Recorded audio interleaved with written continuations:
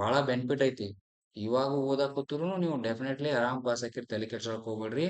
7ರಾಗ ನೀವು 4 ಬರಿಬೇಕಾಗಿರ್ತೈತಿ. ಇದ್ರಾಗ ಯಾವ್ದಾದ್ರು ನೀವು ಏನ್ ಮಾಡ್ಬೋದು, ಅರ್ಧ ಬರ್ಬೋದು. ನಿಮಗ್ ಬರ್ತಿರ್ತಕ್ಕಂಥ 4 ಪ್ರಶ್ನೆಗಳಿಗೆ ಏನ್ ಮಾಡ್ಬೋದು, ಡೆಫಿನೆಟ್ ಆಗಿ ಯಾವ್ದು ಈಸಿ ನೀವು ಬರಿತೀರಲ್ಲ ಅದನ್ನ ಆಯ್ಕೆ ಮಾಡ್ಕೊಂಡು ಬರಿಬೇಕಾಗ್ತದೆ. ಓಕೆ. ಆಮೇಲೆ 15 ಮಾರ್ಕ್ಸ್ನು 2 ಬರ್ತದೆ. 15 ಮಾರ್ಕ್ ಕ್ವಶನ್ ಅದಾವಲ್ಲ, ಹೌದಾ, 2 ಬರ್ತದೆ. ಇಲ್ಲಿ 4 ಅಥವಾ 3 ಕೊಟ್ಟಿರ್ತಾರ ಅವ್ರು. ಅದ್ರಾಗ ನಿಮ್ಗೆ ಯಾವ್ದು ಈಸಿ ಐತಲ್ಲ ಅದನ್ನ ಬರಿಬೇಕಾಕತಿ. ಸೊ ಇಷ್ಟು ಕ್ವಶನ್ ಅಲ್ಲಿ ನೀವು 6 ಲಾಂಗ್ ಕ್ವಶನ್ ಬರಿಬೇಕಾಕತಿ ಅಷ್ಟ. ಎಷ್ಟು? 10 ಮಾರ್ಕ್ಸ್ನು 4 40, 15 ಮಾರ್ಕ್ಸ್ನು 2, ಇಲ್ಲಿ 30, ಆಮೇಲೆ 40 ಎಷ್ಟಾಯ್ತು? 70 ಆಯ್ತು. ಇಲ್ಲಿ 10 80, ಟೋಟಲ್ 80 ಮಾರ್ಕ್ಸ್. ಈ 16 ಕಾನ್ಸೆಪ್ಟ್ ಒಳಗ ನೀವು ಬರಿಬೇಕಾಗಿರೋದು ಎಷ್ಟು? 6 ಮಾತ್ರ. ಈ ವೆರಿ ಈಸಿ, ನಿಮ್ಗ ಒಟ್ಟ ಅನುಕೂಲ. ಸ್ಕೋರ್ ಮಾಡಕ್ಕೂ ಆಯ್ತು, ಪಾಸಿಂಗ್ ಆಯ್ತು. ಇದ್ರಾಗ ನೀವು 6 ಪರ್ಫೆಕ್ಟ್ ಆಗಿದ್ರ, ಯಾವ್ದಾದ್ರು 6 ಪರ್ಫೆಕ್ಟ್ ಆದ್ರ definitely you will get more marks. More than 50 score ಮಾಡ್ತೀರಿ. ಚೆನ್ನಾಗಿ ಬರೀಲಿಕ್ಕೆ ಪ್ರಾಕ್ಟೀಸ್ ಮಾಡಿದ್ರ, ಆರು ಬರೀಲಿಕ್ಕೆ ಆಗುದಿಲ್ಲ ನಿಮಗೆ. ಓಕೆ, ಇಷ್ಟು ನೀವು ಪ್ರಾಕ್ಟೀಸ್ ಮಾಡಿ ಪರೀಕ್ಷೆಗೆ ಸಿದ್ಧತೆ ಮಾಡ್ಕೋಬೇಕು. ಆ ದಯವಿಟ್ಟು ಯಾರು ಇಷ್ಟೊತ್ತನ ನೋಡ್ತಾ ಇದ್ರೆ ಅವ್ರಿಗೆಲ್ಲ ಧನ್ಯವಾದಗಳು. ಯಾರೇನು ಸಬ್ಸ್ಕ್ರೈಬ್ ಮಾಡಿಲ್ಲ, ಸಬ್ಸ್ಕ್ರೈಬ್ ಮಾಡ್ರಿ, ನಿಮ್ಮ ಸ್ನೇಹಿತರಿಗೆ ಶೇರ್ ಮಾಡ್ರಿ, ಆಮೇಲೆ ಕಮೆಂಟ್ ಮಾಡ್ರಿ. ಅದರ ಮೂಲಕ ನಿಮ್ಮ ಅಭಿಪ್ರಾಯವನ್ನ ತಿಳಿಸ್ರಿ ಅಂತ ಹೇಳ್ತಾ, ಓಕೆ, ಥ್ಯಾಂಕ್ ಯು, ಧನ್ಯವಾದಗಳು. ಹಲೋ ಎವ್ರಿವನ್, ನಮಸ್ತೆ ಎಲ್ಲರಿಗೂ. ನಾನು ನಿಮ್ಮ ಉತ್ತಮ್ ಸರ್. ಇವತ್ತಿನ ಈ ಒಂದು ವಿಡಿಯೋದಲ್ಲಿ ರಾಜ್ಯಶಾಸ್ತ್ರ ವಿಭಾಗದ BA 4th ಸೆಮ್ ವಿದ್ಯಾರ್ಥಿಗಳಿಗೆ ಸೆಮೆಸ್ಟರ್ ಪರೀಕ್ಷಾ ದೃಷ್ಟಿಯಿಂದ ಬಹಳಷ್ಟು ಇಂಪಾರ್ಟೆಂಟ್ ಆಗಿರತಕ್ಕಂತ ಪ್ರಶ್ನೆಗಳನ್ನ ನಾನಿಲ್ಲಿ ಡಿಸ್ಕಷನ್ ಮಾಡ್ತೀನಿ. ಯಾರಿನ್ನೂ ಈ ಚಾನಲ್ ಅನ್ನ ಸಬ್ಸ್ಕ್ರೈಬ್ ಮಾಡಿಲ್ಲ, ದಯವಿಟ್ಟು ಸಬ್ಸ್ಕ್ರೈಬ್ ಮಾಡಿ, ನಿಮ್ಮ ಸ್ನೇಹಿತರಿಗೆ ಶೇರ್ ಮಾಡಿ, ಮತ್ತೆ ಕಮೆಂಟ್ ಮಾಡುವುದರ ಮೂಲಕ ನಿಮ್ಮ ಅಭಿಪ್ರಾಯವನ್ನ ನನಗೆ ತಿಳಿಸಬೇಕು ಅಂತ ಹೇಳಿ ನಾನು ನಿಮ್ಮಲ್ಲಿ ವಿನಂತಿ ಮಾಡ್ಕೋತೀನಿ. ಬನ್ನಿ ಹಾಗಾದ್ರೆ ಈ ವಿಡಿಯೋ ಏನ್ ಪ್ರಮುಖ ಪ್ರಶ್ನೆಗಳನ್ನ ಡಿಸ್ಕಷನ್ ಮಾಡೋಣ ಅಂತಂದ್ರೆ, ರಾಜ್ಯಶಾಸ್ತ್ರ ವಿಭಾಗದ BA 4th ಸೆಮ್ ವಿದ್ಯಾರ್ಥಿಗಳಿಗೆ ಬಹಳ ಇಂಪಾರ್ಟೆಂಟ್ ಆಗ್ತತಿ. ನಾಳೆ ನಡೆಯುವ ಪರೀಕ್ಷೆಗೆ ಅಂದ್ರೆ 1/6/2026 ಏನ್ ಸೆಮೆಸ್ಟರ್ ಎಕ್ಸಾಮ್ ನಡೀತಾ ಇದೆ, ಆ ಸೆಮೆಸ್ಟರ್ ಎಕ್ಸಾಮ್ಗೆ ಬಹಳಷ್ಟು ಇಂಪಾರ್ಟೆಂಟ್ ಆಗಿರ್ತಕ್ಕಂಥ ಪ್ರಶ್ನೆಗಳನ್ನ ಮಾತ್ರ ನಾನಿಲ್ಲಿ ಡಿಸ್ಕಷನ್ ಮಾಡ್ತಾ ಇದ್ದೀನಿ. Indian government and politics paper name ಏನಪ್ಪಾ ಅಂತಂದ್ರೆ Indian government and politics, Bharat ಸರ್ಕಾರ ಮತ್ತು ರಾಜಕೀಯ.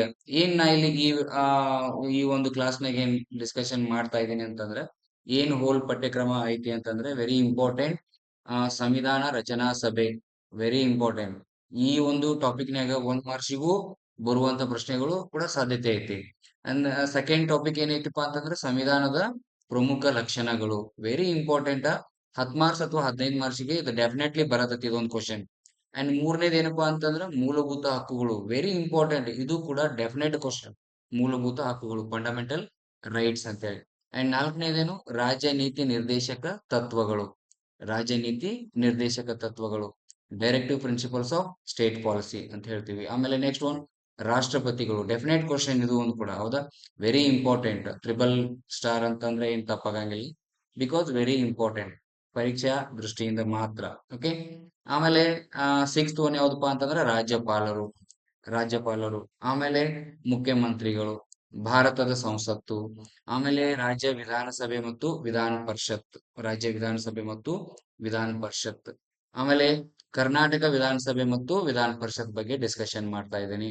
ಆಮೇಲೆ ಸುಪ್ರೀಂ ಕೋರ್ಟ್ ಆಫ್ ಇಂಡಿಯಾ, ಆಮೇಲೆ ಹೈಕೋರ್ಟ್, ಮೂಲಭೂತ ಕರ್ತವ್ಯಗಳ ಬಗ್ಗೆ, ಆಮೇಲೆ ಸಂವಿಧಾನ ಪೂರ್ವ ಪೀಠಿಕೆ, ವೆರಿ ಇಂಪಾರ್ಟೆಂಟ್. ಇದು ಒಂದು ಪ್ರಶ್ನೆ ಕೂಡ ಡೆಫಿನೆಟ್ಲಿ ಬರತೈತಿ ಪ್ರಶ್ನೆ, ಯಾವುದು ಸೆಮೆಸ್ಟರ್ ಎಕ್ಸಾಮ್. ಆಮೇಲೆ ನ್ಯಾಯಾಂಗ ಮರುಪರಿಶೀಲನೆ, ಜುಡಿಷಿಯಲ್ ರಿವ್ಯೂ ಅಂತ ಕರಿತೀವಿ, ಜುಡಿಷಿಯಲ್ ರಿವ್ಯೂ ವೆರಿ ಇಂಪಾರ್ಟೆಂಟ್. ಈ 16 ಟಾಪಿಕ್ಸ್ ಕೂಡ ಯಾರ್ ಬಹಳಷ್ಟು ನಾನು ಸ್ಕೋರ್ ಮಾಡ್ತೀನಿ, ರ್ಯಾಂಕ್ ಮಾಡ್ತೀನಿ ಅಂತಂದ್ರ ಈ 16 ಟಾಪಿಕ್ ಅನ್ನ ನೀವು ರಿವಿಷನ್ ಮಾಡ್ಕೋಬೇಕು. ಇದೇ ಪ್ರಶ್ನೆಗಳನ್ನ ನೀವೇನ್ ಮಾಡ್ಬೇಕು, ಪದೇ ಪದೇ ಪ್ರಾಕ್ಟೀಸ್ ಮಾಡ್ಬೇಕು, ರಿವಿಷನ್ ಮಾಡ್ಬೇಕು. ಇವತ್ತೇ ಯಾರು ಓದ್ತಾ ಇದ್ದೀರಿ ದಯವಿಟ್ಟು ನನಗೆ ಪಾಸ್ ಆಗ್ಬೇಕಾಗೈತಿ, ಬರೇ ಪಾಸ್ ಆಗೋದಲ್ಲ, ಮೋರ್ ದೆನ್ 50 ಸ್ಕೋರ್ ಮಾಡ್ಬೋದು. ಯಾವ್ಯಾವ ಪ್ರಶ್ನೆಪಾ ಅಂತಂದ್ರ ಸಂವಿಧಾನ ರಚನಾ ಸಭೆ ಇದೊಂದು ಟಾಪಿಕ್, ಆಮೇಲೆ ಪ್ರಮುಖ ಲಕ್ಷಣಗಳು, ಮೂಲಭೂತ ಹಕ್ಕುಗಳು, ರಾಜನೀತಿ ನಿರ್ದೇಶಕ ತತ್ವಗಳು, ರಾಷ್ಟ್ರಪತಿಗಳು, ಆಮೇಲೆ ನ್ಯಾಯಾಂಗ ಮರುಪರಿಶೀಲನೆ. ಈ ಟಾಪಿಕ್ ಅನ್ನ ನೀವು ನೋಡ್ಕೊಂಡ್ರಿ ಅಂತಂದ್ರ ಡೆಫಿನೆಟ್ಲಿ ಮೋರ್ ದ್ಯಾನ್ 50 ಸ್ಕೋರ್ ಮಾಡ್ತೀರಿ. 16 ಕಾನ್ಸೆಪ್ಟ್ ಅದಾವ. 16 ಕಾನ್ಸೆಪ್ಟ್ ಅನ್ನ ನೀವು ನಿಮಗೆ ಈಸಿ ಆಗ್ಲಿ ಅನ್ನೋ ಕಾರಣಕ್ಕಾಗಿ ಏನೊಂದು ಟಿಪ್ಸ್ ಕೊಡ್ತಾ ಇದ್ದೀನಿ ಅಂತಂದ್ರ ಈ ಒಂದು ಪೊಮೋಡೋರೋ ಟೆಕ್ನಿಕ್ ಅನ್ನ ನೀವು ಯೂಸ್ ಮಾಡಬೇಕು. ಪೊಮೋಡೋರೋ ಟೆಕ್ನಿಕ್ ಅಂತ ಹೇಳಿ ಒಂದು ಟೆಕ್ನಿಕ್ ಯಾವ್ದಪ್ಪ ಅಂತಂದ್ರೆ ಇದು ಜಪನೀಸ್ ಟೆಕ್ನಿಕ್ಸ್ ಅಂತ ಬರ್ತೈತಿ. ಅಂದ್ರೆ ಪ್ರತಿಯೊಂದು ಕಾನ್ಸೆಪ್ಟ್ ಅನ್ನ ಅವರು ಆ ವಿದ್ಯಾರ್ಥಿಗಳು ಯಾವ ರೀತಿ ಓದ್ತಾರ ಅಂತಂದ್ರ 25 ನಿಮಿಷ ಓದ್ತಾರ, ಆಮೇಲೆ 5 ನಿಮಿಷ ಬ್ರೇಕ್ ಕೊಡ್ತಾರ, ಆಮೇಲೆ ಮತ್ 25 ನಿಮಿಷ ಓದ್ತಾರ, ಆಮೇಲೆ ಒಂದ್ 5 ನಿಮಿಷ ಬ್ರೇಕ್ ಕೊಡ್ತಾರ, ಆಮೇಲೆ 25 ನಿಮಿಷ ಓದ್ತಾರ, ಮತ್ತ 5 ನಿಮಿಷ ಬ್ರೇಕ್ ಕೊಡ್ತಾರ. ಸೊ ನೆಕ್ಸ್ಟ್ ಒಂದ್ ಮತ್ತೆ 25 ನಿಮಿಷ ಓದ್ತಾರ, 5 ನಿಮಿಷ ಬ್ರೇಕ್ ಕೊಡ್ತಾರ. ಅಂದ್ರೆ ಈ 4 ಸೆಷನ್ ಏನಾಗ್ತೈತಲ್ಲ, ಇದ್ರ ನಂತರ ಒಂದ್ 30 ಮಿನಿಟ್ಸ್ ಬ್ರೇಕ್ ಕೊಡ್ತಾರ, 30 ಮಿನಿಟ್ಸ್ ಬ್ರೇಕ್ ಕೊಡ್ತಾರ. ಸೊ ಈ ರೀತಿ ನೀವು ಈ ಒಂದು ಟೆಕ್ನಿಕ್ ಅನ್ನ ಯೂಸ್ ಮಾಡಿ ಓದಿರಿ ಅಂತಂದ್ರೆ ಡೆಫಿನೆಟ್ಲಿ ಪರೀಕ್ಷೆ ನಾಳೆ ಇದ್ರು ಕೂಡ ನೀವು ಮೋರ್ ದನ್ 50 ಸ್ಕೋರ್ ಮಾಡ್ತೀರಿ. ಅದ್ರಾಗೇನ್ ಡೌಟೇ ಇಲ್ಲ. ನೋಡ್ರಿ, ಒಂದು ಒಂದು ಕಾನ್ಸೆಪ್ಟ್ ಅನ್ನ ನೀವು 25 ನಿಮಿಷ ಓದ್ರಿ, ಏಕಾಗ್ರತೆಯಿಂದ 25 ನಿಮಿಷ ಓದ್ರಿ. 5 ನಿಮಿಷ ಏನು ಬ್ರೇಕ್ ಕೊಡ್ತಿರಲ್ಲ, ಆ ಬ್ರೇಕ್ ಒಳಗಡೆ ಏನು ಓದಿರಿ ನೀವು ಅದನ್ನ ರಿಕಾಲ್ ಮಾಡ್ಕೊಳ್ರಿ. ಈಗೇನು ಒಂದು ಕಾನ್ಸೆಪ್ಟ್ ಅನ್ನ ಓದಿರ್ತೀರಿ 25 ನಿಮಿಷ, ವಾಪಸ್ ಅದನ್ನ ರಿಕಾಲ್ ಮಾಡ್ಕೊಳ್ರಿ. ನೆಕ್ಸ್ಟ್ 25 ನಿಮಿಷ ಏನು ಓದ್ಬೇಕು? ಸಂವಿಧಾನದ ಪ್ರಮುಖ ಲಕ್ಷಣಗಳು. ಆಮೇಲೆ 5 ನಿಮಿಷ ಬ್ರೇಕ್ ಕೊಡ್ಬೇಕು. ನೆಕ್ಸ್ಟ್ 25 ನಿಮಿಷ ಏನು ಓದ್ಬೇಕು? ಮೂಲಭೂತ ಹಕ್ಕುಗಳು. ಅಂದ್ರೆ ಇದೇ ರೀತಿ ನೀವು ಮಾಡ್ತಾ ಹೋದ್ರಿ ಅಂತಂದ್ರ ಒಂದ್ 6 ಅವರ್ಸ್, ಒಂದ್ 6 ತಾಸಿನಾಗ ನೀವು ಈ 16 ಕಾನ್ಸೆಪ್ಟ್ ಅನ್ನ ಕ್ಲಿಯರ್ ಮಾಡ್ತೀರಿ, ಮತ್ತೆ ಪರೀಕ್ಷೆಯಲ್ಲಿ ಸ್ಕೋರ್ ಕೂಡ ಮಾಡ್ತೀರಿ. ಯಾರು ಓದಿರಿ ರಿವಿಷನ್ ಆಗ್ತತಿ, ಯಾರು ಓದಿಲ್ಲ ಈ ಟ್ರಿಕ್ಸ್ ಅನ್ನ ಯೂಸ್ ಮಾಡಿ ಓದ್ರಿ, ಡೆಫಿನೆಟ್ಲಿ ಪರೀಕ್ಷೆ ನಾಳೆ ಇದ್ರು ಕೂಡ ನೀವೇನ್ ಮಾಡ್ತೀರಿ? ಮೋರ್ ದನ್ 50 ಸ್ಕೋರ್ ಮಾಡ್ತೀರಿ. ಅದ್ರಾಗ ಏನ್ ಡೌಟೇ ಇಲ್ಲ. ಓಕೆ, ಈ ಕಾನ್ಸೆಪ್ಟ್ ಅನ್ನ ನೀವು ಡಿಕ್ಲೇರ್ ಮಾಡ್ಬೇಕು. ನಾನು ಈ ಒಂದು ತರಗತಿಯಲ್ಲಿ ಏನ್ ಮಾಡ್ತೀನಿ ಅಂತಂದ್ರೆ ಏನ್ ಇಂಪಾರ್ಟೆಂಟ್ ಐತಿ, ಏನ್ ಓದ್ಬೇಕು ಅದನ್ನ ನಾನು ನಿಮ್ಗೆ ಹೈಲೈಟ್ ಮಾಡ್ತಾ ಹೋಗ್ತೀನಿ. ಏನೇನು ಓದ್ಬೇಕು, ಆಮೇಲೆ ಯಾವ ಪಾಯಿಂಟ್ಸ್ ಇಂಪಾರ್ಟೆಂಟ್ ಆಗ್ತತಿ, ಯಾವ ರೀತಿ ನೀವು ಎಕ್ಸಾಮ್ ನಲ್ಲಿ ಬರೀಬೇಕು. ಯಾಕಂತಂದ್ರೆ 16 ಪಾಯಿಂಟ್ ಅನ್ನ ಒಂದ ಕ್ಲಾಸ್ನಾಗ ಎಕ್ಸ್ಪ್ಲೈನ್ ಮಾಡೋದೈತಲ್ಲ, ಬಹಳ ಇದನ್ನ ಆಗ್ತೈತಿ, ಲೆಂದಿ ಟೈಮ್ ಆಗ್ತೈತಿ. ಆ ಕಾರಣಕ್ಕಾಗಿ ಏನ್ ಇಂಪಾರ್ಟೆಂಟ್ ಐತಿ ಅದನ್ನ ಮಾತ್ರ ನಾನು ನಿಮ್ ಮುಂದೆ ಇಲ್ಲಿ ಡಿಸ್ಕಷನ್ ಮಾಡ್ತೀನಿ. ಓಕೆ, ಇದು ಫಸ್ಟ್ ಕಾನ್ಸೆಪ್ಟ್ ಏನೈತಿಪ್ಪ ಅಂತಂದ್ರ ಆ ಸಂವಿಧಾನ ರಚನಾ ಸಭೆ ಅಂತ ಐತಿ. ಸಂವಿಧಾನ ರಚನಾ ಸಭೆ ಅಂತ ಐತಿ, ವೆರಿ ಇಂಪಾರ್ಟೆಂಟ್. ಇದ್ರಾಗ ಒಂದ್ ಮಾರ್ಕ್ಸಿಗೂ ಕೂಡ ಬರ್ತಾವ. ಓಕೆ, ಒಂದ್ ಮಾರ್ಕ್ಸಿಗೂ ಕೂಡ ಬರ್ತಾವ. ನೀವು ಅದನ್ನ ಡೆಫಿನೆಟ್ಲಿ ನೋಡ್ಕೋಬೇಕಾಗ್ತತಿ.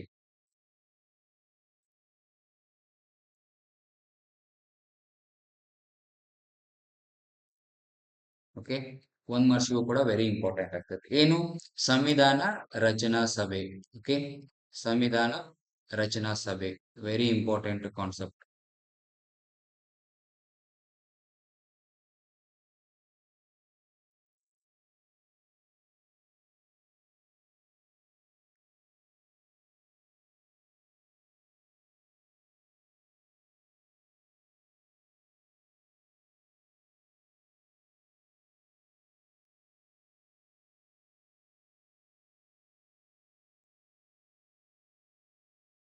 ಒಂದ್ ಸೆಕೆಂಡ್.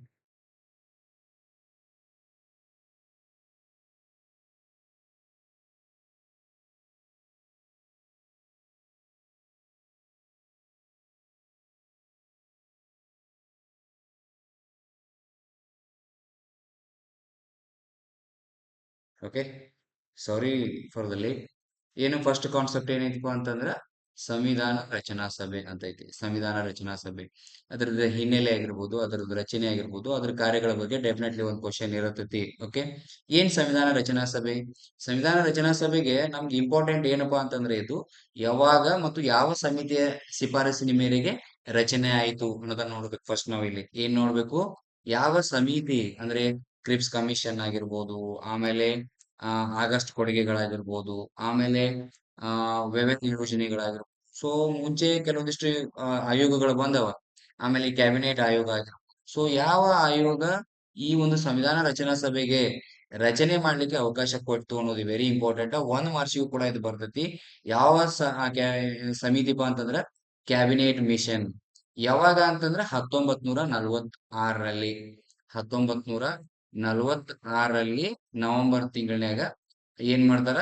ಕ್ಯಾಬಿನೆಟ್ ನಿಯೋಗದ ಶಿಫಾರಸಿನ ಮೇರೆಗೆ ಭಾರತದಲ್ಲಿ ಸಂವಿಧಾನ ರಚನಾ ಸಭೆಯನ್ನ ಸ್ಥಾಪನೆ ಮಾಡ್ತಾರೆ. ಸಂವಿಧಾನದ ರಚನಾ ಸಭೆಯನ್ನ ಸ್ಥಾಪನೆ ಮಾಡ್ತಾರ. ಓಕೆ, ಸಂವಿಧಾನ ರಚನಾ ಸಭೆಯನ್ನ ಸ್ಥಾಪನೆ ಮಾಡ್ಬೇಕಾದ್ರೆ ಇದ್ರದ್ದು ಹಿನ್ನೆಲೆ ಬಗ್ಗೆ ನೋಡೋದಾದ್ರ, ಸೊ ಏನ್ ಮಾಡ್ಬೇಕು ನಾವಿಲ್ಲಿ ಫಸ್ಟ್ 1 ಮಾರ್ಕಿಗೆ ಅಂತ ಬಂದಾಗ ವೆರಿ ಇಂಪಾರ್ಟೆಂಟ್ ಯಾವ್ದಪ್ಪಾ ಅಂತಂದ್ರ, ನಿಮಗ್ ಗೊತ್ತಿರ್ಲಿ 1934ರಲ್ಲಿ 1934ರಲ್ಲಿ ಎಂ.ಎನ್. ರಾಯ್ ಅವರು ಸಂವಿಧಾನ ರಚನಾ ಸಭೆ ಮತ್ತು ಸಂವಿಧಾನ ರಚನೆಗೆ ಮೊಟ್ಟ ಮೊದಲ ಬಾರಿಗೆ ಭಾರತದಲ್ಲಿ ಡಿಮ್ಯಾಂಡ್ ಇಡ್ತಾರ, ಬೇಡಿಕೆ ಏನ್ ಇಡ್ತಾರ. ಮೊಟ್ಟ ಮೊದಲ ಬೇಡಿಕೆ ಇಟ್ಟ ಭಾರತೀಯ ಯಾರಪ್ಪಾ ಅಂತಂದ್ರ M N. Roy. Okay, M N. Roy ಅವರು ಮೊಟ್ಟ ಮೊದಲು ಭಾರತದಲ್ಲಿ ಒಂದು ಸಂವಿಧಾನ ರಚನಾ ಸಭೆ ಇರಬೇಕು, ಸಂವಿಧಾನವನ್ನ ರಚನೆ ಮಾಡಬೇಕು ಅಂತ ಬೇಡಿಕೆ ಮಾಡ್ತಾರ, ಒತ್ತಾಯ ಮಾಡ್ತಾರ ಅವರು. ಎಂ.ಎನ್. Roy very important. 1934ರಲ್ಲಿ ಆ 1 ಮಾರ್ಕ್ಸಿಗೆ ಬರೋ ಒಂದ್ ಸಾಧ್ಯತೆ ಇರ್ತೈತಿ. ಆಮೇಲೆ ಸೆಕೆಂಡ್ ಯಾರಪ್ಪ ಬೇಡಿಕೆ ಇಟ್ಟವರು, ಸೆಕೆಂಡ್ ಚಾನ್ಸ್ನಾಗ ಯಾರು, 1935ರಲ್ಲಿ ಇಂಡಿಯನ್ ನ್ಯಾಷನಲ್ ಕಾಂಗ್ರೆಸ್ನವರು ಕೂಡ ಏನ್ ಮಾಡ್ತಾರಪ್ಪ ಅಂತಂದ್ರೆ, ಇಂಡಿಯನ್ ನ್ಯಾಷನಲ್ ಕಾಂಗ್ರೆಸ್ನವರು ಸಂವಿಧಾನ ಏನು ಕಾನ್ಫರೆನ್ಸ್, ಇಂಡಿಯನ್ ನ್ಯಾಷನಲ್ ಕಾಂಗ್ರೆಸ್ ಅಧಿವೇಶನದಲ್ಲಿ ಈ ಒಂದು ನಿಲುವಳಿಯನ್ನ ಸೂಚಿಸ್ತಾರ 1935ರಲ್ಲಿ, ಭಾರತಕ್ಕೊಂದು ಸಂವಿಧಾನ ರಚನಾ ಸಭೆ ಬೇಕು ಅಂತ ಹೇಳಿ. ಆಮೇಲೆ ನೆಕ್ಸ್ಟ್ ಒನ್ ಏನ್ ಮಾಡ್ತಾರ ಅಂತಂದ್ರ 1938ರಲ್ಲಿ ಜವಾಹರ್ಲಾಲ್ ನೆಹರೂರವರು ಕೂಡ ಏನ್ ಮಾಡ್ತಾರ ಅಂತಂದ್ರ, ಸಂವಿಧಾನ ರಚನಾ ಸಭೆ ಬೇಕು, ಅದು ಎಂತದಪ್ಪ ಅಂತಂದ್ರ ಭಾರತೀಯರೇ ಸಂವಿಧಾನವನ್ನ ರಚನೆ ಮಾಡುವ ಒಂದು ಸಂವಿಧಾನ ಸಭೆಯನ್ನ ಸ್ಥಾಪನೆ ಮಾಡ್ಬೇಕು ಅಂತೇಳಿ 1938ರಲ್ಲಿ ನೆಹರು ಅವರು ಕೂಡ ಒಂದು ಬೇಡಿಕೆ ಇಡ್ತಾರ. ಸೊ ಈ ಒಂದು 3 ಪಾಯಿಂಟ್ ಐತಲ್ಲ, ಇದರಲ್ಲಿ 1 ಮಾರ್ಕಿಗೆ ಒಂದು ಬಂದ್ರು ಏನು ಆಶ್ಚರ್ಯ ಇಲ್ಲ. ಸೊ ವೆರಿ ಇಂಪಾರ್ಟೆಂಟ್ ಆಗ್ತದೆ. ಹಾಗಾದ್ರೆ ಸಂವಿಧಾನ ರಚನಾ ಸಭೆಯ ಹಿನ್ನೆಲೆ, ಅದರ ಬೇಡಿಕೆಗಳನ್ನ ನೋಡಿದಾಗ ಇವು 3 ಕೂಡ ವೆರಿ ಇಂಪಾರ್ಟೆಂಟ್ ಆಗ್ತತಿ 1934, 35, 1938ರಲ್ಲಿ. ಸೊ ತದನಂತರ ಬಂದಿರತಕ್ಕಂತ 1946ರಲ್ಲಿ ಕ್ಯಾಬಿನೆಟ್ ಆಯೋಗ ಏನ್ ಮಾಡ್ತತಿ, ಕ್ಯಾಬಿನೆಟ್ ಆಯೋಗದ ಶಿಫಾರಸಿನ ಮೂಲಕ ಸಂವಿಧಾನ ರಚನಾ ಸಭೆಯನ್ನ ಸ್ಥಾಪನೆ ಮಾಡ್ತೀವಿ. ಯಾವಾಗ ಅಂತಂದ್ರ 1946 ನವೆಂಬರ್ ತಿಂಗಳಿನಾಗ. ಸೊ ನವೆಂಬರ್ ತಿಂಗಳಿನಾಗ ನಾವು ಏನ್ ರಚನಾ ಸಭೆಯನ್ನ ಸ್ಥಾಪನೆ ಮಾಡ್ತೀವಲ್ಲ, ಅವಾಗ ನಮಗೆ, ಹೌದಾ, ಏನಾಗ್ತತಿ ಇಲ್ಲಿ ಅಂತಂದ್ರ ಒಂದು ಅಧಿವೇಶನವನ್ನ, ಅಂದ್ರೆ ಅಧಿವೇಶನವನ್ನ ಕರಿತೀವಿ. ಅದು ತಾತ್ಕಾಲಿಕ ಆಗಿರ್ತತಿ. ಅದು ಯಾವಾಗಪ್ಪ ಅಂತಂದ್ರ, ಸೊ ಡಿಸೆಂಬರ್ 9, ಡಿಸೆಂಬರ್ 9, 1946 ಇದು ಸಂವಿಧಾನ ರಚನಾ ಸಭೆಯ ಮೊದಲ ಸಭೆ ಆಗಿರ್ತೈತಿ. ವೆರಿ ಇಂಪಾರ್ಟೆಂಟ್, ಇದನ್ನ ಮರಿಬಾರ್ದು. ಇದು ಮೊದಲ ಸಭೆ ಆಗಿರ್ತೈತಿ. ಓಕೆ, ಡಿಸೆಂಬರ್ 9, 1946ರಲ್ಲಿ ಒಂದು ತಾತ್ಕಾಲಿಕ ಸಭೆ ಅಧಿವೇಶನವನ್ನ ಕರಿತೀವಿ. ಆ ಅಧಿವೇಶನದ ಅಧ್ಯಕ್ಷರು ಯಾರಾಗಿರ್ತಾರ, ತಾತ್ಕಾಲಿಕ ಅಧ್ಯಕ್ಷರು ಯಾರಾಗಿರ್ತಾರಪ್ಪ ಅಂತಂದ್ರ, ಅದು ಡಾಕ್ಟರ್ ಸಚ್ಚಿದಾನಂದ ಸಿನ್ಹಾ. ಡಾಕ್ಟರ್ ಸಚ್ಚಿದಾನಂದ ಸಿನ್ಹಾ ಅವರು ಏನ್ ಮಾಡ್ತಾರಪ್ಪ ಅಂತಂದ್ರ, ಅವರನ್ನ ಆ ವಯಸ್ಸಿನ ಹಿರಿತನದಿಂದ ಡಾಕ್ಟರ್ ಸಚ್ಚಿದಾನಂದ್ ಸಿನ್ಹಾ ಅವರನ್ನ ತಾತ್ಕಾಲಿಕ ಅಧ್ಯಕ್ಷರನ್ನಾಗಿ ಆಯ್ಕೆ ಮಾಡ್ತಾರ. Very important. ಇದನ್ನ ಬಹಳಷ್ಟು ಸಲ ಪರೀಕ್ಷೆಗಳಲ್ಲಿ ಕೂಡ ಕೇಳಿದ್ದಾರೆ. ತಾತ್ಕಾಲಿಕ ಅಧಿವೇಶನದ ಅಧ್ಯಕ್ಷರು ಯಾರಾಗಿದ್ರು, ತಾತ್ಕಾಲಿಕ ಅಧ್ಯಕ್ಷರು ಯಾರಾಗಿದ್ರು ಅಂತ ಕೇಳ್ತಾರ. ಅದು ಡಾಕ್ಟರ್ ಸಚ್ಚಿದಾನಂದ್ ಸಿನ್ಹಾ. 1 ಮಾರ್ಕಿಗೂ ಕೂಡ ಬರೋ ಚಾನ್ಸಸ್ ಐತಿ. ಆಮೇಲೆ ಎರಡನೇ ಅಧಿವೇಶನ ನಡಿತೈತಿ. ಓಕೆ, ಎರಡನೇ ಅಧಿವೇಶನ ಆಗ್ತತಿ. ಯಾವಾಗ ಆಗ್ತತಿ ಎರಡನೇ ಅಧಿವೇಶನ ಅಂತಂದ್ರ, ಸೊ ಡಿಸೆಂಬರ್ 11. Very important. ಇದ್ರಾಗ 1 ಮಾರ್ಕಿಗೂ ಬರ್ತೈತಿ, ಲಾಂಗ್ ಕ್ವಶನ್ ಬರೀಬಹುದು ನೀವು. ಡಿಸೆಂಬರ್ 11, 1946ರಲ್ಲಿ ಎರಡನೇ ಅಧಿವೇಶನ ಆಗ್ತತಿ. ಡಿಸೆಂಬರ್ 11, 1946ರಂದು ಎರಡನೇ ಅಧಿವೇಶನ ನಡೀತೈತಿ. ಆ ಅಧಿವೇಶನದ ಅಧ್ಯಕ್ಷರು ಯಾರಾಗಿರ್ತಾರಪ್ಪ ಅಂತಂದ್ರ, ಡಾಕ್ಟರ್ ಬಾಬು ರಾಜೇಂದ್ರ ಪ್ರಸಾದ್ ಅವರಾಗಿರ್ತಾರ. ಪರ್ಮನೆಂಟ್ ಅಧ್ಯಕ್ಷರಾಗಿ ಯಾರಾಗ್ತಾರಪ್ಪ ಅಂತಂದ್ರ, ಡಾಕ್ಟರ್ ಬಾಬು ರಾಜೇಂದ್ರ ಪ್ರಸಾದ್ ಅವರಾಗಿರ್ತಾರ. ವೆರಿ ಇಂಪಾರ್ಟೆಂಟ್ ಇದು ಕೂಡ. ಓಕೆ, ಅದಕ್ಕೆ ಇದೊಂದು ಕಾನ್ಸೆಪ್ಟ್ ಐತಲ್ಲ, ಸಂವಿಧಾನ ರಚನಾ ಸಭೆ 1 ಮಾರ್ಕಿಗೂ ಕೂಡ ವೆರಿ ಇಂಪಾರ್ಟೆಂಟ್ ಆಗ್ತೈತಿ. ಡಾಕ್ಟರ್ ಬಾಬು ರಾಜೇಂದ್ರ ಪ್ರಸಾದ್ ಅವರು ಆಗ್ತಾರ. ಡಾಕ್ಟರ್ ಬಾಬು ರಾಜೇಂದ್ರ ಪ್ರಸಾದ್ ಅವರು.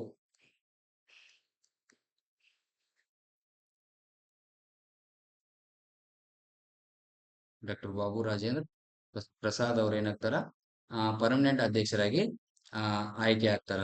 ಓಕೆ, ಆಮೇಲೆ ನೆಕ್ಸ್ಟ್ ಒನ್ ಇದ್ರಾಗ ಏನಪ್ಪಾ ಅಂತಂದ್ರ, ಮೂರನೇ ಅಧಿವೇಶನ ಕೂಡ ವೆರಿ ಇಂಪಾರ್ಟೆಂಟ್ ಆಗ್ತತಿ. ಅದು ಕೂಡ ಡಿಸೆಂಬರ್ 13, 1946. ಡಿಸೆಂಬರ್ 13, 1946 ಮೂರನೇ ಅಧಿವೇಶನ ನಡೀತೈತಿ. ಈ ಅಧಿವೇಶನದಲ್ಲಿ ವೆರಿ ಇಂಪಾರ್ಟೆಂಟ್ ಥಿಂಗ್ ಏನಪ್ಪಾ ಅಂತಂದ್ರ, ನಿಮ್ಗೆ ಗೊತ್ತಿರ್ಲಿ, ಜವಾಹರ್ಲಾಲ್ ನೆಹರೂರವರು. ಓಕೆ, ಜವಾಹರ್ಲಾಲ್ ನೆಹರೂರವರು ಆಬ್ಜೆಕ್ಟಿವ್ ರೆಸಲ್ಯೂಷನ್ ಅನ್ನ ಮಂಡನೆ ಮಾಡ್ತಾರೆ. ಜವಾಹರ್ಲಾಲ್ ನೆಹರು ಓಕೆ. ಜವಾಹರ್ಲಾಲ್ ನೆಹರು ಅವ್ರು ಏನ್ ಮಾಡ್ತಾರಪ್ಪ ಅಂತಂದ್ರ ಆಬ್ಜೆಕ್ಟಿವ್ ರೆಸಲ್ಯೂಷನ್, ಧ್ಯೇಯಗಳ ನಿರ್ಣಯವನ್ನ ಮಂಡಿಸ್ತಾರ. ಧ್ಯೇಯಗಳ ನಿರ್ಣಯವನ್ನ ಮಂಡಿಸ್ತಾರ. ಇದು ವೆರಿ ಇಂಪಾರ್ಟೆಂಟ್. ಧ್ಯೇಯಗಳ ನಿರ್ಣಯವನ್ನ ಯಾವ ಅಧಿವೇಶನದಲ್ಲಿ ಮಂಡಿಸಲಾಯಿತು ಅಥವಾ ಧ್ಯೇಯಗಳ ನಿರ್ಣಯವನ್ನ ಯಾರು ಮಂಡಿಸಿದರು ಅಂತ ಪ್ರಶ್ನೆ ಕೂಡ ಬರ್ತಾವ. ಧ್ಯೇಯಗಳ ನಿರ್ಣಯವನ್ನ ಮಂಡಿಸ್ತಾರೆ ಯಾರಪ್ಪ ಅಂತಂದ್ರ ಅದು ಜವಾಹರ್ಲಾಲ್ ನೆಹರೂರವರು ಧ್ಯೇಯಗಳ ನಿರ್ಣಯವನ್ನ ಮಂಡಿಸ್ತಾರ. ಇಷ್ಟು ವೆರಿ ಇಂಪಾರ್ಟೆಂಟ್ ಆಗ್ತತಿ. ಹಾಗಾದ್ರೆ ಎಷ್ಟು ಅಧಿವೇಶನಗಳ ನಡೆದಪ್ಪ ಅಂತಂದ್ರ ಒಟ್ಟು ಅಧಿವೇಶನಗಳ ಸಂಖ್ಯೆ ಎಷ್ಟಪ್ಪ ಅಂತಂದ್ರ 11. ಒಟ್ಟು ಅಧಿವೇಶನಗಳ ಸಂಖ್ಯೆ ಎಷ್ಟಪ್ಪ ಅಂತಂದ್ರ 11 ಅಧಿವೇಶನಗಳು ನಡೀತಾವ. ನಿಮ್ಗೆ ಗೊತ್ತಿರ್ಲಿ, ಒಟ್ಟು 11 ಅಧಿವೇಶನಗಳು ನಡೀತಾವ. ಓಕೆ, ಟೋಟಲ್ ಆಗಿ ನಡೆದಿರ್ತಕ್ಕಂಥ ಅಧಿವೇಶನಗಳ ಸಂಖ್ಯೆ. ಆಮೇಲೆ ಆ ಪ್ರಮುಖ ಸದಸ್ಯರು ಯಾರ್ಯಾರಿದ್ರು ಇದ್ರಾಗ? ಆ ಸಂವಿಧಾನ ರಚನಾ ಸಭೆ ಪ್ರಮುಖ ಸದಸ್ಯರು ಯಾರ್ಯಾರಿದ್ರು? ಡಾಕ್ಟರ್ ರಾಜೇಂದ್ರ ಪ್ರಸಾದ್ ಅವರಾಗಿದ್ರು. ಆಮೇಲೆ ಡಾಕ್ಟರ್ ಬಿ.ಆರ್. ಅಂಬೇಡ್ಕರ್ ಅವರು ಕರಡು ಸಮಿತಿಯ ಅಧ್ಯಕ್ಷರಾಗಿರ್ತಾರ. ಇದು ವೆರಿ ಇಂಪಾರ್ಟೆಂಟ್. ಕರಡು ಸಮಿತಿ ಅಧ್ಯಕ್ಷರು ಯಾರು ಅಂತ ಕೇಳ್ತಾರ, 1 ಮಾರ್ಕಿಗೂ ಬರ್ಬೋದು. ಅದು ಡಾಕ್ಟರ್ ಬಿ.ಆರ್. ಅಂಬೇಡ್ಕರ್. ಕರಡು ಸಮಿತಿಯಲ್ಲಿ ಎಷ್ಟು ಸದಸ್ಯರಿದ್ದರು? ಅಂಬೇಡ್ಕರ್ ಅವರನ್ನ ಒಳಗೊಂಡು 7 ಜನ ಸದಸ್ಯರಿರ್ತಾರ. ಅಂಬೇಡ್ಕರ್ ಅವರನ್ನ ಒಳಗೊಂಡು 7 ಜನ ಸದಸ್ಯರಿರ್ತಾರ. ಓಕೆ, ಈ ಒಂದು ಕಾನ್ಸೆಪ್ಟ್ ಅನ್ನ ಬಹಳಷ್ಟು ಟೈಮ್ ತಗೊಂಡು ಡಿಸ್ಕಷನ್ ಮಾಡ್ಬೋದು. ಆದ್ರೆ ನಾನ್ ನಿಮ್ಗೆ ಏನ್ ಹೇಳ್ತಾ ಇದ್ದೀನಿ ಅಂತಂದ್ರೆ, ಇಲ್ಲಿ ನಿಮ್ಗ ಎಕ್ಸಾಮ್ ನಾಗ ಏನೇನ್ ಬರಿಬೇಕು ಅಂತಂದ್ರ ಸಂವಿಧಾನ ರಚನಾ ಸಭೆಯ ಹಿನ್ನೆಲೆ. ಓಕೆ, ಸಂವಿಧಾನ ರಚನಾ ಸಭೆಯ ಹಿನ್ನೆಲೆ, ಅದು ಯಾವಾಗ ಸ್ಥಾಪನೆ ಆಯ್ತು, ಯಾರ್ಯಾರು ಬೇಡಿಕೆ ಇಟ್ಟಿದ್ರು ಅದೊಂದಾಯ್ತು. ಆಮೇಲೆ ಸಂವಿಧಾನ ರಚನಾ ಸಭೆಯ ರಚನೆ, ಅಂದ್ರೆ ಸಂವಿಧಾನ ರಚನಾ ಸಭೆಯ ರಚನೆ ಯಾವ ರೀತಿ ಇತ್ತು ಅಂತಂದ್ರ ಒಟ್ಟು ಸದಸ್ಯರ ಸಂಖ್ಯೆ 389. ಪ್ರಾಂತ್ಯಗಳಿಂದ ಆಯ್ಕೆಯಾದವರು ಇದ್ರಾಗನ 389 ಪ್ರಾಂತ್ಯಗಳಿಂದ ಆಯ್ಕೆಯಾದವರು 292. ಸಂಸ್ಥಾನಗಳಿಂದ ಅಥವಾ ಪ್ರಾಂತ್ಯಗಳಿಂದ ಏನು ರಾಜ್ಯಗಳಿಂದ ಆಯ್ಕೆ ಆಗ್ತಾರಲ್ಲ ನಿಯೋಜಿತರು, ಇದ್ರಾಗ 93 ಆಗ್ತಾರ. ಆಮೇಲೆ ಮುಖ್ಯ ಆಯುಕ್ತರು ಪ್ರಾಥಮಿಕ ಪ್ರದೇಶಗಳಿಂದ 4 ಜನ ಆಗ್ತಾರ. ನಂತರ ಸಭೆಯ ಸದಸ್ಯರ ಸಂಖ್ಯೆ ಎಷ್ಟಾಗ್ತೈತಿಪ್ಪ ಅಂತಂದ್ರ 299 ಆಗ್ತೈತಿ. ಬಿಕಾಸ್ ಇಲ್ಲಿ ಇಂಡಿಯಾ ಮತ್ತು ಪಾಕಿಸ್ತಾನ್ ವಿಭಜನೆ ಆಗಿರ್ತೈತಿ. ಅದಕ್ಕೆ ಸಭೆಯ ಅವಧಿ ಎಷ್ಟಪ್ಪ ಅಂತಂದ್ರ 2 ವರ್ಷ 11 ತಿಂಗಳು 18 ದಿನ. ನಮ್ಮ ಸಂವಿಧಾನ ರಚನೆ ಮಾಡ್ಲಿಕ್ಕೆ ತಗೊಂಡಿರ್ತಕ್ಕಂಥ ಟೈಮ್ 2 ವರ್ಷ 11 ತಿಂಗಳು 18 ದಿನ. ಸಭೆಯ ಅವಧಿನೂ ಕೂಡ ಅಷ್ಟೇ ಇರ್ತೈತಿ, ನಿಮ್ಗೆ ಗೊತ್ತಿರ್ಲಿ. ಒಟ್ಟು ಅಧಿವೇಶನಗಳು ಎಷ್ಟು ನಡೀತಾವಪ್ಪ ಅಂತಂದ್ರ 11. ಇಷ್ಟು ಪರೀಕ್ಷಾ ದೃಷ್ಟಿಯಿಂದ ವೆರಿ ಇಂಪಾರ್ಟೆಂಟ್ ಆಗ್ತೈತಿ. ಆಮೇಲೆ ಪ್ರಮುಖ ಸಮಿತಿಗಳು ಯಾವ್ಯಾವದವ ಆ ಸಮಿತಿಗಳನ್ನ ನೀವು ಏನ್ ಮಾಡ್ಬೇಕಾಗ್ತತಿ, ಪರೀಕ್ಷೆಗಳಲ್ಲಿ ಬರಿಬೇಕಾಗ್ತತಿ. Very important. ಸಂವಿಧಾನ ರಚನಾ ಸಮಿತಿ ಅಧ್ಯಕ್ಷರು ಡಾಕ್ಟರ್ ರಾಜೇಂದ್ರ ಪ್ರಸಾದ್. ಆಮೇಲೆ ಕರಡು ರಚನಾ ಸಮಿತಿ ಅಧ್ಯಕ್ಷರು ಡಾಕ್ಟರ್ ಬಿ.ಆರ್. ಅಂಬೇಡ್ಕರ್ ಅವರು. ಆಮೇಲೆ ಮೂಲಭೂತ ಹಕ್ಕುಗಳು ಮತ್ತು ಅಲ್ಪಸಂಖ್ಯಾತರ ಅಧ್ಯಕ್ಷರು ಸಮಿತಿ ಅಧ್ಯಕ್ಷರು ಆ ಸರ್ದಾರ್ ವಲ್ಲಭಾಯ್ ಪಟೇಲ್ರಾಗಿರ್ತಾರ. ಸೊ ಈ ತರದ್ದು ಸಮಿತಿಗಳಾಗಿರ್ತಾವ. ಆಮೇಲೆ ಕೇಂದ್ರೀಯ ಹಣಕಾಸು ಸಮಿತಿಯ ಅಧ್ಯಕ್ಷರು ಜವಾಹರ್ಲಾಲ್ ನೆಹರು ಆಗಿರ್ತಾರ. ಸೊ ಈ ತರದ್ದು ಒಂದು ನೀವೇನ್ ಮಾಡ್ಬೇಕಾಕತಿ, ಕಾನ್ಸೆಪ್ಟ್ ಅನ್ನ ಕ್ಲಿಯರ್ ಮಾಡ್ಕೊಂಡು ಹೋಗ್ಬೇಕಾಕತಿ. ಆಮೇಲೆ ಸಂವಿಧಾನ ರಚನಾ ಸಭೆಯ ವಿಶೇಷತೆಗಳ ಬಗ್ಗೆ ಬರಿಬೇಕಾಕತಿ. ಆಮೇಲೆ ಅಧ್ಯಕ್ಷರ ವಿಶೇಷತೆ ಬರೆಯೋದೇನ್ ಬೇಕಾಗಿಲ್ಲ, ಯಾವ ಸಮಿತಿ ಅಧ್ಯಕ್ಷರಾಗಿದ್ರು ಅದನ್ನ ಬರೆದ್ರೆ ಸಾಕು.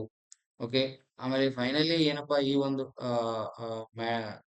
ಕಾನ್ಸೆಪ್ಟ್ನಾಗ ಡಾಕ್ಟರ್ ಬಿ.ಆರ್. ಅಂಬೇಡ್ಕರ್ ಅವರು ಕರಡು ರಚನಾ ಸಮಿತಿ ಅಧ್ಯಕ್ಷರಾಗಿರ್ತಾರಲ್ಲ, ಇದು 1 ಮಾರ್ಕ್ಸಿಗೂ ಕೂಡ ಬರ್ತೈತಿ. ಇದನ್ನ ನೀವು ನೆನ್ಪಿಟ್ಕೋಬೇಕು ಡೆಫಿನೆಟ್ಲಿ. ಆಮೇಲೆ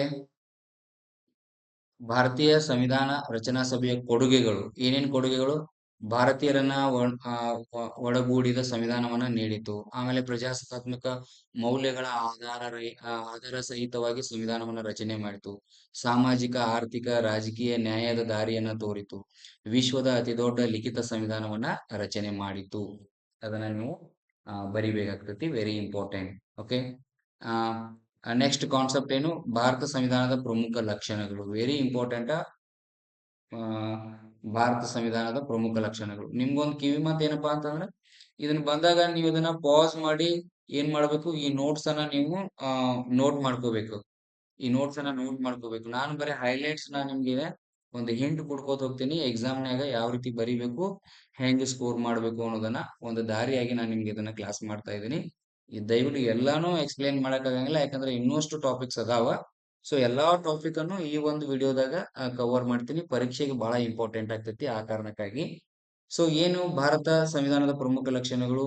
ಸೊ ಇದು ಲಿಖಿತ ಸಂವಿಧಾನ. ಓಕೆ, ಲಿಖಿತ ಸಂವಿಧಾನ.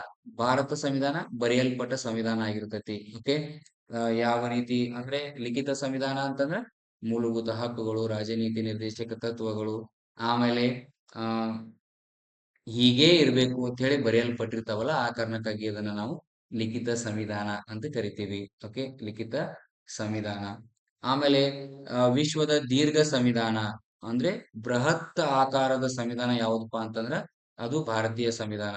ಸಂವಿಧಾನ ರಚನೆ ಆಗ್ಬೇಕಾದ್ರನೆ ಏನಿತ್ತಪ್ಪ ಅಂತಂದ್ರ 395 ಆರ್ಟಿಕಲ್ಗಳು, 8 ಅನುಸೂಚಿಗಳು, ಆಮೇಲೆ 22 ಭಾಗಗಳಿದ್ದು, 8 ಅನುಸೂಚಿಗಳು, 22 ಭಾಗಗಳನ್ನ ನಾವು ಒಳಗೊಂಡಿದ್ದೀವಿ. ಆಮೇಲೆ ಭಾರತ ಸಂವಿಧಾನ ಕ್ರಮೇಣ ತಿದ್ದುಪಡಿ ವಿಧಾನಗಳನ್ನ ಒಳಗೊಂಡಿರೋ ಕಾರಣಕ್ಕಾಗಿ ಭಾರತ ಸಂವಿಧಾನ 470 ಹೌದಾ, 470 ಆರ್ಟಿಕಲ್ಗಳದಾವ ಇವತ್ತಿಗೆ. ಆಮೇಲೆ 12 ಅನುಸೂಚಿಗಳದಾವ, 12 ಅನುಸೂಚಿಗಳದಾವ. ಇದು ಡೆಫಿನೆಟ್ಲಿ ನಿಮ್ಗೆ ಇಂಪಾರ್ಟೆಂಟ್ ಆಗ್ತೈತಿ. ಆಮೇಲೆ 25 ಭಾಗಗಳದಾವ, 25 ಭಾಗಗಳದಾವ. ಓಕೆ, ಆ ಕಾರಣಕ್ಕಾಗಿ ಭಾರತ ಸಂವಿಧಾನ ವಿಶ್ವದ ಬೃಹತ್ ಸಂವಿಧಾನ, ವಿಶ್ವದ ಆನೆ ಗಾತ್ರದ ಸಂವಿಧಾನ ಅಂತ ಹೇಳಿ ಕರಿತೀವಿ. ಯಾವ್ದಪ್ಪ ಅಂತಂದ್ರೆ ಅದು ಭಾರತ ಸಂವಿಧಾನ. ಆಮೇಲೆ ನೆಕ್ಸ್ಟ್ ಒನ್ ಸಂಸದೀಯ ವ್ಯವಸ್ಥೆಯನ್ನ ಒಳಗೊಂಡಿರ್ತಕ್ಕಂಥ ಸಂವಿಧಾನ ಐತಿ. ಆಮೇಲೆ ಆ ಏಕ ಪೌರತ್ವವನ್ನು ಹೊಂದಿರತಕ್ಕಂಥ ಸಂವಿಧಾನ, ಸಂಸದೀಯ ಆಡಳಿತ ವ್ಯವಸ್ಥೆ, ಪ್ರಜಾ ಆ ಪ್ರಭುತ್ವ ವ್ಯವಸ್ಥೆಯನ್ನ ಹೊಂದಿರತಕ್ಕಂಥ ಸಂವಿಧಾನ. ಸೊ ಗಣರಾಜ್ಯವನ್ನ ಹೊಂದಿರತಕ್ಕಂಥ ಸಂವಿಧಾನ, ಧರ್ಮ ನಿರಪೇಕ್ಷತೆ ಅಂದ್ರೆ ಯಾವುದೇ ಧರ್ಮವನ್ನ ರಾಷ್ಟ್ರೀಯ ಧರ್ಮ ಅಂತ ಹೇಳಿ ಘೋಷಣೆ ಮಾಡಿಲ್ಲ. ಆಮೇಲೆ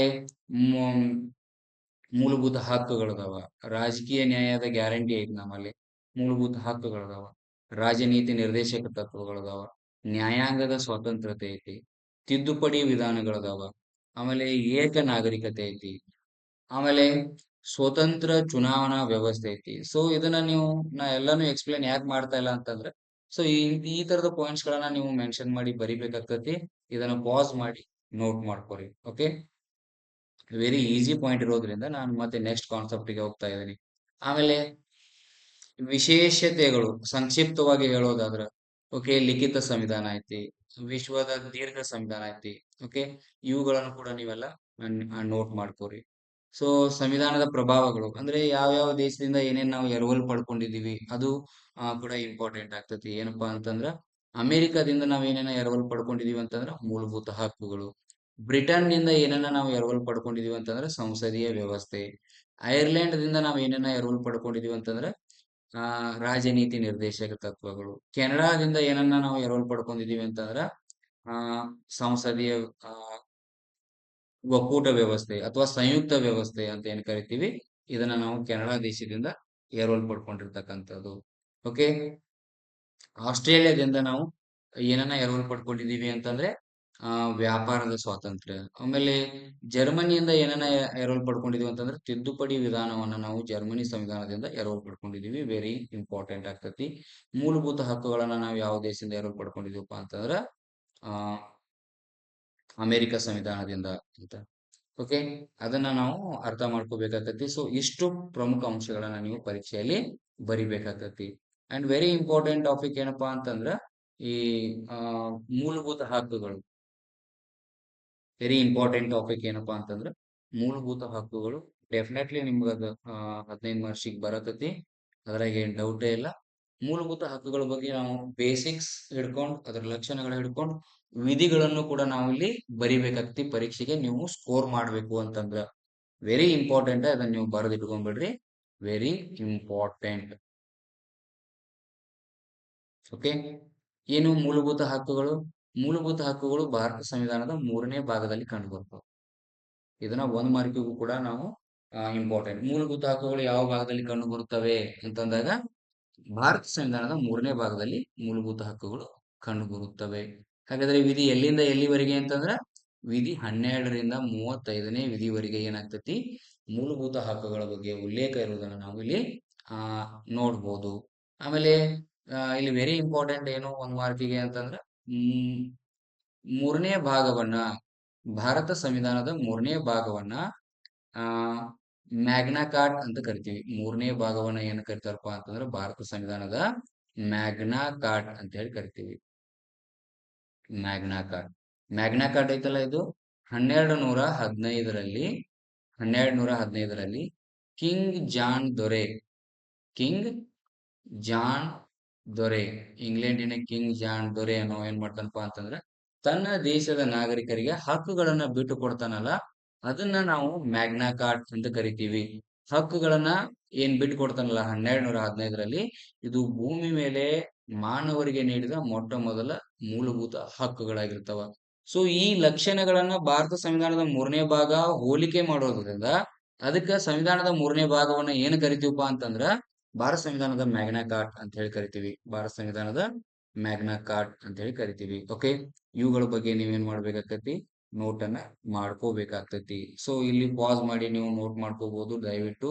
ವೆರಿ ಇಂಪಾರ್ಟೆಂಟ್. ಏನು ಮೂಲಭೂತ ಹಕ್ಕುಗಳು? ಮೂಲಭೂತ ಹಕ್ಕುಗಳು ಮಾನವನ ಗೌರವ ಮತ್ತು ಸ್ವಾತಂತ್ರ್ಯ ಮತ್ತು ಸಮಾನತೆಯನ್ನ ಖಚಿತಪಡಿಸುತ್ತವೆ. ಮಾನವನ ಗೌರವ, ಸ್ವಾತಂತ್ರ್ಯ ಮತ್ತು ಸಮಾನತೆಯನ್ನ ಖಚಿತಪಡಿಸುತ್ತವೆ. ಇವುಗಳನ್ನ ಸಂವಿಧಾನದ ಮೂರನೇ ಭಾಗ ಅನುಚ್ಛೇದ 12ರಿಂದ 35ರವರೆಗೆ ವಿವರಿಸಲಾಗಿದೆ. ನ್ಯಾಯಾಲಯದಿಂದ ಜಾರಿಗೊಳಿಸುವ ಹಕ್ಕುಗಳಾಗಿದೆ. ಡೆಫಿನೆಟ್ಲಿ ಇದು ವೆರಿ ಇಂಪಾರ್ಟೆಂಟ್ ಆಗ್ತದೆ. ನ್ಯಾಯಾಲಯದಿಂದ ಜಾರಿಗೊಳಿಸ್ಕೋಬಹುದು. ಆರ್ಟಿಕಲ್ 32, ಹೌದಾ? ಆರ್ಟಿಕಲ್ 32ನೇ ಪ್ರಕಾರ ನಾವೇನ್ ಮಾಡ್ಬೋದು, ಸುಪ್ರೀಂ ಕೋರ್ಟ್ಗೆ ಹೋಗಿ ನಮ್ಮ ಹಕ್ಕುಗಳನ್ನ ಏನ್ ಮಾಡ್ಬೋದು, ಪಡ್ಕೋಬಹುದು. ನಮ್ಮ ಹಕ್ಕುಗಳಿಗೆ ಅಪೀಲ್ ಮಾಡ್ಬೋದು. ನಮ್ಮ ಹಕ್ಕುಗಳ ಉಲ್ಲಂಘನೆ ಆದ್ರೆ ನಮ್ಮ ಹಕ್ಕುಗಳಿಗೆ ನ್ಯಾಯವನ್ನು ಪಡ್ಕೋಬಹುದು. ಆರ್ಟಿಕಲ್ 32. ಅದಕ್ಕೆ ಡಾಕ್ಟರ್ ಬಿ ಆರ್ ಅಂಬೇಡ್ಕರ್ ಅವರು ಇದನ್ನ ಏನ್ ಕರಿತಾರಪ್ಪ ಅಂತಂದ್ರ ಸಂವಿಧಾನದ ಆತ್ಮ ಮತ್ತು ಹೃದಯ ಅಂತ ಹೇಳಿ ಕರೀತಾರ. ಸಂವಿಧಾನದ ಆತ್ಮ ಮತ್ತು ಹೃದಯ ಅಂತ ಹೇಳಿ ಕರೀತಾರ ಡಾಕ್ಟರ್ ಬಿ ಆರ್ ಅಂಬೇಡ್ಕರ್ ಅವರು 32ನೇ ಆರ್ಟಿಕಲ್ ಅನ್ನ.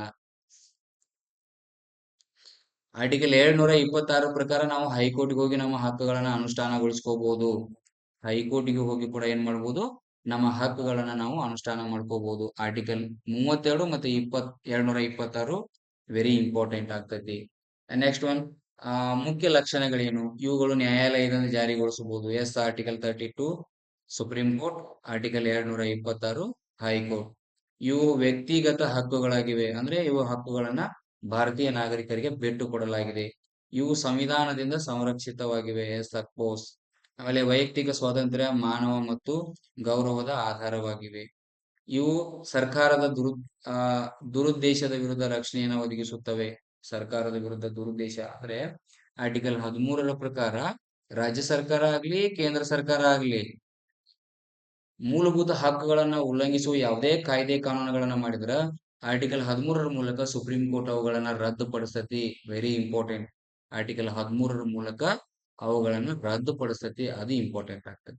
ಓಕೆ, ಆಮೇಲೆ ಎಷ್ಟು ಮೂಲಭೂತ ಹಕ್ಕುಗಳದಾವಪ್ಪ ಅಂತಂದ್ರ 6 ಮೂಲಭೂತ ಹಕ್ಕುಗಳಿರುವುದನ್ನ ನಾವು ನೋಡ್ಬೋದು. ಒಂದು ಸಮಾನತೆ ಹಕ್ಕು, ಸ್ವಾತಂತ್ರ್ಯದ ಹಕ್ಕು, ಶೋಷಣೆಯ ವಿರುದ್ಧದ ಹಕ್ಕು, ಧಾರ್ಮಿಕ ಸ್ವಾತಂತ್ರ್ಯದ ಹಕ್ಕು, ಸಾಂಸ್ಕೃತಿಕ ಮತ್ತು ಶೈಕ್ಷಣಿಕ ಹಕ್ಕುಗಳು, ಸಂವಿಧಾನಾತ್ಮಕ ಪರಿಹಾರಗಳ ಹಕ್ಕು ಅಂತ ನಾವು ನೋಡ್ಬೋದು. ಸಂವಿಧಾನದಲ್ಲಿ ಎಷ್ಟು ಮೂಲಭೂತ ಹಕ್ಕುಗಳದಾವಪ್ಪ ಅಂತಂದ್ರ 6 ಮೂಲಭೂತ ಹಕ್ಕುಗಳದಾವ. 6 ಮೂಲಭೂತ ಹಕ್ಕುಗಳದಾವ. ಸಂವಿಧಾನ ಜಾರಿ ಆಗ್ಬೇಕಾದ್ರೆ 7 ಮೂಲಭೂತ ಹಕ್ಕುಗಳಿದ್ವು. ನಿಮ್ಗೆ ಗೊತ್ತಿರ್ಲಿ, ಸಂವಿಧಾನ ಜಾರಿ ಆಗ್ಬೇಕಾದ್ರ 7 ಮೂಲಭೂತ ಹಕ್ಕುಗಳಿದ್ದು. ಹೌದಾ? 7 ಮೂಲಭೂತ ಹಕ್ಕುಗಳಿದ್ದು. ಹಾಗಾದ್ರೆ ಯಾವ ಒಂದು ಮೂಲಭೂತ ಹಕ್ಕನ್ನು ತೆಗೆಯಲಾಗಿದೆ ಅಂತಂದ್ರೆ ಆಸ್ತಿಯ ಹಕ್ಕು. ಆರ್ಟಿಕಲ್ 31 ಆಸ್ತಿಯ ಹಕ್ಕನ್ನ ತೆಗೆಯಲಾಗಿದೆ. ಮೂಲಭೂತ ಹಕ್ಕುಗಳ ಪಟ್ಟಿಯಿಂದ ಅದನ್ನ ತೆಗೆಯಲಾಗಿದೆ. ಯಾವ ತಿದ್ದುಪಡಿಯಿಂದ? ಎಸ್, 44ನೇ ತಿದ್ದುಪಡಿ. 44ನೇ ತಿದ್ದುಪಡಿ 1978ರಲ್ಲಿ ಏನ್ ಮಾಡ್ತಾರಪ್ಪ ಅಂತಂದ್ರ ಆಸ್ತಿ ಹಕ್ಕನ್ನ, 6ನೇ ಹಕ್ಕಾಗಿರ್ತಕ್ಕಂಥ ಆಸ್ತಿ ಹಕ್ಕನ್ನ ಮೂಲಭೂತ ಹಕ್ಕುಗಳ ಪಟ್ಟಿಯಿಂದ ತೆಗೆದು ಅದನ್ನ 300A ಸೇರ್ಪಡೆ ಮಾಡಿ 300A ಸೇರ್ಪಡೆ ಮಾಡಿ ಅದನ್ನೊಂದು ಕಾನೂನಾತ್ಮಕ ಹಕ್ಕನ್ನಾಗಿ ಮಾಡ್ತಾರ. ಕಾನೂನಾತ್ಮಕ ಹಕ್ಕನ್ನಾಗಿ ಮಾಡ್ತಾರ. ಲೀಗಲ್ ರೈಟ್ ಆಕತಿ ಯಾವಾಗ. ಓಕೆ, ಆಸ್ತಿ ಹಕ್ಕನ್ನ 44ನೇ ತಿದ್ದುಪಡಿ 1978ರ ಕಾಯ್ದೆ ಮೂಲಕ ಮೂಲಭೂತ ಹಕ್ಕುಗಳ ಪಟ್ಟಿಯಿಂದ ತೆಗೆದಾಗ ಇವಾಗ ಎಷ್ಟು ಉಳಿತಾವಪ್ಪ ಅಂತಂದ್ರ 6 ಮೂಲಭೂತ ಹಕ್ಕುಗಳು ಉಳಿತಾವ. ಪರೀಕ್ಷೆಯಲ್ಲಿ ಬರೀಲೇಬೇಕಾಗ್ತತಿ. ಎಲ್ಲಾ ವಿಧಿಗಳನ್ನ ಏನ್ ಮಾಡ್ಬೇಕು, ಎರಡೆರಡು ಲೈನ್, ಮೂರ್ ಲೈನ್ ನೀವು ಅದನ್ನ ಬರೆದು ಎಕ್ಸ್ಪ್ಲೇನ್ ಮಾಡಿ ಆ ಮಾಡ್ಬೇಕಾಗ್ತತಿ. ಓಕೆ. ಆಮೇಲೆ ಏನು ಆ ಯಾವ್ಯಾವ ಹಕ್ಕುಗಳು ವೆರಿ ಇಂಪಾರ್ಟೆಂಟ್ ಅಂತ ನೋಡೋದಾದ್ರೆ ಪರೀಕ್ಷಾ ದೃಷ್ಟಿಯಿಂದ, ಈಗ ಫಸ್ಟ್ ಒನ್ ನೋಡೋದಾದ್ರೆ ಸಮಾನತೆ ಹಕ್ಕು. ಸಮಾನತೆ ಹಕ್ಕು ಆರ್ಟಿಕಲ್ 14ರಿಂದ 18ರವರೆಗೆ ಇದಾವೆ. ಕಾನೂನಿನ ಮುಂದೆ ಸಮಾನತೆ, ಕಾನೂನಿನ ಸಮಾನ ರಕ್ಷಣೆಗಳ ಬಗ್ಗೆ ನೀವು ಆರ್ಟಿಕಲ್ 1/1 ಇದನ್ನ ನೀವು ನೋಟ್ ಮಾಡ್ಕೋರಿ. ಇದ ವೆರಿ ಈಸಿ ಇದನ್ನ ನೀವು ನೋಡೋದ್ರಿಂದ, ಯಾಕಂದ್ರೆ ನಾನು ನೆಕ್ಸ್ಟ್ ಕಾನ್ಸೆಪ್ಟ್ ಅನ್ನ ಮತ್ತೆ ನಿಮ್ಗ ಎಕ್ಸ್ಪ್ಲನೇಷನ್ ಮಾಡ್ತೇನೆ. ಆಮೇಲೆ ಸ್ವಾತಂತ್ರ್ಯದ ಹಕ್ಕು, ಆಮೇಲೆ ಸ್ವಾತಂತ್ರ್ಯದ ಹಕ್ಕಿನಲ್ಲಿ article 19 very important. Okay. Article 19 ಏನ್ ಹೇಳ್ತತಿ, 6 ಸ್ವಾತಂತ್ರ್ಯಗಳನ್ನ ನಮಗೆ ನೀಡ್ತತಿ. ಏನೇನ, ಅಭಿವ್ಯಕ್ತಿ ಸ್ವಾತಂತ್ರ್ಯ ನೀಡ್ತತಿ, ಅಂದ್ರೆ ನಮಗೆ ಮಾತನಾಡುವ ಸ್ವಾತಂತ್ರ್ಯ ಸಿಗ್ತತಿ, ಅಥವಾ ಶಾಂತಿಯುತವಾಗಿ ಸಭೆ ಸೇರುವ ಸ್ವಾತಂತ್ರ್ಯ ಐತಿ. ಸಂಘ ಸಂಸ್ಥೆಗಳನ್ನ ಸ್ಥಾಪನೆ ಮಾಡ್ಲಿಕ್ಕೆ ನಮಗೆ ಸ್ವಾತಂತ್ರ್ಯ ಐತಿ. ದೇಶದ ಯಾವುದೇ ಭೂಭಾಗದಲ್ಲಿ ಸಂಚಾರ ಮಾಡುವ ಸ್ವಾತಂತ್ರ್ಯ ಐತಿ.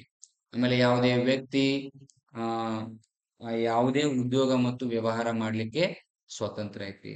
ಸುಮಾರು 6 ಸ್ವಾತಂತ್ರ್ಯಗಳನ್ನ ನಮ್ಗಿದು ನೀಡ್ತೈತಿ. ಓಕೆ. 6 ಸ್ವಾತಂತ್ರ್ಯಗಳನ್ನ ನಮಗೆ ನೀಡ್ತೈತಿ. ಓಕೆ. Very important. ಇವುಗಳನ್ನ ಮೆನ್ಷನ್ ಮಾಡಿ ನೀವು ಬರಿಬೇಕಾಗ್ತೈತಿ. Very important. ಮೂಲಭೂತ ಹಕ್ಕುಗಳ ಬಗ್ಗೆ ಬರಿಬೇಕಾಗ್ತದೆ. ಧಾರ್ಮಿಕ ಸ್ವಾತಂತ್ರ್ಯದ ಬಗ್ಗೆ, ಆಮೇಲೆ ಶೋಷಣೆ ವಿರುದ್ಧದ ಹಕ್ಕುಗಳು ಬರಿಬೇಕಾಗ್ತತಿ. ಸಾಂಸ್ಕೃತಿಕ ಮತ್ತು ಶೈಕ್ಷಣಿಕ ಸಂಬಂಧಿಸಿದ ಹಕ್ಕುಗಳು, ಆಮೇಲೆ ಸಂವಿಧಾನಾತ್ಮಕ ಪರಿಹಾರಗಳ ಹಕ್ಕುಗಳ ಬಗ್ಗೆ ನೀವು ಬರಿಬೇಕಾಗ್ತತಿ. 5 ರೀಟ್ಸ್ ಗಳ ಬಗ್ಗೆ ನೀವು ಓದ್ಕೋಬೇಕಾಗ್ತತಿ, ಆಮೇಲೆ ಬರಿಬೇಕಾಗ್ತತಿ. Very important. ಇವುಗಳನ್ನ ಬರೆದು ಬಿಟ್ರೆ ಸಾಕು.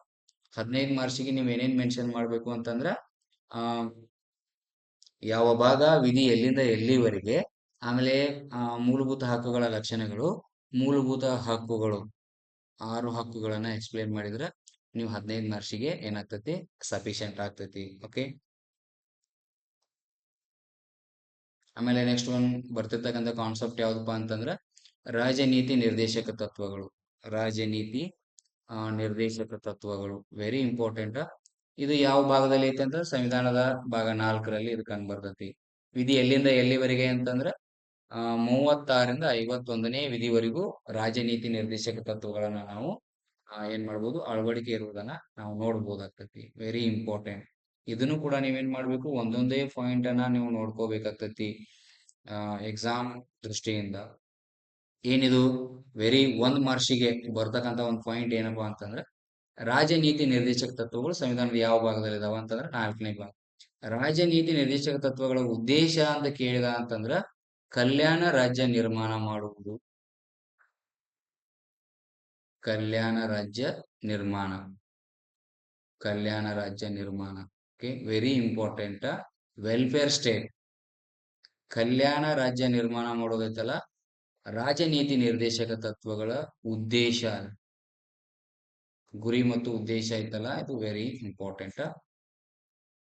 1 ಮಾರ್ಕ್ಸಿಗೆ ಇದನ್ನ ಕೇಳ್ತಾನೆ, ಡೆಫಿನೆಟ್ಲಿ ಕೇಳ್ತಾನೆ. ಓಕೆ. ಏನೇನು ಉದ್ದೇಶಗಳು ಅದಾವ, ಗುರಿ ಏನು, ಅವುಗಳ ಬಗ್ಗೆ ನೀವು ನೋಡ್ಬೇಕು. ಆಮೇಲೆ ರಾಜನೀತಿ ನಿರ್ದೇಶಕ ತತ್ವಗಳ ಪರಿಚಯ ಏನಿಲ್ಲ, ಸಿಂಪಲ್. 4ನೇ ಭಾಗದಲ್ಲಿ 36ರಿಂದ 51ನೇ ವಿಧಿ. ಇವು ನ್ಯಾಯಾಲಯದಿಂದ ಜಾರಿಗೊಳಿಸುವ ಹಕ್ಕುಗಳಲ್ಲ. ಮೂಲಭೂತ ಹಕ್ಕುಗಳನ್ನ ನ್ಯಾಯಾಲಯದಿಂದ ಜಾರಿಗೊಳಿಸಬಹುದು. ಆಮೇಲೆ ರಾಜನೀತಿ ನಿರ್ದೇಶಕ ತತ್ವಗಳನ್ನ ನ್ಯಾಯಾಲಯದಿಂದ ಜಾರಿಗೊಳಿಸಕ್ ಸಾಧ್ಯ ಇಲ್ಲ.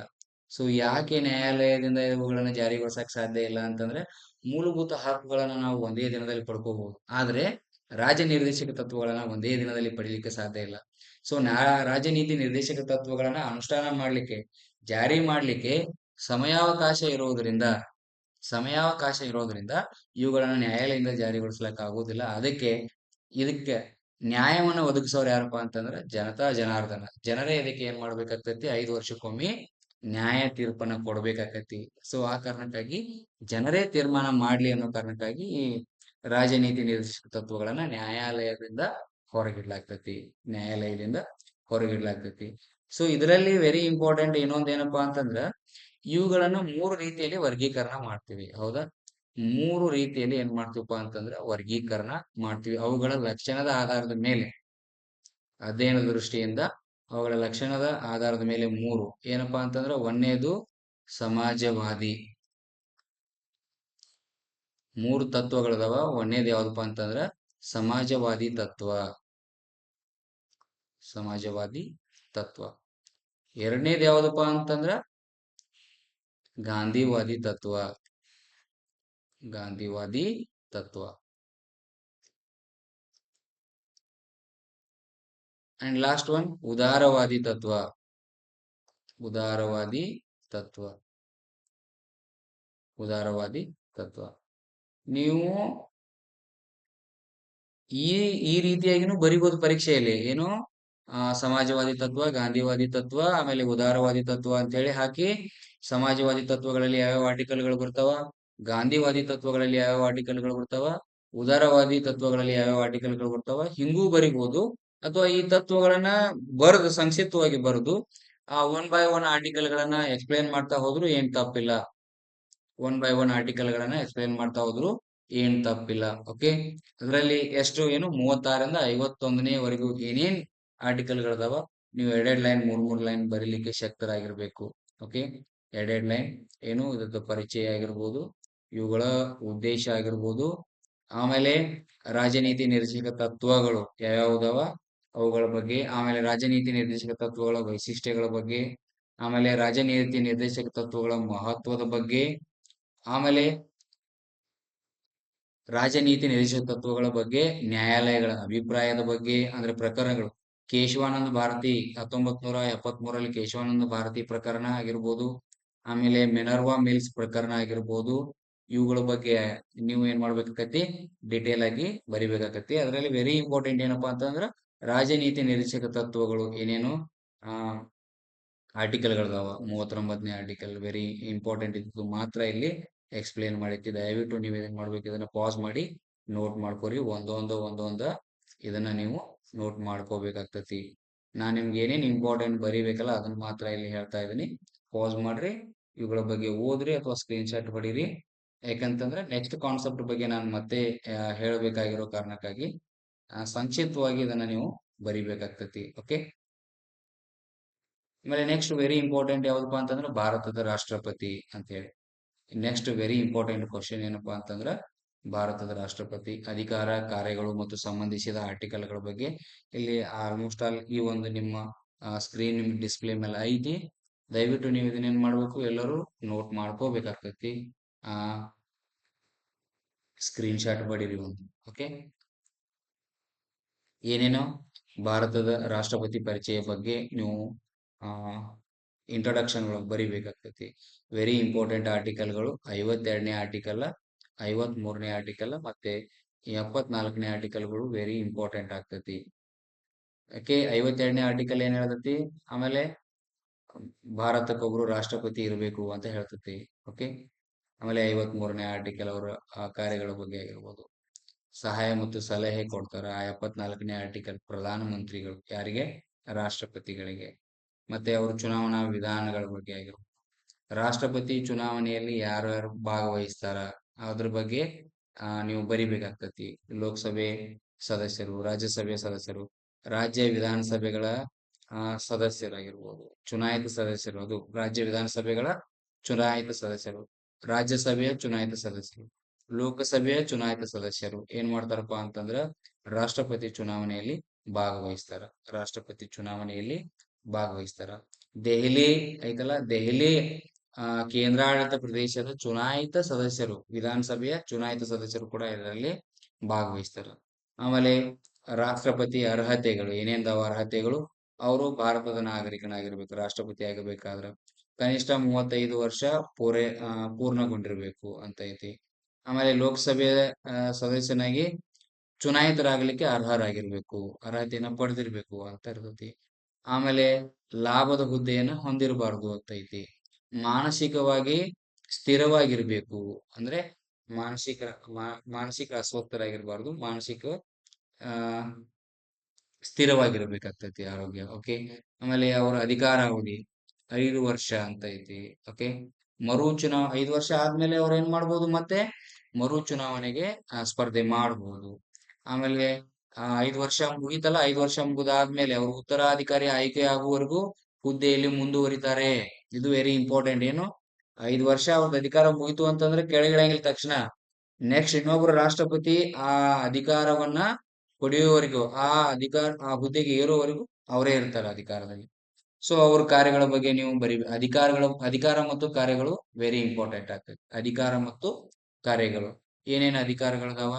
ಪ್ರಧಾನಿಯನ್ನ ನೇಮಕ ಮಾಡ್ತಾರೆ. ಸಪೋಸ್ ಪ್ರಧಾನಿಯನ್ನ ಯಾರು ನೇಮಕ ಮಾಡುತ್ತಾರೆ ಅಥವಾ ಪ್ರಧಾನಿಯನ್ನ ಈ ಕೆಳಗಿನವರು ನೇಮಕ ಮಾಡ್ತಾರೆ ಅಂತ ಸಾಕಷ್ಟು ಸಲ ಕಾಂಪಿಟಿವ್ ಪರೀಕ್ಷೆಗಳಲ್ಲಿ ಕೇಳ್ಯಾರ, ಸ್ಪರ್ಧಾತ್ಮಕ ಪರೀಕ್ಷೆಗಳಲ್ಲಿ ಕೂಡ ಕೇಳಿದ್ದಾರೆ.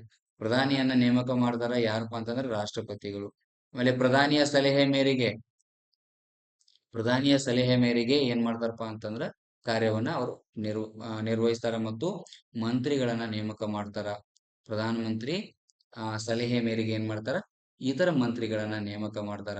ಆಮೇಲೆ ಆರ್ಟಿಕಲ್ 155 ಪ್ರಕಾರ ರಾಜ್ಯಪಾಲರನ್ನ ನೇಮಕ ಮಾಡ್ತಾರ. ಉಚ್ಚ ನ್ಯಾಯಾಲಯ ಅಂದ್ರೆ ಹೈಕೋರ್ಟ್ ಮತ್ತೆ ಸುಪ್ರೀಂ ಕೋರ್ಟ್ ನ್ಯಾಯಮೂರ್ತಿಗಳನ್ನ ನೇಮಕ ಮಾಡ್ತಾರ. ಆಮೇಲೆ ಭಾರತದ ಏನು ನ್ಯಾಯಾಂಗ ಪ್ರಕರಣಗಳ ಮರುಪರಿಶೀಲನೆಗೆ ಮನ್ನಣೆಯನ್ನ ಸೂಚಿಸ್ತಾರ. ಆಮೇಲೆ ಅವ್ರಿಗೆ ಇನ್ನಷ್ಟು ಅಧಿಕಾರಗಳಿದಾವ. ಓಕೆ, ಸಂಸತ್ತಿನ ಅಧಿವೇಶನವನ್ನ ಕರೆಯೋದಾಗಿರ್ಬೋದು, ಅದನ್ನ ಮುಂದೂಡುವುದಾಗಿರ್ಬೋದು, ಅಥವಾ ಅದನ್ನ ವಿಸರ್ಜಿಸುವುದಾಗಿರ್ಬೋದು, ಮರು ದಿನಾಂಕವನ್ನ ನಿಗದಿಪಡಿಸುವುದಾಗಿರ್ಬೋದು, ಅದು ರಾಷ್ಟ್ರಪತಿಗಳ ಅಧಿಕಾರ ಆಗಿರ್ತತಿ. ಆಮೇಲೆ ಸಂಸತ್ತಿನ ಉಭಯ ಸದನಗಳ ಜಂಟಿ ಅಧಿವೇಶನವನ್ನ ಏನ್ ಮಾಡ್ತಾರ, ಕರೀತಾರ. ಅದನ್ನ ಮುಂದೆ ಹಾಕ್ಬೋದು. ಹಣಕಾಸಿನ ಬಿಲ್ಗಳಿಗೆ ಮಾತ್ರ ಲೋಕಸಭೆಯಲ್ಲಿ ಮಂಡಿಸ್ಬೇಕಂತ ಐತಲ್ಲ, ಆ ಹಣಕಾಸು ಸಭೆಯ ಬಿಲ್ ಅನ್ನ ರಾಷ್ಟ್ರಪತಿ ಅನುಮೋದನೆಯನ್ನ ಪಡಿಬೇಕಾಗ್ತತಿ. ಸಂಸತ್ತಿನ ಅಂಗೀಕಾರದ ನಂತರ ಬಿಲ್ಗಳಿಗೆ ಅನುಮೋದನೆಯನ್ನ ನೀಡ್ತಾರ. ಅಂದ್ರೆ ಸಂಸತ್ತಿನಲ್ಲಿ ಏನ್ ಮಸೂದೆಗಳು ಪಾಸ್ ಆಗ್ತಾವಲ್ಲ, ಆ ಮಸೂದೆಗಳಿಗೆ ರಾಷ್ಟ್ರಪತಿಗಳ ಅಂಕಿತ ಹಾಕಿದಾಗ ಅದು ಕಾಯ್ದೆ ಆಗ್ತತಿ. ಓಕೆ, ನ್ಯಾಯಾಧಿಕಾರಗಳು ಏನೇನಿದಾವ ಅವುಗಳ ಬಗ್ಗೆನೂ ನೀವು ಬರಿಬೇಕಾಗ್ತದೆ. ನ್ಯಾಯಾಧಿಕಾರಗಳು ಏನೇನಿದಾವ? ಮರಣ ದಂಡನೆಯನ್ನ ಮನ್ನಿಸುವುದು. ಅಂದ್ರೆ ಈಗ ಯಾರಿಗಾದ್ರೂ ಗಲ್ಲು ಶಿಕ್ಷೆ ಆಗಿತ್ತು ಅಂತಂದ್ರ ಅದನ್ನ ಕ್ಷಮೆ ಅವ್ರಿಗೆ ಕೋರೋ ಅಧಿಕಾರ ಐತಿ. ಅಥವಾ ಅದ ಶಿಕ್ಷೆಯನ್ನು ತಗ್ಗಿಸುವುದಾಗಿರ್ಬೋದು. ಶಿಕ್ಷೆಯ ಅವಧಿಯನ್ನ ಕಡಿಮೆ ಮಾಡುವ ಅಧಿಕಾರನೂ ಕೂಡ ರಾಷ್ಟ್ರಪತಿಗೆ ಐತಿ, ಆರ್ಟಿಕಲ್ 72 ಪ್ರಕಾರ. ಓಕೆ, ನ್ಯಾಯಮೂರ್ತಿಗಳ ಮೇಲೆ ಆರೋಪ ತನಿಖೆಗೆ ಅನುಮತಿಯನ್ನ ನೀಡ್ತಾರ. ಯಾವ್ದಾದ್ರು ನ್ಯಾಯಮೂರ್ತಿಗಳ ಮೇಲೆ ಆರೋಪ ಕಂಡು ಬಂದ್ರ ಅವ್ರ ಮೇಲೆ ತನಿಖೆಗೆ ಅನುಮತಿಯನ್ನ ಕೊಡೋ ಅಧಿಕಾರ ಯಾರಿಗೈತಿಪ್ಪ ಅಂತಂದ್ರ ಅದು ರಾಷ್ಟ್ರಪತಿಗೆ ಐತಿ. ಓಕೆ, ವಾರ್ಷಿಕ ಬಜೆಟ್ ಹಣಕಾಸು ಅಧಿಕಾರಗಳು ಏನೇನದವಪ್ಪ ಅಂತಂದ್ರ ವಾರ್ಷಿಕ ಬಜೆಟ್ ಐತಲ್ಲ, ವಾರ್ಷಿಕ ಬಜೆಟ್ ಪ್ರತಿ ವರ್ಷ ಏನ್ ಬಜೆಟ್ ಅನ್ನ ಮಂಡನೆ ಮಾಡ್ತಾರಲ್ಲ, ಆ ಬಜೆಟ್ ಮಂಡಿಸುವ ಮುಂಚೆ ರಾಷ್ಟ್ರಪತಿಗಳ ಅನುಮೋದನೆಯನ್ನ ಪಡಿಬೇಕಾಗ್ತತಿ. ಆಮೇಲೆ ಹಣಕಾಸಿನ ಬಿಲ್ಗಳಿದ್ದು ಅಂತಂದ್ರ ರಾಷ್ಟ್ರಪತಿ ಅನುಮೋದನೆಯನ್ನ ಪಡಿಬೇಕಾಗ್ತತಿ. ಆಮೇಲೆ ಭಾರತ ಸಂಚಿತ ನಿಧಿಯಿಂದ ವೆಚ್ಚ ಮಾಡ್ಲಿಕ್ಕೆ ರಾಷ್ಟ್ರಪತಿಗಳ ಅನುಮತಿಯನ್ನ ಪಡಿಬೇಕಾಗ್ತತಿ, ಸಂಚಿತ ನಿಧಿಯಿಂದ. ಓಕೆ, ತುರ್ತು ಅಧಿಕಾರಿಗಳು ಅದಾವ. ಆಮೇಲೆ ತುರ್ತು ಅಧಿಕಾರಿಗಳಲ್ಲಿ ರಾಷ್ಟ್ರೀಯ ತುರ್ತು ಪರಿಸ್ಥಿತಿ, ರಾಜ್ಯ ತುರ್ತು ಪರಿಸ್ಥಿತಿ, ಆರ್ಥಿಕ ತುರ್ತು ಪರಿಸ್ಥಿತಿ ಅದಾವಲ್ಲ, ಈ ತುರ್ತು ಪರಿಸ್ಥಿತಿಗಳನ್ನ ಘೋಷಣೆ ಮಾಡೋರು ಯಾರಪ್ಪ ಅಂತಂದ್ರೆ ರಾಷ್ಟ್ರಪತಿಗಳ ಆಗಿರ್ತಾರ. ಅದು ನಿಮ್ಗೆ ಗೊತ್ತಿರ್ಬೇಕಾಗ್ತೈತಿ. ಆಮೇಲೆ ಅವ್ರ ರಾಷ್ಟ್ರಪತಿಗಳ ಕಾರ್ಯಗಳು ಏನೇನು ಬರ್ತಾವಪ್ಪ ಅಂತಂದ್ರೆ ನಿಮ್ಗೆ ಗೊತ್ತಿರ್ಲಿ. ಸಂವಿಧಾನದ ರಕ್ಷಣೆ ಮಾಡುವ ಜವಾಬ್ದಾರಿ ಸುಪ್ರೀಂ ಕೋರ್ಟ್ ಮೂಲಕ ಆಗಿರ್ಬೋದು, ರಕ್ಷಣೆ ಮತ್ತು ಕಾಪಾಡುವುದಾಗಿರ್ಬೋದು.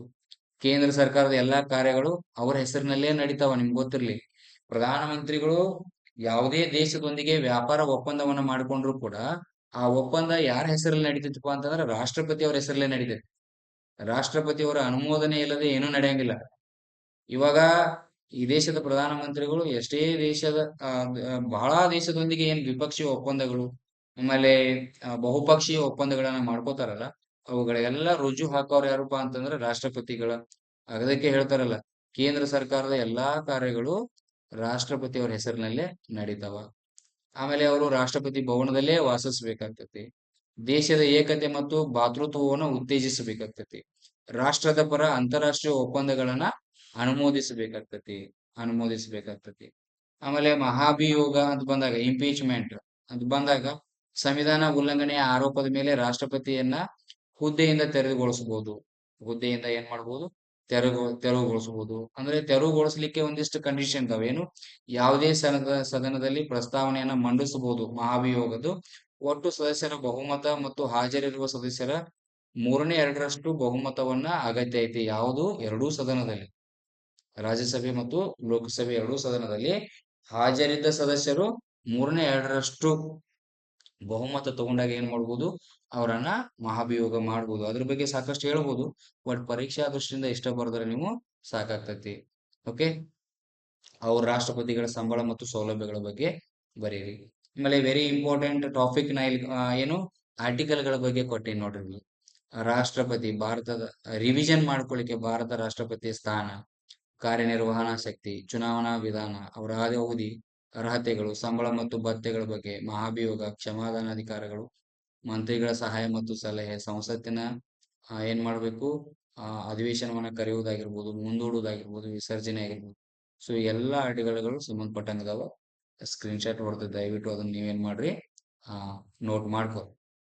ನೆಕ್ಸ್ಟ್ ಯಾವ್ದಪ್ಪ ಅಂತಂದ್ರೆ ರಾಜ್ಯಪಾಲರು. ರಾಜ್ಯಪಾಲರು ಅಧಿಕಾರ ಕಾರ್ಯಗಳು ಸಂಬಂಧಿಸಿದ ಆರ್ಟಿಕಲ್ಗಳ ಬಗ್ಗೆ ನಿಮ್ ಕಣ್ ಮುಂದೆನೇ ಐತೆ ಡಿಸ್ಪ್ಲೇ, ದಯವಿಟ್ಟು ಅದನ್ನೆಲ್ಲ ನೋಡ್ಕೋಬೇಕು. ನೋಡ್ಕೊಂಡು ಒಂದು ನೋಟ್ ಮಾಡಿ ನೀವೇನ್ ಸ್ಕ್ರೀನ್ ಶಾಟ್ ಹೊಡಿತಿರೋ ಏನ್ ಮಾಡ್ತಿರೋ.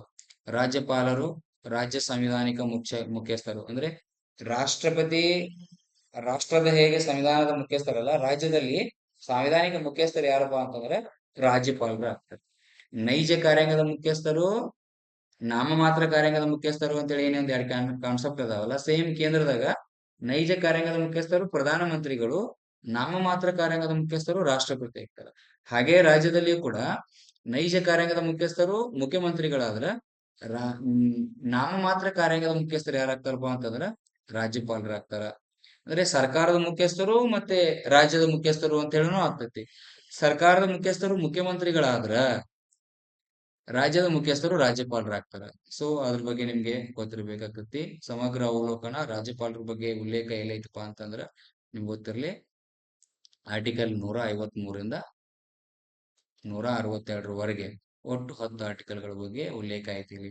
ಆರ್ಟಿಕಲ್ 153 ಏನು ರಾಜ್ಯಪಾಲರ ಸ್ಥಾನ ಅಂದ್ರೆ ಪ್ರತಿಯೊಂದು ರಾಜ್ಯಕ್ಕೂ ಒಬ್ರು ರಾಜ್ಯಪಾಲರು ಇರಬೇಕು ಅಂತ ಹೇಳೋ ಆರ್ಟಿಕಲ್ ಯಾವ್ದಪ್ಪ ಅಂತಂದ್ರ 153. 153. ಆಮೇಲೆ 154ನೇ ಆರ್ಟಿಕಲ್ ಏನ್ ಹೇಳ್ತೈತಿ ಅಂತಾರ, ಕಾರ್ಯನಿರ್ವಹಣಾ ಅಧಿಕಾರಗಳು ಅಂದ್ರೆ ರಾಜ್ಯದ ಎಲ್ಲಾ ಕಾರ್ಯಾಂಗಿ ಅಧಿಕಾರಗಳು ರಾಜ್ಯಪಾಲರ ಹೆಸರಿನಲ್ಲೇ ನಡೀತಾವ. ರಾಜ್ಯಪಾಲರ ಹೆಸರಿನಲ್ಲೇ ನಡೀತಾವ. ಅಂದ್ರೆ ಮುಖ್ಯಮಂತ್ರಿಗಳು ಏನೇ ಕೆಲಸ ಮಾಡಿದ್ರು ಕೂಡ ಅವು ಯಾವ ಹೆಸರಿನಲ್ಲಿ ನಡೀತಾವ, ರಾಜ್ಯಪಾಲರಲ್ಲಿ. ಅಲ್ಲೇ ಸೇಮ್ ಕೇಂದ್ರದಾಗ ಹೆಂಗ ಪ್ರಧಾನ ಮಂತ್ರಿಗಳು ಏನೇ ಕೆಲಸ ಮಾಡಿದ್ರು ರಾಜ್ಯಪಾಲರ ಹೆಸರಿನಲ್ಲೇ ರಾಷ್ಟ್ರಪತಿಗಳ ಹೆಸರಿನಲ್ಲೇ ನಡೀತಾವಲ್ಲ, ಸೇಮ್ ರಾಜ್ಯದಲ್ಲೂ ಕೂಡ ಮುಖ್ಯಮಂತ್ರಿಗಳು ಏನೇ ಮಾಡಿದ್ರು ರಾಜ್ಯಪಾಲರ ಹೆಸರಿನಲ್ಲೇ ನಡೀತಾವ. ಆಮೇಲೆ ಆರ್ಟಿಕಲ್ 155 ನೇಮಕಾತಿ, ರಾಜ್ಯಪಾಲರ ನೇಮಕಾತಿ ಬಗ್ಗೆ ಉಲ್ಲೇಖ ಐತಿ. ಆರ್ಟಿಕಲ್ 156 ರಾಜ್ಯಪಾಲರ ಅವಧಿ ಮತ್ತು ಪದತ್ಯಾಗ. ರಾಜ್ಯಪಾಲರ ಅವಧಿ ಅಂತಂದ್ರ ಅದು ವೆರಿ ಇಂಪಾರ್ಟೆಂಟ್. ಎಷ್ಟು ಸಂವಿಧಾನದಲ್ಲಿ ಏನೈತಿ ಅಂತಂದ್ರ 5 ವರ್ಷ ಐತಿ, 5 ವರ್ಷ ಅಧಿಕಾರ ಅವಧಿ ಐತಿ.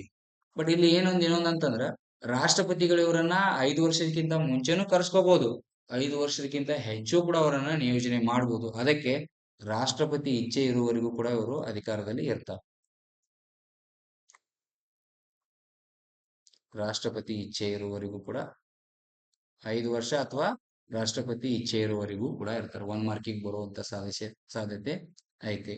ಆಮೇಲೆ 157 ಅರ್ಹತೆ ಬಗ್ಗೆ, ಅದೇ ಭಾರತದ ಪ್ರಜೆಯಾಗಿರ್ಬೇಕು, ಆಮೇಲೆ 35 ವರ್ಷ ಪೂರ್ಣಗೊಂಡಿರ್ಬೇಕು, ಲಾಭದಾಯಕ ಹುದ್ದೆಯನ್ನ ಹೊಂದಿರಬಾರದು, ಮಾನಸಿಕ ಸ್ಥಿರತೆಯನ್ನ ಹೊಂದಿರಬೇಕು ಅಂತ. ಓಕೆ. 158 ಏನೈತಿ, ಅವರು ಕಚೇರಿ ಮತ್ತು ವೇತನದ ಬಗ್ಗೆ ಉಲ್ಲೇಖ ಐತಿ. 159 ಅವರ ಪ್ರಮಾಣ ವಚನದ ಬಗ್ಗೆ ಹೇಳ್ತೈತಿ. ಆಮೇಲೆ 160 ಹೆಚ್ಚುವರಿ ಜವಾಬ್ದಾರಿಗಳ ಬಗ್ಗೆ ಹೇಳ್ತೈತಿ.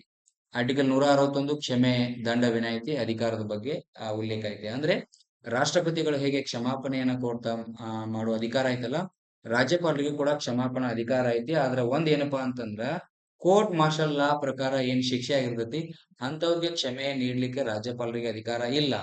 ಫಾರ್ ಎಕ್ಸಾಂಪಲ್ ಇವಾಗ ಸೈನಿಕರಿಗೆ, ಕಮಾಂಡೋಗಳಿಗೆ ಕೋರ್ಟ್ ಮಾರ್ಷಲ್ ಲಾ ಪ್ರಕಾರ ಅವ್ರಿಗೆ ಶಿಕ್ಷೆ ಆಗಿರ್ತೈತಿ. ಅಂತ ಶಿಕ್ಷೆ ಮೂಲಕ ಏನ್ ಅವ್ರಿಗೆ ಶಿಕ್ಷೆ ಆಗಿರ್ತೈತಲ್ಲ, ಅಂತವ್ರಿಗೆ ಕ್ಷಮೆ ಕೊಡ್ಲಿಕ್ಕೆ ರಾಜ್ಯಪಾಲರಿಗೆ ಅಧಿಕಾರ ಇಲ್ಲ, ಅದು ರಾಷ್ಟ್ರಪತಿಗೆ ಮಾತ್ರ ಆ ಅಧಿಕಾರ ಐತಿ. ಅದನ್ನು ಹೊರತುಪಡಿಸಿ ಎಲ್ಲಾ ಪ್ರಕರಣಗಳಲ್ಲಿ ರಾಜ್ಯಪಾಲರು ಕ್ಷಮಾಪಣೆಯನ್ನ ಕೋರಬಹುದು. ಆಮೇಲೆ 162 ಆರ್ಟಿಕಲ್ ಏನೈತಿಪ್ಪ ಅಂತಂದ್ರೆ ಅವರ ಕಾರ್ಯನಿರ್ವಹಣಾ ಅಧಿಕಾರದ ವ್ಯಾಪ್ತಿ ಬಗ್ಗೆ ಉಲ್ಲೇಖ ಐತಿ. ಸೊ ಅವುಗಳ ಬಗ್ಗೆ ನೀವು ನೋಡ್ಕೊಬೇಕು. ಸಂಕ್ಷಿಪ್ತ ಪರಿಚಯ, ರಾಜ್ಯಪಾಲರು ರಾಜ್ಯದ ಸಾಂವಿಧಾನಿಕ ಮುಖ್ಯಸ್ಥರು, ಅವರು ಕೇಂದ್ರ ಸರ್ಕಾರದ ಪ್ರತಿನಿಧಿಗಳು ಪ್ರತಿನಿಧಿಗಳಾಗಿ ಕಾರ್ಯನಿರ್ವಹಿಸ್ತಾರ. ರಾಜ್ಯಪಾಲರನ್ನ ರಾಷ್ಟ್ರಪತಿಯವರು ನೇಮಿಸುತ್ತಾರ. ರಾಜ್ಯಪಾಲರ ಅವಧಿ ಸಾಮಾನ್ಯವಾಗಿ 5 ವರ್ಷ ಅಥವಾ ರಾಷ್ಟ್ರಪತಿ ಇಚ್ಛೆ ಇರುವವರೆಗೂ ನೀವು ನೋಡ್ಕೋಬೇಕು ಅಷ್ಟು. ಓಕೆ. ಆಮೇಲೆ ರಾಜ್ಯಪಾಲರ ಅಧಿಕಾರಗಳು ಮತ್ತು ಕಾರ್ಯಗಳ ಬಗ್ಗೆ ಇಲ್ಲಿ ಅದಾವ. ಅಧಿಕಾರ ಮತ್ತು ಕಾರ್ಯಗಳ ಬಗ್ಗೆ. ಸೊ ಸಮಯದ ಅಭಾವ ಇರೋದ್ರಿಂದ ನಾ ಬಹಳ ಶಾರ್ಟ್ ಆಗಿ ಇದನ್ನ ಆ ಮುಗಿಸ್ತಾ ಇದ್ದೀನಿ. ಸೊ ಇದು ಇಂಪಾರ್ಟೆಂಟ್ ಐತಿ ಕ್ವಶನ್, ಇದನ್ನ ಪರ್ಫೆಕ್ಟ್ ಆಗ್ಬೇಕು ಅಷ್ಟ. ಏನು? ಕಾರ್ಯನಿರ್ವಹಣಾ ಅಧಿಕಾರಗಳು. ರಾಜ್ಯದ ಕಾರ್ಯಾಂಗಿ ಅಧಿಕಾರಗಳು ರಾಜ್ಯಪಾಲರ ಹೆಸರಿನಲ್ಲೇ ನಡೀತಾವ.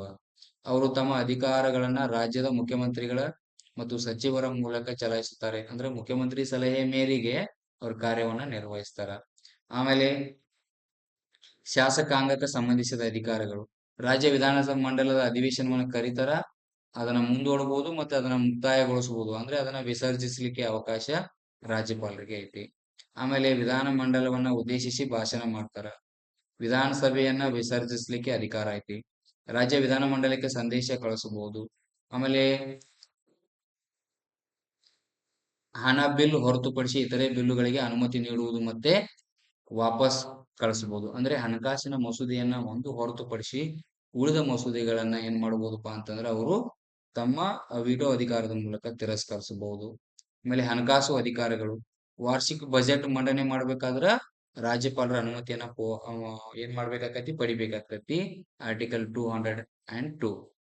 ಓಕೆ. ಆಮೇಲೆ ಹಣಕಾಸಿನ ಮಸೂದೆಗಳಿಗೆ ಅನುಮತಿಯನ್ನ ನೀಡ್ತಾರ. ಹಣಕಾಸು ಮಸೂದೆಯನ್ನ ಮಂಡಿಸುವ ಮೊದಲು ರಾಜ್ಯಪಾಲರ ಅನುಮತಿಯನ್ನ ಪಡಿಬೇಕಾಗ್ತತಿ.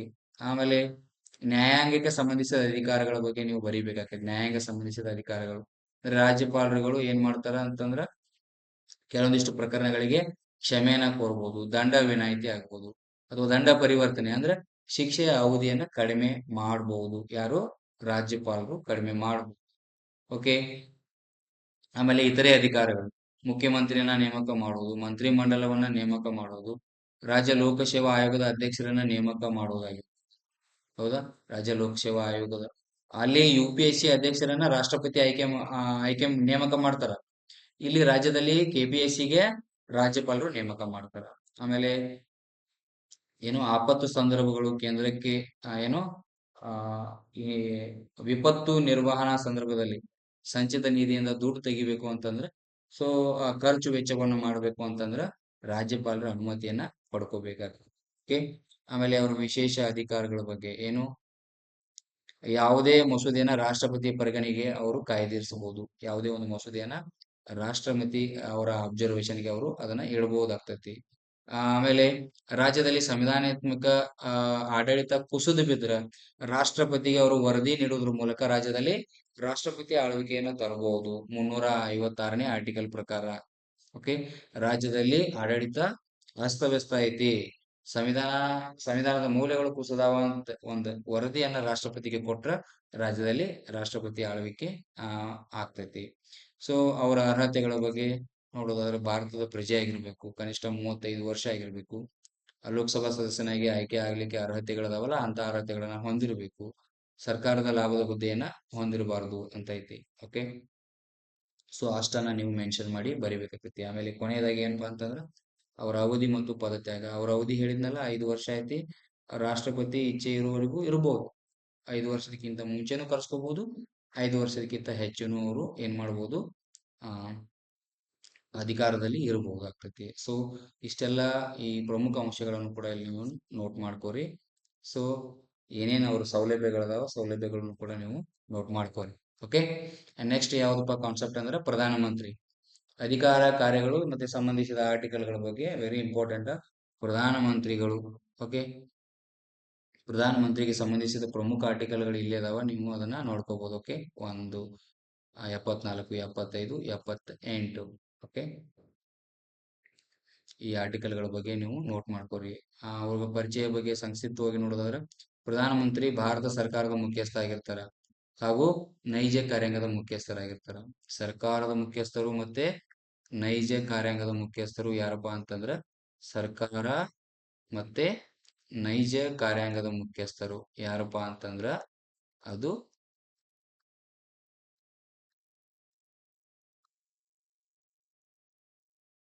ನೈಜ ಕಾರ್ಯಾಂಗದ ಮುಖ್ಯಸ್ಥರು ಎರಡು ಕೂಡ. ಓಕೆ. ಯಾರಪ್ಪ ಅಂತಂದ್ರೆ ಪ್ರಧಾನಮಂತ್ರಿಗಳು. ಸರ್ಕಾರದ ಮುಖ್ಯಸ್ಥರು ಪ್ರಧಾನಮಂತ್ರಿ, ರಾಷ್ಟ್ರದ ಮುಖ್ಯಸ್ಥರು ರಾಷ್ಟ್ರಪತಿಗಳು. ನೈಜ ಕಾರ್ಯಾಂಗದ ಮುಖ್ಯಸ್ಥರು ಪ್ರಧಾನಮಂತ್ರಿ. ನಾಮಮಾತ್ರ ಕಾರ್ಯಾಂಗದ ಮುಖ್ಯಸ್ಥರು ರಾಷ್ಟ್ರಪತಿಗಳು. ಸೊ ಅದನ್ನ ನೀವು ನೋಡ್ಕೋಬೇಕಾಗ್ತತಿ. ಓಕೆ.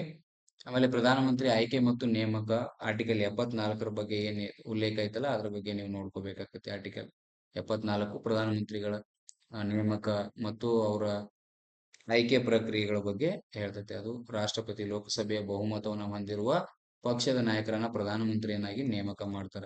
ಪ್ರಧಾನಮಂತ್ರಿಯನ್ನ ಯಾರು ನೇಮಕ ಮಾಡ್ತಾರ? ರಾಷ್ಟ್ರಪತಿಯವರ ಮಾಡ್ತಾರ. ಆಮೇಲೆ ಯಾವುದೇ ಪಕ್ಷಕ್ಕೆ ಬಹುಮತ ಸಿಗದಿದ್ದರೆ ರಾಷ್ಟ್ರಪತಿ ತನ್ನ ವಿವೇಚನಾಧಿಕಾರದಿಂದ ಅತ್ಯಧಿಕ ಬೆಂಬಲ ಹೊಂದಿರುವ ವ್ಯಕ್ತಿಯನ್ನ ನೇಮಿಸಬಹುದು. ಆದ್ರ ಅವರು ಏನ್ ಪ್ರಮಾಣ ವಚನವನ್ನು ಸ್ವೀಕರಿಸಿರ್ತಾರಲ್ಲ, ಆ 1 ತಿಂಗಳ ಒಳಗಾಗಿ ಅವರು ಬಹುಮತವನ್ನು ಸಾಬೀತುಪಡಿಸಬೇಕಾಗತ್ತೆ ಸದನದಲ್ಲಿ. ನೇಮಕಗೊಂಡ ನಂತರ ಇವರು ರಾಷ್ಟ್ರಪತಿ ಇದಕ್ಕೆ ಪ್ರಮಾಣ ವಚನವನ್ನ ಸ್ವೀಕರಿಸುತ್ತಾರ. ನೇಮಕಗೊಂಡ ನಂತರ ಏನ್ ಮಾಡ್ತಾರಪ್ಪ ಅಂತಂದ್ರೆ ಅವರು ಪ್ರಮಾಣ ವಚನವನ್ನ ಸ್ವೀಕರಿಸ್ತಾರ. ಆಮೇಲೆ ಮಂತ್ರಿ ಪರಿಷತ್ತಿನ ಬೆಂಬಲ ಬೇಕಾಗ್ತೈತಿ. ಮಂತ್ರಿ ಪರಿಷತ್ತಿನ ಬೆಂಬಲ ಬೇಕಾಗ್ತೈತಿ. ಆಮೇಲೆ ಪ್ರಧಾನಮಂತ್ರಿಯವರು ಮಂತ್ರಿ ಪರಿಷತ್ತಿನ ನಾಯಕರಾಗ್ತಾರ. ಮಂತ್ರಿಗಳನ್ನ ನೇಮಕ ಮಾಡ್ಲಿಕ್ಕೆ ಸಲಹೆ ಮಾಡ್ತಾರ. ಆಮೇಲೆ ಮಂತ್ರಿಗಳ ಪದಚ್ಯುತಿಗೆ ಇವರು ಸಲಹೆ ನೀಡ್ತಾರ. ಆಮೇಲೆ ಪ್ರಧಾನಮಂತ್ರಿಯವರೇ ಏನ್ ಮಾಡ್ತಾರಪ್ಪ ಅಂತಂದ್ರೆ ಇನ್ ಕೇಸ್ ಯಾವ್ದಾದ್ರು ಸಚಿವ ಕೆಲಸ ಮಾಡ್ಲಿಲ್ಲ, ಸರಿಯಾಗಿ ವರ್ಕ್ ಮಾಡ್ಲಿಲ್ಲ, ಭ್ರಷ್ಟಾಚಾರ ಮಾಡಿದ್ರ ಅಂತಂದ್ರೆ ರಾಷ್ಟ್ರಪತಿಗೆ ಸಲಹೆ ಮಾಡೋದ್ರ ಮೂಲಕ ಅವರನ್ನ ತೆಗೆದು ಹಾಕ್ತಾರ. ಸೊ ಅಷ್ಟು ಕೆಲಸನೂ ಅವರು ಮಾಡ್ಬೋದು. ಆಮೇಲೆ ಪ್ರಧಾನಮಂತ್ರಿ ಪ್ರಮುಖ ಅಧಿಕಾರ ಮತ್ತು ಕಾರ್ಯಗಳೇನಪ್ಪಾ ಅಂತಂದ್ರೆ ಸರ್ಕಾರದ ನೀತಿ, ದಿಕ್ಕು ಮತ್ತು ಕಾರ್ಯಗಳನ್ನ ರೂಪಿಸೋದು ಪ್ರಧಾನಮಂತ್ರಿ ಅವ್ರದ್ದು ಆಗಿರ್ತತಿ. ಮಂತ್ರಿ ಪರಿಷತ್ತಿನ ಸಭೆಗಳ ಅಧ್ಯಕ್ಷತೆಯನ್ನು ವಹಿಸುವುದು ಪ್ರಧಾನಮಂತ್ರಿನ ಆಗಿರ್ತತಿ. ಮಂತ್ರಿಗಳ ಕೆಲಸ ಕಾರ್ಯಗಳ ಸಂಯೋಜನೆ ಮತ್ತು ಮೇಲ್ವಿಚಾರಣೆಯನ್ನ ಏನ್ ಮಾಡ್ತಾರ? ಪ್ರಧಾನಮಂತ್ರಿಯವರು ಮಾಡ್ತಾರ. ಆಮೇಲೆ ಸಂಸತ್ತಿನಲ್ಲಿ ಸರ್ಕಾರದ ನಿಲುವನ್ನ ಮಂಡಿಸುವುದು ಯಾರು? ಪ್ರಧಾನಮಂತ್ರಿಗಳು ಮಾಡ್ತಾರ. ಆಮೇಲೆ ಬಜೆಟ್ ಆಗಿರ್ಬೋದು, ಆಡಳಿತದ ಯೋಜನೆಗಳಾಗಿರ್ಬೋದು, ಆರ್ಥಿಕ ನೀತಿಗಳಲ್ಲಿ ಪ್ರಮುಖ ಪಾತ್ರವನ್ನ ವಹಿಸ್ತಾರ. ವಿದೇಶಾಂಗ ನೀತಿ ಹಾಗೂ ಅಂತಾರಾಷ್ಟ್ರೀಯ ಸಂಬಂಧಗಳಲ್ಲಿ ನಾಯಕತ್ವವನ್ನು ವಹಿಸೋರು ಯಾರಪ್ಪ ಅಂತಂದ್ರೆ ಪ್ರಧಾನಮಂತ್ರಿಗಳಾಗಿರ್ತಾರ. ರಾಷ್ಟ್ರೀಯ ಭದ್ರತೆ, ಒಳ ಭದ್ರತೆ, ಆಂತರಿಕ ಮತ್ತು ಬಾಹ್ಯ ವಿಷಯಗಳಲ್ಲಿ ತೀರ್ಮಾನಗಳಲ್ಲಿ ಪ್ರಮುಖ ಪಾತ್ರ ಯಾರು ವಹಿಸ್ತಾರಪ್ಪ ಅಂತಂದ್ರ ಅದು ಪ್ರಧಾನಮಂತ್ರಿ ಆಗಿರ್ತಾರ. ಆಡಳಿತಾತ್ಮಕ ವ್ಯವಸ್ಥೆ ಮೇಲೆ ಒಟ್ಟು ನಿಯಂತ್ರಣ ಯಾರ್ದಿರ್ತತಿ ಅಂತಂದ್ರೆ ಅದು ಪ್ರಧಾನಮಂತ್ರಿಗಳ ಇರ್ತೈತಿ. ಜನತೆಯೊಂದಿಗೆ ಹಾಗೂ ವಿಭಿನ್ನ ರಾಜ್ಯಗಳ ಮುಖ್ಯಮಂತ್ರಿಗಳೊಂದಿಗೆ ಸಂಪರ್ಕ ಮತ್ತು ಸಮನ್ವಯನವನ್ನ ಪ್ರಧಾನಮಂತ್ರಿಗಳ ಸಾಧಿಸಬೇಕಾಗಿರ್ತತಿ. ಸೊ ಇಷ್ಟೆಲ್ಲ ಕೆಲಸನ ಪ್ರಧಾನಮಂತ್ರಿಗಳ ಮಾಡೋದಿರ್ತತಿ. ಸೊ ಇವುಗಳನ್ನ ನೀವು 1 by 1 ಇದನ್ನ ನೀವು ನೋಟ್ ಮಾಡ್ಕೋಬೇಕು. ಓಕೆ. ನೆಕ್ಸ್ಟ್ ಒಂದು ಪ್ರಧಾನಮಂತ್ರಿಯು ಲೋಕಸಭೆಗೆ ಜವಾಬ್ದಾರಿ ಆಗಿರ್ತಾರ. ಅಂದ್ರೆ ಪ್ರಧಾನಮಂತ್ರಿಗಳು ಏನಿರ್ತಾರಪ್ಪ ಅಂತಂದ್ರೆ ಲೋಕಸಭೆಗೆ ಜವಾಬ್ದಾರಿ, ಅವ್ರ ಕೆಲಸ ಕಾರ್ಯಗಳು ವಿಫಲ ಆಗಲಿ ಸಫಲ ಆಗಲಿ ಪ್ರಧಾನಮಂತ್ರಿಯವರು ಲೋಕಸಭೆಗೆ ಜವಾಬ್ದಾರಿ ಆಗಿರ್ತಾರ. ಲೋಕಸಭೆಗೆ ಜವಾಬ್ದಾರಿ ಆಗಿರ್ತಾರ. ಲೋಕಸಭೆಯಲ್ಲಿ ಅವಿಶ್ವಾಸ ನಿರ್ಣಯವನ್ನ ಅಂಗೀಕರಿಸಲ್ಪಟ್ಟರೆ ಮಂತ್ರಿ ಪರಿಷತ್ತನ್ನ ರಾಜೀನಾಮೆ ನೀಡಬೇಕಾಗತ್ತೆ. ಇನ್ ಕೇಸ್ ಈಗ ಪ್ರಧಾನಮಂತ್ರಿಗಳದಾರಲ್ಲ, ಅವ್ರಿಗೆ ಏನಾದ್ರು ಲೋಕಸಭೆಯಲ್ಲಿ ಅವಿಶ್ವಾಸ ನಿರ್ಣಯವನ್ನ ಅಂಗೀಕರಿಸಲ್ಪಟ್ರ ಏನ್ ಮಾಡ್ಬೇಕಾಗತ್ತಿ? ಮಂತ್ರಿ ಪರಿಷತ್ತು, ಇಡೀ ಮಂತ್ರಿ ಪರಿಷತ್ತು ರಾಜೀನಾಮೆಯನ್ನ ಕೊಡ್ಬೇಕಾಗತ್ತಿ ಪ್ರಧಾನಮಂತ್ರಿ ಅವರೊಂದಿಗೆ. ಆಮೇಲೆ ಪ್ರಶ್ನೋತ್ತರ ಕಾಲ ಚರ್ಚೆಗಳಲ್ಲಿ ಪಾಲ್ಗೊಳ್ಳುವುದು ಪ್ರಧಾನಮಂತ್ರಿ ಅವ್ರ ಜವಾಬ್ದಾರಿ ಆಗಿರ್ತತಿ. ಸರ್ಕಾರ ನೀತಿಗಳನ್ನ ಆ ಸಮರ್ಪಕವಾಗಿ ವಿವರಿಸುವುದು ಪ್ರಧಾನಮಂತ್ರಿಗಳ ಜವಾಬ್ದಾರಿ ಆಗಿರ್ತತಿ.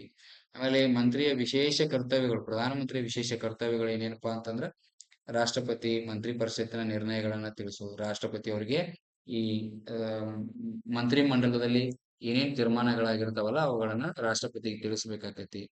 ರಾಷ್ಟ್ರಪತಿ ಕೇಳಿದ ಮಾಹಿತಿಯನ್ನು ಒದಗಿಸಬೇಕಾಗೈತಿ. ಸಂಸತ್ತಿನ ಯಾವುದೇ ವಿಚಾರಗಳನ್ನು ಮುಂದೂಡಬೇಕು ಎಂಬುದನ್ನ ರಾಷ್ಟ್ರಪತಿಗೆ ತಿಳಿಸ್ಬೇಕಾಗೈತಿ. ಮುಂದೆ ಇಡ್ಬೇಕಲ್ಲ ರಾಷ್ಟ್ರಪತಿಗಳು ಯಾವುದೇ ವಿಷಯವನ್ನ, ಸಂಸತ್ತಿನ ವಿಚಾರಗಳನ್ನ ರಾಷ್ಟ್ರಪತಿಗಳ ಮುಂದೆ ಇಡಬೇಕಾಗೈತಿ. ಭಾರತೀಯ ಆಡಳಿತದ ಎಲ್ಲಾ ಪ್ರಮುಖ ವಿಷಯಗಳ ಕುರಿತು ರಾಷ್ಟ್ರಪತಿಗೆ ಮಾಹಿತಿಯನ್ನ ನೀಡಬೇಕಾಗೈತಿ. ಭಾರತೀಯ ಆಡಳಿತದ ಎಲ್ಲಾ ಪ್ರಮುಖ ವಿಷಯಗಳ ಕುರಿತು ಮಾಹಿತಿಯನ್ನ ನೀಡಬೇಕಾಗೈತಿ. ಆಮೇಲೆ ಪ್ರಧಾನಮಂತ್ರಿ ಇತರೆ ಪ್ರಮುಖ ಅಂಶಗಳು. ಪ್ರಧಾನಮಂತ್ರಿ ಲೋಕಸಭೆಯ ಸದಸ್ಯನಾಗಿರ್ಬೇಕು, ರಾಜ್ಯಸಭೆಯ ಸದಸ್ಯನಾಗಿರು ಆಗ್ಬಹುದು. ಅವರು ಲೋಕಸಭಾ ಸದಸ್ಯರಲ್ಲದಿದ್ದರೆ ನೇಮಕದ 6 ತಿಂಗಳೊಳಗೆ ಸದಸ್ಯನಾಗಿರ್ಬೇಕು. ಇನ್ ಕೇಸ್ ಅವ್ರು ಯಾವ್ದೋ ರಾಜ್ಯಸಭೆ ಆಗಿರ್ಲಿ, ಲೋಕಸಭೆ ಆಗಿರ್ಲಿ, ಯಾವ್ದಾದ್ರು ಒಂದು ಸದನದ ಸದಸ್ಯರಾಗಿರ್ಲಿಲ್ಲ ಅಂತಂದ್ರೆ 6 ತಿಂಗಳು ಒಳಗಾಗಿ ಅವರು ಸದಸ್ಯರಾಗಿರ್ಬೇಕಾಗ್ತತಿ. ಪ್ರಧಾನಮಂತ್ರಿ ಅವರ ಸ್ಥಾನ ಅತಿ ಮಹತ್ವದ್ದಾಗಿದ್ದು ಅವರು ರಾಷ್ಟ್ರದ ರಾಜಕೀಯ ದಿಕ್ಕು ನಿರ್ದೇಶಕರಾಗಿರ್ತಾರ. ಅಂದ್ರೆ ನಮ್ಮ ರಾಷ್ಟ್ರಕ್ಕೆ ನಿರ್ದೇಶಕರು ಯಾರಪ್ಪಾ ಅಂತಂದ್ರ ಪ್ರಧಾನಮಂತ್ರಿಗಳ ಆಗಿರ್ತಾರ. ಸೊ ಅದಕ್ಕೆ ಪ್ರಮುಖ ಅಂಶಗಳ ಬಗ್ಗೆ ನೀವು ನೋಟ್ ಮಾಡ್ಕೊರಿ, ಪ್ರಮುಖ ಆರ್ಟಿಕಲ್ಗಳ ಬಗ್ಗೆ ನೋಟ್ ಮಾಡ್ಕೊರಿ.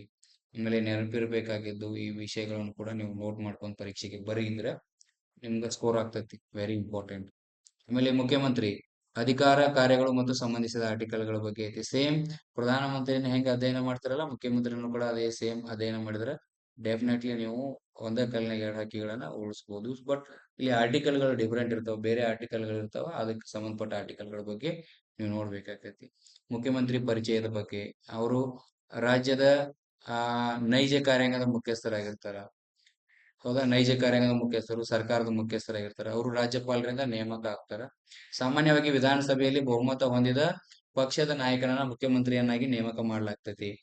ರಾಜ್ಯದ ಆಡಳಿತ ನಿಜವಾದ ಅಂದ್ರೆ ಎಕ್ಸಿಕ್ಯೂಟಿವ್ ಹೆಡ್, ಕಾರ್ಯಾಂಗದ ಮುಖ್ಯಸ್ಥರು ಯಾರಪ್ಪ ಅಂತಂದ್ರ ಮುಖ್ಯಮಂತ್ರಿಗಳು ಆಗಿರ್ತಾರ. ಸೊ ಮುಖ್ಯಮಂತ್ರಿ ನೇಮಕದ ಬಗ್ಗೆ ಇಲ್ಲಿ ಉಲ್ಲೇಖ ಇರೋದಾದ್ರ 164ನೇ ಆರ್ಟಿಕಲ್ ಐತಲ್ಲ, ವೆರಿ ಇಂಪಾರ್ಟೆಂಟ್ ಆಗ್ತೈತಿ. 164ನೇ ಆರ್ಟಿಕಲ್ ಪ್ರಕಾರ ರಾಜ್ಯಪಾಲರು ಮುಖ್ಯಮಂತ್ರಿಯನ್ನ ನೇಮಕ ಮಾಡ್ತಾರ. ಅದು ನಿಮ್ಗೆ ನೆನಪಿರ್ಬೇಕು. ರಾಜ್ಯಪಾಲರು ಮುಖ್ಯಮಂತ್ರಿಯನ್ನ ನೇಮಕ ಮಾಡ್ತಾರ. ಓಕೆ, ಸೊ ನೇಮಕದ ಕುರಿತು ನೋಡಿದ್ರೆ ರಾಜ್ಯಪಾಲರು ರಾಜ್ಯ ವಿಧಾನಸಭೆಯಲ್ಲಿ ಬಹುಮತ ಹೊಂದಿದ ಪಕ್ಷದ ನಾಯಕರನ್ನ ಪ್ರಧಾನಮಂತ್ರಿಯಾಗಿ ನೇಮಿಸುತ್ತಾರೆ. ವಿಧಾನಸಭೆಯಲ್ಲಿ ಬಹುಮತ ಸಾಬೀತು ಪಡಿಸುವವರೆಗೂ ಮುಖ್ಯಮಂತ್ರಿ ಸ್ಥಾನದಲ್ಲಿ ಮುಂದುವರಿಯುತ್ತಾರೆ. ಇತರ ಮಂತ್ರಿಗಳನ್ನ ಮುಖ್ಯಮಂತ್ರಿಯ ಸಲಹೆ ಮೇರೆಗೆ ನೇಮಕ ಮಾಡುತ್ತಾರೆ. ಯಾರು? ರಾಜ್ಯಪಾಲರು. ಮುಖ್ಯಮಂತ್ರಿಯ ನೇಮಕ ಸಂವಿಧಾನದ ನಿಯಮಾನುಸಾರ ನಡೆಯುತ್ತದೆ. ವೆರಿ ಇಂಪಾರ್ಟೆಂಟ್ ಆಗ್ತದೆ. ಓಕೆ, ಮುಖ್ಯಮಂತ್ರಿಯ ಕಾರ್ಯಗಳು ರಾಜ್ಯದ ಆಡಳಿತದ ಮುಖ್ಯಸ್ಥರಾಗಿರ್ತಾರೆ. ರಾಜ್ಯದ ನೀತಿಗಳ ನಿರೂಪಣೆ ಮತ್ತು ಅನುಷ್ಠಾನ ತರಲಿಕ್ಕೆ ಅವರೇ ಪ್ರಮುಖ ಪಾತ್ರ ವಹಿಸ್ತಾರೆ. ಮಂತ್ರಿಮಂಡಲದ ರಚನೆ ಮತ್ತು ಅವರ ಕಾರ್ಯಗಳಲ್ಲಿ ಜವಾಬ್ದಾರಿ ವಹಿಸುವಿಕೆ ಆಗಿರ್ಬೋದು. ವಿಧಾನಸಭೆಯಲ್ಲಿ ಸರ್ಕಾರದ ನೀತಿಗಳು ಮತ್ತು ಯೋಜನೆಗಳನ್ನ ಪ್ರಸ್ತುತಪಡಿಸುವುದಾಗಿರ್ಬೋದು. ಕಾನೂನು ಸುವ್ಯವಸ್ಥೆ, ಹಣಕಾಸು, ಆಡಳಿತ ಇತ್ಯಾದಿಗಳ ಮೇಲೆ ನಿಯಂತ್ರಣ ಸಾಧಿಸಿರ್ತಾರ. ರಾಜ್ಯಪಾಲರಿಗೆ ಸಲಹೆಯನ್ನ ನೀಡ್ತಾರ.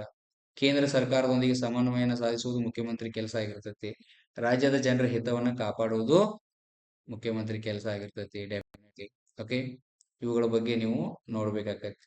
ಸೊ ದ ನೆಕ್ಸ್ಟ್ ಒನ್ ಸಂಬಂಧಿಸಿದ ಆರ್ಟಿಕಲ್ಗಳ ಬಗ್ಗೆ ನೋಡೋದಾದ್ರ ಆರ್ಟಿಕಲ್ 163 ರಾಜ್ಯಪಾಲರ ಸಹಾಯ ಮತ್ತು ಸಲಹೆಯನ್ನು ಪಡಿತಾರೆ. 164 ಮುಖ್ಯಮಂತ್ರಿ ನೇಮಕ ಮತ್ತು ಇತರ ಮಂತ್ರಿಗಳನ್ನ ನೇಮಕ ಮಾಡ್ತಾರೆ. ಆರ್ಟಿಕಲ್ 166 ರಾಜ್ಯ ಕಾರ್ಯಗಳ ನಿರ್ವಹಣೆ ಮಾಡ್ತಾರೆ. ಆಮೇಲೆ ಆರ್ಟಿಕಲ್ 174 ವಿಧಾನಸಭೆ ಅಧಿವೇಶನ, ಆಜ್ಞಾಪನ ಮತ್ತು ಅಧಿವೇಶನಗಳಿಗೆ ಸಂಬಂಧಪಟ್ಟಂಗೆ ಕೆಲಸವನ್ನ ಮಾಡ್ತಾರ. ಆರ್ಟಿಕಲ್ 175 ರಾಜ್ಯಪಾಲರ ಭಾಷಣದ ಬಗ್ಗೆ ಆ ಏನೈತಿ, ರಾಜ್ಯಪಾಲರಿಗೆ ಭಾಷಣವನ್ನ ರಚನೆ ಮಾಡಿ ಕೊಡ್ಬೇಕಾಗ್ತೈತಿ. ಆರ್ಟಿಕಲ್ 356 ರಾಜ್ಯದಲ್ಲಿ ಅಂದ್ರ ಸಂವಿಧಾನಾತ್ಮಕ ಯಂತ್ರ ಕುಸಿದು ಬಿದ್ರ, ಆಡಳಿತ ಕುಸಿದು ಬಿದ್ರ, ಸೊ ರಾಜ್ಯಪಾಲರು ರಾಷ್ಟ್ರಪತಿಗೆ ಪತ್ರ ಬರೆಯುವುದರ ಮೂಲಕ ರಾಜ್ಯದಲ್ಲಿ ರಾಷ್ಟ್ರಪತಿ ಆಳ್ವಿಕೆಯನ್ನ ತರಬಹುದಾಗೈತಿ. ಸೊ ವಿಧಾನಸಭೆಯೊಡನೆ ಸಂಬಂಧ, ಮುಖ್ಯಮಂತ್ರಿಯವರು ವಿಧಾನಸಭೆಯ ಸದಸ್ಯರಾಗಿರ್ಬೇಕು ಅಂತ ಐತಿ. ಅವರು ವಿಧಾನಸಭೆಗೆ ಜವಾಬ್ದಾರರಾಗಿರ್ತಾರೆ. ವಿಧಾನಸಭೆಯಲ್ಲಿ ಬಹುಮತ ಕಳೆದುಕೊಂಡ್ರೆ ಮುಖ್ಯಮಂತ್ರಿಯವರು ರಾಜೀನಾಮೆಯನ್ನ ನೀಡಬೇಕಾಗೈತಿ. ವಿಧಾನಸಭೆ ಅಧಿವೇಶನ ಕರೆಯಲು ಮುಂದೂಡಲು ರಾಜ್ಯಪಾಲರಿಗೆ ಸಲಹೆಯನ್ನ ನೀಡ್ತಾರ. ಸೊ ಅದಕ್ಕೆ ನೀವೇನ್ ಮಾಡ್ಬೇಕಾಗತ್ತಿ, ಅದನ್ನೆಲ್ಲ ಒಂದು ಸ್ಕ್ರೀನ್ ಶಾಟ್ ಹೊಡೆದು ರಾಜ್ಯಪಾಲರೊಂದಿಗೆ ಸಂಬಂಧ ವೆರಿ ಇಂಪಾರ್ಟೆಂಟ್ ಆಗ್ತೈತಿ. ಓಕೆ, ಪ್ರಮುಖ ಅಂಶಗಳು ಇವುಗಳನ್ನ ನೀವು ನೋಟ್ ಮಾಡ್ಕೋರಿ. ಓಕೆ, ನೆಕ್ಸ್ಟ್ ಭಾರತ ಸಂಸತ್ತು ವೆರಿ ಇಂಪಾರ್ಟೆಂಟ್. ಡೆಫಿನೆಟ್ಲಿ 10 ಮಾರ್ಕ್ಸಿಗೆ ಕ್ವಶನ್ ಬಂದ್ರು ಬರ್ಬೋದು. ಏನೇನ್ ಭಾರತ ಸಂಸತ್ತು ಬಹಳ ಇನ್ನಷ್ಟು ಕಾನ್ಸೆಪ್ಟ್ ಇರೋದ್ರಿಂದ ನಾ ಏನ್ ಮಾಡಕತ್ತೀನಿ ಈಗ ಅಂತಂದ್ರೆ, ಸೊ ಪಾಯಿಂಟ್ ನೀವು ಏನೇನ್ ಮೆನ್ಷನ್ ಮಾಡಬೇಕು. ಭಾರತ ಸಂಸತ್ತು ದೇಶದ ಶಾಸಕಾಂಗ. ಹೌದಾ, ಇದು ಕೇಂದ್ರ ಸರ್ಕಾರದ ಕಾರ್ಯಗಳನ್ನ ರಚಿಸುತ್ತದೆ.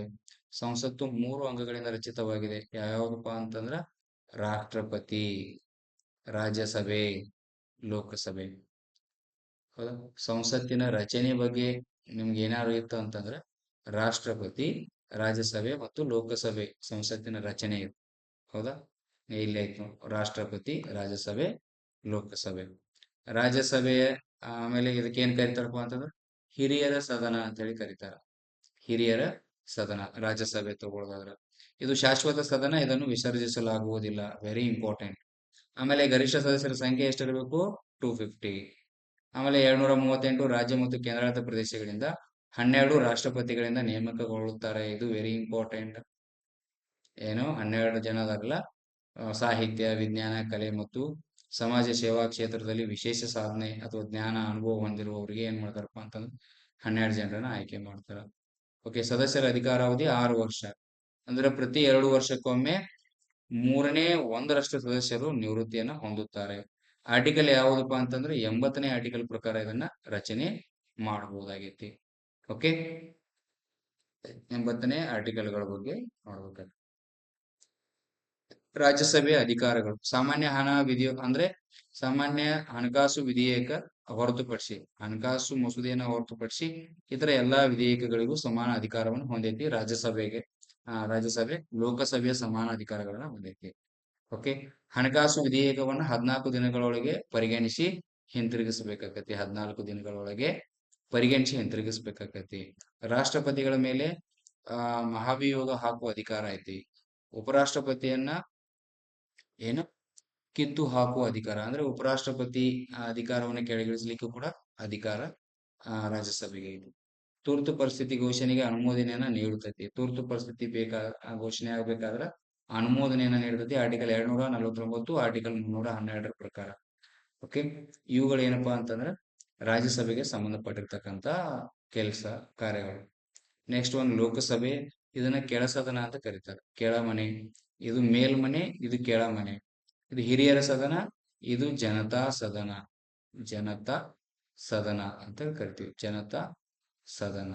ಓಕೆ, ಏನು ಗರಿಷ್ಠ ಕನಿಷ್ಠ ಅಂತ ಐತಲ್ಲ, ನಿಮ್ಗೆ ಗೊತ್ತಿರಲಿ. ಗರಿಷ್ಠ ಸದಸ್ಯರ ಸಂಖ್ಯೆ 552. ಓಕೆ, 530 ರಾಜ್ಯಗಳಿಂದ 20 ಕೇಂದ್ರಾಡಳಿತ ಪ್ರದೇಶಗಳಿಂದ ಅವರು ಆಯ್ಕೆ ಆಗ್ತಾರ. ಸದಸ್ಯರ ಅವಧಿ 5 ವರ್ಷ. ರಾಷ್ಟ್ರಪತಿ ಇವರನ್ನ ವಿಸರ್ಜಿಸಬಹುದು. ಆಮೇಲೆ ಹಣಕಾಸು ಮಸೂದೆಯನ್ನ ಪರಿಚಯಿಸುವ ಅಧಿಕಾರ ಕೇವಲ ಲೋಕಸಭೆಗೆ ಐತಿ, ನಿಮ್ಗೆ ಗೊತ್ತಿರಲಿ. ಸೊ 81ನೇ ಆರ್ಟಿಕಲ್ ಪ್ರಕಾರ ಇದನ್ನ ರಚನೆ ಮಾಡ್ತೀವಿ. 81ನೇ ಆರ್ಟಿಕಲ್ ಪ್ರಕಾರ ಲೋಕಸಭೆಯನ್ನ ರಚನೆ ಮಾಡ್ಲಿಕ್ಕೆ ಅವಕಾಶ ಐತಿ. ಆಮೇಲೆ ಲೋಕಸಭೆ ಅಧಿಕಾರ ಮತ್ತು ಕಾರ್ಯಗಳ ಬಗ್ಗೆ ನೀವು ಒಂದೊಂದಾಗಿ ನೋಟ್ ಮಾಡ್ಕೋಬಹುದು. ಹಣಕಾಸು ಮಸೂದೆಯನ್ನ ಲೋಕಸಭೆಯಲ್ಲಿ ಮಾತ್ರ ಮಂಡಿಸಲಾಗ್ತೈತಿ. ಹಣಕಾಸು ಮಸೂದೆಯನ್ನ ಇದು ಮಾತ್ರ ಅಂಗೀಕರಿಸ್ತದೆ. ಸರ್ಕಾರದ ರಚನೆ ಮತ್ತು ಪತನ ಲೋಕಸಭೆಯ ನಿರ್ಧಾರದ ಮೇಲೆ ನಿಂತಿರ್ತೈತಿ. ಅವಿಶ್ವಾಸ ನಿರ್ಣಯನ ಪಾಸ್ ಮಾಡುವ ಅಧಿಕಾರ ಲೋಕಸಭೆಗೆ ಐತಿ. ರಾಷ್ಟ್ರಪತಿಗಳ ಮೇಲೆ ಮಹಾಭಿಯೋಗ ಹಾಕುವ ಅಧಿಕಾರ ಇವರಿಗೆ ಐತಿ. ಹಣಕಾಸಿನ ಮೇಲೆ ನಿಯಂತ್ರಣ ಮತ್ತು ಅನುದಾನಗಳಿಗೆ ಮಂಜೂರು ನೀಡುವುದು ಏನೈತಪ್ಪ ಅಂತಂದ್ರೆ ಲೋಕಸಭೆ ಅಧಿಕಾರ ಐತಿ. ಸೊ ಸಂಸತ್ತಿಗೆ ಪ್ರಮುಖ ಕಾರ್ಯಗಳು ಅವುಗಳ ಬಗ್ಗೆ ನೀವು ನೋಟ್ ಮಾಡ್ಬೋದು. ರಾಷ್ಟ್ರಪತಿ ಪಾತ್ರ ಬಗ್ಗೆ ನೀವು ನೋಡ್ಬೋದು. ಓಕೆ, ಅವುಗಳ ಕಾರ್ಯಗಳ ಬಗ್ಗೆ ಪ್ರಮುಖ ಕಾರ್ಯಗಳು ಅಂತಂದ್ರೆ ಕಾರ್ಯಗಳನ್ನ ಅಥವಾ ಯೋಜನೆಗಳನ್ನ ರಚಿಸುವುದು, ರೂಪಿಸುವುದು ಇದೆ. ಆರ್ಥಿಕ ನಿಯಂತ್ರಣ ಲೋಕಸಭೆನ ಹೊಂದಿರ್ತೈತಿ. ಹೌದಾ, ಕಾರ್ಯಾಂಗದ ಮೇಲೆ ನಿಯಂತ್ರಣವನ್ನು ಹೊಂದಿರ್ತೈತಿ. ಜನರ ಸಮಸ್ಯೆಗಳನ್ನ ಚರ್ಚಿಸಿ ಪರಿಹಾರ ಸೂಚಿಸುವುದು ಯಾವುದು ಲೋಕಸಭೆ ಆಗಿರ್ತದೆ. ಸಂವಿಧಾನದ ತಿದ್ದುಪಡಿ ಮಾಡುವುದು 368ನೇ ವಿಧಿ ಪ್ರಕಾರ ಲೋಕಸಭೆ ಹೆಚ್ಚಿನ ಜವಾಬ್ದಾರಿಗಳನ್ನ ಹೊಂದಿರ್ತೈತಿ. ಓಕೆ, ಆಮೇಲೆ ಆ ವಿಧೇಯಕ ಅಂದ್ರೆ ಮಸೂದೆಗಳ ವಿಧಿಗಳ ಬಗ್ಗೆ ನೋಡ್ಕೋರಿ. ಆಮೇಲೆ ಸಂಸದೀಯ ಅಧಿವೇಶನಗಳ ಬಗ್ಗೆ ನೋಡ್ಕೋರಿ. ಸಂಸತ್ತಿನ ಅಧಿವೇಶನಗಳ ಬಗ್ಗೆ ನೋಡ್ಕೋರಿ. ಓಕೆ, ಅಧಿವೇಶನಗಳದಾವಲ್ಲ ಇವು ನೋಡ್ಕೋರಿ. ಬಜೆಟ್ ಅಧಿವೇಶನ, ಆಮೇಲೆ ಮಾನ್ಸೂನ್ ಅಧಿವೇಶನ, ಚೈತ್ರ ಅಧಿವೇಶನ ಅಂತ ನವೆಂಬರ್ ಡಿಸೆಂಬರ್ದ ಆಗ್ತೈತಿ. ಆಮೇಲೆ ಇದು ಮಾನ್ಸೂನ್ ಅಧಿವೇಶನ ಜುಲೈ ಮತ್ತೆ ಸೆಪ್ಟೆಂಬರ್ ಅಷ್ಟರ ನಡುವೆ ಆಗ್ತದೆ. ಆಮೇಲೆ ಪ್ರತಿ ವಾರ್ಷಿಕ ಬಜೆಟ್ ಅಧಿವೇಶನ ಫೆಬ್ರವರಿಯಿಂದ ಮೇ ತಿಂಗಳ ಒಳಗಾಗಿ ಆಗ್ತಿರ್ತದೆ. ಸೊ ಅದಕ್ಕೆ ಪ್ರಮುಖ ಆರ್ಟಿಕಲ್ಗಳ ಬಗ್ಗೆ ಇಲ್ಲಿ ಐತಿ. ಸಂಸತ್ತಿನ ರಚನೆ ಆಗಿರ್ಬೋದು, ಆಮೇಲೆ ರಾಜ್ಯಸಭೆ ರಚನೆ, ಲೋಕಸಭೆ ರಚನೆ, ಸದನಗಳ ಅವಧಿ, ಸಂಸತ್ತಿನ ಅಧಿವೇಶನಗಳು, ಮತದಾನಕ್ಕೆ ಸಂಬಂಧಿಸಿದ ನಿಯಮಗಳು, ಆಮೇಲೆ ಸದಸ್ಯರ ವಿಶೇಷ ಅಧಿಕಾರಗಳಾಗಿರ್ಬೋದು, ವಿಧೇಯಕಗಳಿಗೆ ಅನುಮತಿ ನೀಡುವ ವಿಧಾನಗಳ ಬಗ್ಗೆ ಈ ಒಂದೊಂದೇ ಆರ್ಟಿಕಲ್ಗಳನ್ನ ನೀವೇನ್ ಮಾಡ್ಬೇಕು ನೋಡ್ಕೊಂಡು ನೋಟ್ ಮಾಡ್ಕೊರಿ. ಓಕೆ, ಗಮನಿಸಬೇಕಾದ ಅಂಶಗಳನ್ನ ನೀವು ನೋಡಿ. ಓಕೆ, ನೆಕ್ಸ್ಟ್ ರಾಜ್ಯ ವಿಧಾನಸಭೆ ಮತ್ತು ವಿಧಾನ ಪರಿಷತ್ ವೆರಿ ಇಂಪಾರ್ಟೆಂಟ್. ಇದು ಕೂಡ ಬಹಳ ಕಡಿಮೆ ಟೈಮ್ನಾಗ ಇದನ್ನ ಎಲ್ಲಾ ಮುಗಿಸ್ಬೇಕಾಗಿರೋ ಕಾರಣಕ್ಕಾಗಿ ಶಾರ್ಟ್ ಆಗಿ ನಾ ಹೇಳತ್ತೀನಿ ಏನೇನ್ ನೋಟ್ ನೀವು ಮಾಡ್ಕೋಬೇಕು ಅಂತ ಹೇಳಿ ನೀವು ಅದನ್ನ ಆ ಪ್ರಕಾರ ಮಾಡ್ರಿ. ಓಕೆ, ರಾಜ್ಯ ವಿಧಾನಸಭೆ ಲೆಜಿಸ್ಲೇಟಿವ್ ಅಸೆಂಬ್ಲಿ ಅಂತ ಕರಿತೀವಿ. ಓಕೆ, ಅವುಗಳ ರಚನೆ ಬಗ್ಗೆ ನೀವು ನೋಡ್ಬೇಕಾಗ್ತದೆ. ಏನು ರಚನೆ ನೇರವಾಗಿ ಜನರಿಂದ ಚುನಾಯಿತ ಸದಸ್ಯರನ್ನ ಒಳಗೊಂಡಿರ್ತೈತಿ. ರಾಜ್ಯದ ಜನಸಂಖ್ಯೆಗೆ ಅನುಗುಣವಾಗಿ ಸದಸ್ಯರ ಸಂಖ್ಯೆ ನಿಗದಿತ ಆಗಿರ್ತೈತಿ. ಕನಿಷ್ಠ ಸದಸ್ಯರ ಸಂಖ್ಯೆ 60, ಗರಿಷ್ಠ ಸದಸ್ಯರ ಸಂಖ್ಯೆ 500 ಅಂತ ಐತಿ. ಸೊ ರಾಜ್ಯಪಾಲರು ಆಂಗ್ಲೋ ಇಂಡಿಯನ್ರನ್ನ ನೇಮಕ ಮಾಡೋ ಪದ್ಧತಿ ಐತಲ್ಲ, ಈಗ ಅದು ರದ್ದಾಗೈತೆ, ಅದನ್ನ ತಲೆ ಕೆಡಿಸ್ಕೋಬೇಡ್ರಿ. ಓಕೆ. ಆಮೇಲೆ ಅಧಿಕಾರ ಮತ್ತು ಕಾರ್ಯಗಳು. ರಾಜ್ಯದ ಮುಖ್ಯ ಶಾಸನಾತ್ಮಕ ಸದನ ವಿಧಾನಸಭೆನ ಆಗಿರ್ತೈತಿ. ಹಣಕಾಸಿನ ವಿಧೇಯಕಗಳನ್ನ ಇಲ್ಲಿ ಮಾತ್ರ ಮಂಡಿಸಬೇಕಾಕತಿ. ಸರ್ಕಾರದ ರಚನೆ ಮತ್ತು ವಜಾಗೆ ಸಂಬಂಧಿಸಿದಂತೆ ನಿರ್ಧರಿಸುವ ಶಕ್ತಿ ಅದು ವಿಧಾನಸಭೆಗೆ ಇದೆ. ಮಾತುಕತೆ ಆಗಿರ್ಬೋದು, ಚರ್ಚೆ ಆಗಿರ್ಬೋದು, ನಿರ್ಣಯ ಕೈಗೊಳ್ಳುವ ಜವಾಬ್ದಾರಿ ಅದು ವಿಧಾನಸಭೆದಾಗಿರ್ತತಿ. ಅವಿಶ್ವಾಸ ನಿರ್ಣಯವನ್ನ ಇಲ್ಲೇ ಮಂಡಿಸಬೇಕಾಗ್ತತಿ. ರಾಜ್ಯದ ಬಜೆಟ್ಗೆ ಅನುಮೋದನೆಯನ್ನ ನೀಡೋದು ಯಾವ್ದಪ್ಪ ಅಂತಂದ್ರೆ ಅದು ವಿಧಾನಸಭೆನ ಆಗಿರ್ತತಿ. ಓಕೆ. ಯಾವುದಿದು ವಿಧಾನಸಭೆಗೆ ಸಂಬಂಧಪಟ್ಟಂಗ. ಆಮೇಲೆ ಇವುಗಳ ಅವಧಿ ಸಾಮಾನ್ಯವಾಗಿ 5 ವರ್ಷಗಳ ಅವಧಿ ಇರ್ತತಿ. ಯಾವುದು ಆರ್ಟಿಕಲ್ 172ನೇ ಪ್ರಕಾರ ವಿಧಾನಸಭೆ ಅಧಿಕಾರ ಅವಧಿ ಎಷ್ಟಪ್ಪ ಅಂತಂದ್ರೆ 5 ವರ್ಷ ಐತಿ. ರಾಜ್ಯಪಾಲರು ವಿಧಾನಸಭೆಯನ್ನ ವಿಸರ್ಜಿಸಬಹುದು. ಅವಿಶ್ವಾಸ ನಿರ್ಣಯ ಆಯ್ತು ಅಥವಾ ಸರ್ಕಾರ ಕುಸಿದು ಬಿತ್ತು ಅಂತಂದ್ರೆ ರಾಜ್ಯಪಾಲರು ಯಾವುದೇ ಸಂದರ್ಭದಲ್ಲಿ ಅದನ್ನ ವಿಸರ್ಜನೆ ಮಾಡಬಹುದು. ಅವಧಿ ಮುಗಿದ ಬಳಿಕ ಹೊಸ ವಿಧಾನಸಭೆ ರಚನೆಯಾಗುವವರೆಗೂ ಇದು ಮುಂದುವರಿತೈತಿ. ಅವಧಿ ಮುಗಿತು ಅಂತಂದ್ರೆ ಹೊಸ ವಿಧಾನಸಭೆ ರಚನೆಯಾಗುವವರೆಗೂ ಅದು ಮುಂದುವರಿತೈತಿ. ಆಮೇಲೆ ಅದಕ್ಕೆ ಸಂಬಂಧಪಟ್ಟಿರ್ತಕ್ಕಂಥ ಆರ್ಟಿಕಲ್ಗಳ ಬಗ್ಗೆ ಇಲ್ಲಿದಾವ. 168ನೇ ರಾಜ್ಯ ವಿಧಾನಮಂಡಲ, 168 ರಾಜ್ಯ ವಿಧಾನಮಂಡಲ ರಚನೆ ಬಗ್ಗೆ ಆಗಿರ್ಬೋದು. ರಾಜ್ಯ ವಿಧಾನಸಭೆ ಸದಸ್ಯರ ಸಂಖ್ಯೆಯನ್ನು ನಿಗದಿಪಡಿಸೋದಾಗಿರ್ಬೋದು. ಓಕೆ. ಆಂಗ್ಲೋ ಇಂಡಿಯನ್ರನ್ನ ನೇಮಕ ಮಾಡೋ ನಾಮನಿರ್ದೇಶನ ಮಾಡ್ತಿದ್ರು, ಬಟ್ ಈಗ ರದ್ದಾಗೈತೆ. ಓಕೆ. ಸೊ ವಿಧಾನಸಭೆಯ ಅವಧಿಯನ್ನ ನಿರ್ಧಾರ ಮಾಡೋದಾಗಿರ್ಬೋದು. ಆರ್ಟಿಕಲ್ 172, 174. ಸೊ ಇವುಗಳ ಬಗ್ಗೆ ನೀವು ನೋಟ್ ಮಾಡ್ಕೋರಿ, ಸ್ಕ್ರೀನ್ ಶಾಟ್ ಹೊಡೆದು ಅಥವಾ ಪಾಸ್ ಮಾಡಿ ನೋಟ್ ಮಾಡ್ಕೋರಿ. ನೆಕ್ಸ್ಟ್ ಒನ್ ಯಾವ್ದಪ್ಪ ಅಂತಂದ್ರೆ ರಾಜ್ಯಸಭೆ. ಓಕೆ. ರಾಜ್ಯಸಭೆ ರಚನೆ. ಆ ಇದು ವಿಸರ್ಜನೆ ಆಗ್ತೈತಿ, ಬಟ್ ಇದು ವಿಸರ್ಜನೆ ಆಗಲ್ಲ. ಅದಕ್ಕೆ ಇದನ್ನ ಶಾಶ್ವತ ಸದನ ಅಂತ ಕರೀತಾರೆ. ರಾಜ್ಯ ವಿಧಾನಸಭೆ ಇದು ವಿಸರ್ಜನೆ ಆಗ್ತೈತಿ, ಇದು ವಿಸರ್ಜನೆ ಆಗುದಿಲ್ಲ. ಅದಕ್ಕೆ ಇದನ್ನ ಶಾಶ್ವತ ಸದನ ಅಂತ. ಒಟ್ಟು ಸದಸ್ಯರ ಸಂಖ್ಯೆ ವಿಧಾನಸಭೆಯ ಸದಸ್ಯರ ಸಂಖ್ಯೆಯ 1/3 ಇರಬೇಕು ಅಂತ ಐತಿ. Very important. 1/3. ಹಾಗಾದ್ರೆ ಕನಿಷ್ಠ ಎಷ್ಟು ಇರಬೇಕು ಅಂತಂದ್ರೆ 40, ಗರಿಷ್ಠ 250 ಇದ್ರೆ ಸಾಕು ಅಂತ ಹೇಳ್ತದೆ. ಸೊ ಸದಸ್ಯರ ಆಯ್ಕೆ ವಿಧಾನ ಯಾವ ರೀತಿ ಐತಿ ಅವುಗಳ ಬಗ್ಗೆ ನಿಮ್ಗ ಈ ಸ್ಕ್ರೀನ್ ಮೇಲೆ ಐತಿ. ದಯವಿಟ್ಟು ಪಾಸ್ ಮಾಡಿ ಇದನ್ನ ನೋಡ್ಕೊರಿ. ಸ್ಥಳೀಯ ಸಂಸ್ಥೆಗಳ ಸದಸ್ಯರಿಂದ ಎಷ್ಟು ಜನ ಆಗ್ತಾರ? 1/3 ಸದಸ್ಯರು ಆಗ್ತಾರ. ಆಮೇಲೆ ಪದವೀಧರ ಕ್ಷೇತ್ರ ಮತದಾರರಿಂದ 12/1 ಸದಸ್ಯರಾಗ್ತಾರೆ. ಆಮೇಲೆ ಶಿಕ್ಷಕರ ಕ್ಷೇತ್ರದಿಂದ 12/1 ಸದಸ್ಯರು. ವಿಧಾನಸಭಾ ಸದಸ್ಯರಿಂದ 3/1 ಸದಸ್ಯರಾಗ್ತಾರೆ. ರಾಜ್ಯಪಾಲರಿಂದ ನಾಮನಿರ್ದೇಶನ ಅಂದ್ರೆ ಸಾಹಿತ್ಯ, ವಿಜ್ಞಾನ, ಕಲೆ, ಆಮೇಲೆ ಸಾಮಾಜಿಕ ಸೇವೆಗಳಲ್ಲಿ ವಿಶೇಷ ಸಾಧನೆಯನ್ನ ಮಾಡಿದ್ರೆ ಅಂತವ್ರನ್ನ 1/6 ಸದಸ್ಯರನ್ನ ಅವರು ನೇಮಕ ಮಾಡ್ತಾರೆ. ಓಕೆ. ನೇಮಕ ಮಾಡ್ತಾರೆ. ಸೊ ಅವ್ರ ಅಧಿಕಾರ ಮತ್ತು ಕಾರ್ಯಗಳ ಬಗ್ಗೆ ನೋಡೋದಾದ್ರೆ ಶಾಸನ ರಚನೆಯಲ್ಲಿ ಭಾಗವಹಿಸ್ತಾರೆ. ಅಂದ್ರೆ ಹಣಕಾಸು ಮಸೂದೆಯನ್ನ ಬಿಟ್ಟು ಉಳಿದ ಮಸೂದೆಗಳನ್ನ ಶಾಸನ ರಚನೆಯಲ್ಲಿ ಪ್ರಮುಖ ಪಾತ್ರವನ್ನ ವಹಿಸ್ತಾರ. ಹಣಕಾಸು ವಿಧೇಯಕಗಳ ಬಗ್ಗೆ ಶಿಫಾರಸುಗಳನ್ನ ಮಾತ್ರ ಮಾಡಬಹುದು, ಆದ್ರೆ ತೀರ್ಮಾನ ಮಾಡ್ಲಿಕ್ಕೆ ಅವಕಾಶ ಇದೆ. ಶಿಫಾರಸುಗಳನ್ನ, ಸಲಹೆಗಳನ್ನ ಮಾಡಬಹುದು. ಸಾಮಾನ್ಯ ವಿಧೇಯಕಗಳನ್ನ ತಡೆ ಹಿಡಿಯಬಹುದು, ತಿರಸ್ಕರಿಸಬಹುದು, ಆದರೆ ಶಾಶ್ವತವಾಗಿ ತಡೆ ಹಿಡಿಯಲು ಸಾಧ್ಯವಿಲ್ಲ. ಸಾಮಾನ್ಯ ಮಸೂದೆಗಳನ್ನ ತಿರಸ್ಕರಿಸಬಹುದು ಅಥವಾ ತಡೆ ಹಿಡಿಬಹುದು, ಆದರೆ ಶಾಶ್ವತವಾಗಿ ತಡೆ ಹಿಡಲಿಕ್ಕೆ ಅವರಿಂದ ಸಾಧ್ಯ ಇಲ್ಲ. ರಾಜ್ಯಪಾಲರಿಂದ ನಿಯುಕ್ತರಾದ ಸದಸ್ಯರು ವಿವಿಧ ಕ್ಷೇತ್ರಗಳ ಅನುಭವ ಆಧಾರವಾಗಿ ಸಲಹೆಯನ್ನ ನೀಡುತ್ತದೆ ಅಂತ ಐತಿ. ಅವರ ಅವಧಿ ವೆರಿ ಇಂಪಾರ್ಟೆಂಟ್. ಏನಪ್ಪಾ ಅಂತಂದ್ರೆ ಸೊ ಶಾಶ್ವತ ಸದನ ಇದು ವಿಸರ್ಜನೆ ಆಗೋದಿಲ್ಲ, ಆದ್ರೆ ಪ್ರತಿ 2 ವರ್ಷಗಳಿಗೊಮ್ಮೆ 1/3 ಸದಸ್ಯರು ಏನಾಗ್ತಾರಪ್ಪ ಅಂತಂದ್ರೆ ನಿವೃತ್ತಿಯನ್ನ ಹೊಂದ್ತಾರೆ. ಓಕೆ. 1/3 ಸದಸ್ಯರು ಏನಾಗ್ತಾರಪ್ಪ ಅಂತಂದ್ರೆ ಅವರು ನಿವೃತ್ತಿಯನ್ನ ಹೊಂದ್ತಾರೆ 2 ವರ್ಷಕ್ಕೊಮ್ಮೆ. ಅದು ನಿವೃತ್ತಿ ಆದ ಸದಸ್ಯರು ಮರು ಆಯ್ಕೆಗೆ ಅರ್ಹತರು. ಈಗೇನ ನಿವೃತ್ತಿ ಹೊಂದಿರ್ತಾರಲ್ಲ ಅವರ ಮತ್ತು ಮರು ಆಯ್ಕೆಗೆ ಚುನಾವಣೆಗೆ ಸ್ಪರ್ಧೆ ಮಾಡಬಹುದು. ಅದಕ್ಕೆ ಸಂಬಂಧಪಟ್ಟ ಆರ್ಟಿಕಲ್ಗಳ ಬಗ್ಗೆ ಇಲ್ಲಿ ಉಲ್ಲೇಖ ಐತಿ. ದಯವಿಟ್ಟು ನೀವು ಅದನ್ನ ನೋಟ್ ಮಾಡ್ಕೊರಿ. ಇಷ್ಟು ಆರ್ಟಿಕಲ್ಗಳ ಬಗ್ಗೆ ಒಂದೊಂದು ಲೈನ್ ಬರೆದ್ರೆ ಸಾಕು ನೀವು ಪರೀಕ್ಷೆ. ಓಕೆ.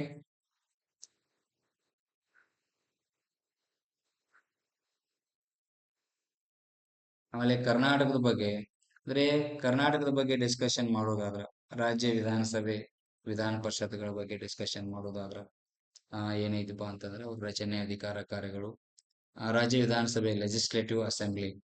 ಕರ್ನಾಟಕ ರಾಜ್ಯ ವಿಧಾನಸಭೆ ಒಂದು ನೇರವಾಗಿ ಚುನಾಯಿತ ಜನಪ್ರತಿನಿಧಿಗಳ ಸದನ ಐತಿ.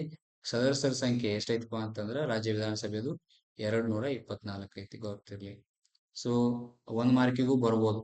ಕರ್ನಾಟಕ ವಿಧಾನಸಭಾ ಸದಸ್ಯರ ಸಂಖ್ಯೆ ಎಷ್ಟು ಅಂತಂದ್ರೆ 224. 224. 18 ವರ್ಷ ಮೇಲ್ಪಟ್ಟ ಮತದಾರರು ನೇರವಾಗಿ ಚುನಾವಣೆ ಮೂಲಕ ಸದಸ್ಯರನ್ನ ಆಯ್ಕೆ ಮಾಡ್ತಾರೆ. ಓಕೆ. ಆಮೇಲೆ ಅಧಿಕಾರ ಮತ್ತು ಕಾರ್ಯಗಳ ಬಗ್ಗೆ ಕಾನೂನು ರಚನೆ ಮಾಡುವ ಮುಖ್ಯ ಅಧಿಕಾರ ಅವರಿಗೆ ಐತಿ. ಆರ್ಥಿಕ ನಿಯಂತ್ರಣ, ಬಜೆಟ್, ಅನುದಾನ, ಹಣಕಾಸು ಚರ್ಚೆಗಳನ್ನ ಮಂಜೂರು ಮಾಡೋದಾಗಿರ್ಬೋದು. ಓಕೆ. ಅವುಗಳ ಅಧಿಕಾರಗಳ ಬಗ್ಗೆ ಏನಲ್ಲಿ ವಿಧಾನಸಭೆಗಳ ಬಗ್ಗೆ ಡಿಸ್ಕಷನ್ ಮಾಡಿನಲ್ಲ, ಅದನ್ನ ನೀವು ಇಲ್ಲಿ ನೋಟ್ ಮಾಡ್ಕೋರಿ. ಓಕೆ, ನೋಟ್ ಮಾಡ್ಕೋರಿ. ಯಾರಿಗಿಲ್ಲ ಆಲ್ರೆಡಿ ಓದೋರಿಗೆ ಒಂದು ರಿವಿಷನ್ ಆಗ್ತೈತಿ. ಓಕೆ.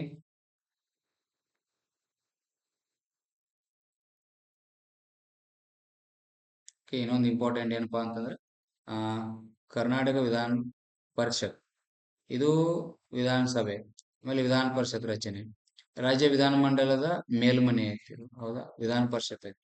ಓಕೆ. ಸೊ ರಾಷ್ಟ್ರದಲ್ಲಿ ಕೇವಲ 6 ರಾಜ್ಯಗಳು ಮಾತ್ರ ಏನದವಪ್ಪ ಅಂತಂದ್ರ ವಿಧಾನ ಪರಿಷತ್ತನ್ನ ಹೊಂದ್ಯಾವ. ಅವು ಯಾವ ಅಂತ ನಿಮ್ಗೆ ಗೊತ್ತಿರ್ಬೇಕಾಗ್ತೈತಿ. Very important. ವಿಧಾನ ಪರಿಷತ್ ಹೊಂದಿದ ರಾಜ್ಯಗಳು, ವಿಧಾನ ಪರಿಷತ್ ಹೊಂದಿರುವ ರಾಜ್ಯಗಳು. ಎಲ್ಲಾ ರಾಜ್ಯಗಳು ವಿಧಾನ ಪರಿಷತ್ ಹೊಂದ್ಬೇಕಂತ ಏನಿಲ್ಲ, ಹೊಂದಬಾರ್ದು ಅಂತ ಏನೂ ಇಲ್ಲ. ಓಕೆ. ವಿಧಾನ ಪರಿಷತ್ ಹೊಂದಿರತಕ್ಕಂತ ರಾಜ್ಯಗಳು. ಓಕೆ. ಫಸ್ಟ್ ಒನ್ ಯಾವ್ದಪ್ಪ ಅಂತಂದ್ರ ಆ ಕರ್ನಾಟಕ. ಕರ್ನಾಟಕ ರಾಜ್ಯ ವಿಧಾನ ಪರಿಷತ್ತನ್ನ ಹೊಂದಿರತಕ್ಕಂತ ರಾಜ್ಯಗಳಲ್ಲಿ ಒಂದು. ಎರಡನೇದು ಮಹಾರಾಷ್ಟ್ರ. ಎರಡನೇದು ಮಹಾರಾಷ್ಟ್ರ. ಓಕೆ, ವೆರಿ ಇಂಪಾರ್ಟೆಂಟ್, ಇದನ್ನ ನೀವು ನೋಟ್ ಮಾಡ್ಕೋರಿ. ಮೂರನೇದು ಉತ್ತರ ಪ್ರದೇಶ್. ಮೂರನೇದು ಉತ್ತರ ಪ್ರದೇಶ್. ಓಕೆ. ನಾಲ್ಕನೇದು ಬಿಹಾರ್. ನಾಲ್ಕನೇದು ಬಿಹಾರ್. ಆಮೇಲೆ ಐದನೇದು ಯಾವ್ದಪ್ಪ ಅಂತಂದ್ರ ಆಂಧ್ರ ಪ್ರದೇಶ್.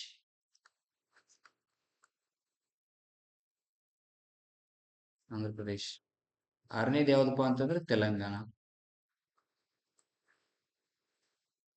ಆರನೇದು ಯಾವ್ದಪ್ಪ ಅಂತಂದ್ರೆ ತೆಲಂಗಾಣ. ಸೊ ಏಳನೇದು ಒಂದಿತ್ತು ಜಮ್ಮು ಅಂಡ್ ಕಾಶ್ಮೀರ್ ಅಂತ ಹೇಳಿ. ಏಳನೇದು ಜಮ್ಮು ಅಂಡ್ ಕಾಶ್ಮೀರಕ್ಕ ಆ ವಿಧಾನ ಪರಿಷತ್ ಇತ್ತು. ಬಟ್ 2019 ಆಗಸ್ಟ್ 15ರಂದು ಆರ್ಟಿಕಲ್ 370 ರದ್ದು ಮಾಡೋದ್ರ ಮೂಲಕ ರಾಜ್ಯದ ಸ್ಥಾನಮಾನವನ್ನ ಕಸ್ಕೋತಾರಲ್ಲ, ಅವಾಗ ವಿಧಾನ ಪರಿಷತ್ತನ್ನ ರದ್ದು ಮಾಡ್ತಾರ. ಹಿಂಗಾಗಿ 7 ಇಲ್ಲಿ ಇವಾಗ 8 ಅದಾವಪ್ಪ ಅಂತಂದ್ರ 6 ಅದಾವ. ಓಕೆ, ಇದು ನಿಮ್ಗೆ ನೆನಪಿರ್ಬೇಕು, ನೋಟ್ ಮಾಡ್ಕೊರಿ. ವೆರಿ ಇಂಪಾರ್ಟೆಂಟ್ ಆಗ್ತೈತಿ. ಅದಕ್ಕ ಕರ್ನಾಟಕ ವಿಧಾನ ಪರಿಷತ್ ಬಗ್ಗೆ ನೋಡೋದಾದ್ರ, ರಾಜ್ಯ ವಿಧಾನ ಮಂಡಲದ ರಚನೆ ಬಗ್ಗೆ ನೋಡೋದಾದ್ರ ಸದಸ್ಯರ ಸಂಖ್ಯೆ ಎಷ್ಟೈತಿ ಅಂತಂದ್ರೆ 75 ಐತಿ. ಇವಾಗ ಪ್ರಸ್ತುತ ಎಷ್ಟು ಜನ ಅದಾರಪ್ಪ ಅಂತಂದ್ರೆ 74 ಜನ ಅದಾರ. ಓಕೆ. ಆಮೇಲೆ ಇದೊಂದು ಶಾಶ್ವತ ಸದನ ಐತಿ. ಪ್ರತಿ 2 ವರ್ಷಗಳಿಗೊಮ್ಮೆ ಏನ್ ಮಾಡ್ತಾರ, 1/3 ಭಾಗದಷ್ಟು ಸದಸ್ಯರು ನಿವೃತ್ತಿಯನ್ನ ಹೊಂದ್ತಾರ. ಆಮೇಲೆ ಇದರ ಅವಧಿ ಎಷ್ಟೈತಿಪ್ಪ ಅಂತಂದ್ರ 6 ವರ್ಷ ಐತಿ. ಓಕೆ, ಅವರ ಅವಧಿ ಎಷ್ಟೈತಿಪ್ಪ ಅಂತಂದ್ರ 6 ವರ್ಷ ಐತಿ. ಸೊ ಅವರು ಎಲ್ಲಿಂದ ಆಯ್ಕೆಯಾಗಿ ಬರ್ತಾರ ಅನ್ನೋದನ್ನ ನೀವು ನೋಡೋದಾದ್ರೆ 75 ಜನ ಎಲ್ಲಿಂದ ಆಯ್ಕೆಯಾಗಿ ಬರ್ತಾರ, ಸ್ಥಳೀಯ ಸಂಸ್ಥೆಗಳ ಪ್ರತಿನಿಧಿಗಳು, ಪದವೀಧರ ಕ್ಷೇತ್ರ, ಶಿಕ್ಷಕರ ಕ್ಷೇತ್ರ, ವಿಧಾನಸಭೆಯ ಸದಸ್ಯರಿಂದ ಆಯ್ಕೆ ಆಗ್ತಾರ, ರಾಜ್ಯಪಾಲರಿಂದ ನಾಮನಿರ್ದೇಶನ ಆಗ್ತಾರ. ಸೊ ಇಷ್ಟು ಜನರ ಬಗ್ಗೆ ನಿಮ್ಗೊಂದು ಡಾಟಾ ಐತಿ ಕಲೆಕ್ಟ್. ಅವುಗಳ ಬಗ್ಗೆ ನೀವೇನ್ ಮಾಡ್ಬೇಕು, ಸ್ಕ್ರೀನ್ ಶಾಟ್ ಮಾಡ್ರಿ. ಇದು ವೆರಿ ಇಂಪಾರ್ಟೆಂಟ್. ಪರೀಕ್ಷೆಗೆ ಬರೆಯೋದು ಬಿಡಕ್ ಹೋಗ್ಬೇಡ್ರಿ. ಅಧಿಕಾರ ಮತ್ತು ಕಾರ್ಯಗಳ ಬಗ್ಗೆ. ಇನ್ನು ಸಾಮಾನ್ಯ ವಿಧೇಯಕವನ್ನ ಪರಿಶೀಲನೆ ಸಲಹೆ ನೀಡ್ತಾರೆ. ಹಣಕಾಸು ಮಸೂದೆಯನ್ನ ಏನ್ ಮಾಡ್ಬೋದು, 14 ದಿನಗಳ ಒಳಗೆ ಹಿಂದಿರುಗಿಸಬಹುದು. 14 ದಿನಗಳ ಒಳಗೆ ಹಿಂದಿರುಗಿಸ್ಲಿಲ್ಲ ಅಂದ್ರ ಅವ್ರ ಅನುಮೋದನೆ ಸಿಕ್ಕ ಹಾಗೆ ಅದನ್ನ ಪರಿಗಣಿಸ್ತಾರೆ. ಯಾರಪ್ಪ ಅಂತಂದ್ರ ವಿಧಾನಸಭೆಯವರು. ಓಕೆ. ಶಾಸನ ಪ್ರಕ್ರಿಯೆಗೆ ಗುಣಮಟ್ಟ, ಚಿಂತನಶೀಲತೆ ಹಾಗೂ ಅನುಭವವನ್ನ ಒದಗಿಸಲಿಕ್ಕೆ ಇವ್ರದ್ದು ಪಾತ್ರ ಇದೆ. ವಿಶೇಷ ಜ್ಞಾನ, ಅನುಭವದ ಮೂಲಕ ಶಾಸಕಾಂಗಕ್ಕೆ ಮಾರ್ಗದರ್ಶನವನ್ನ ಮಾಡ್ತಾರೆ. ಓಕೆ.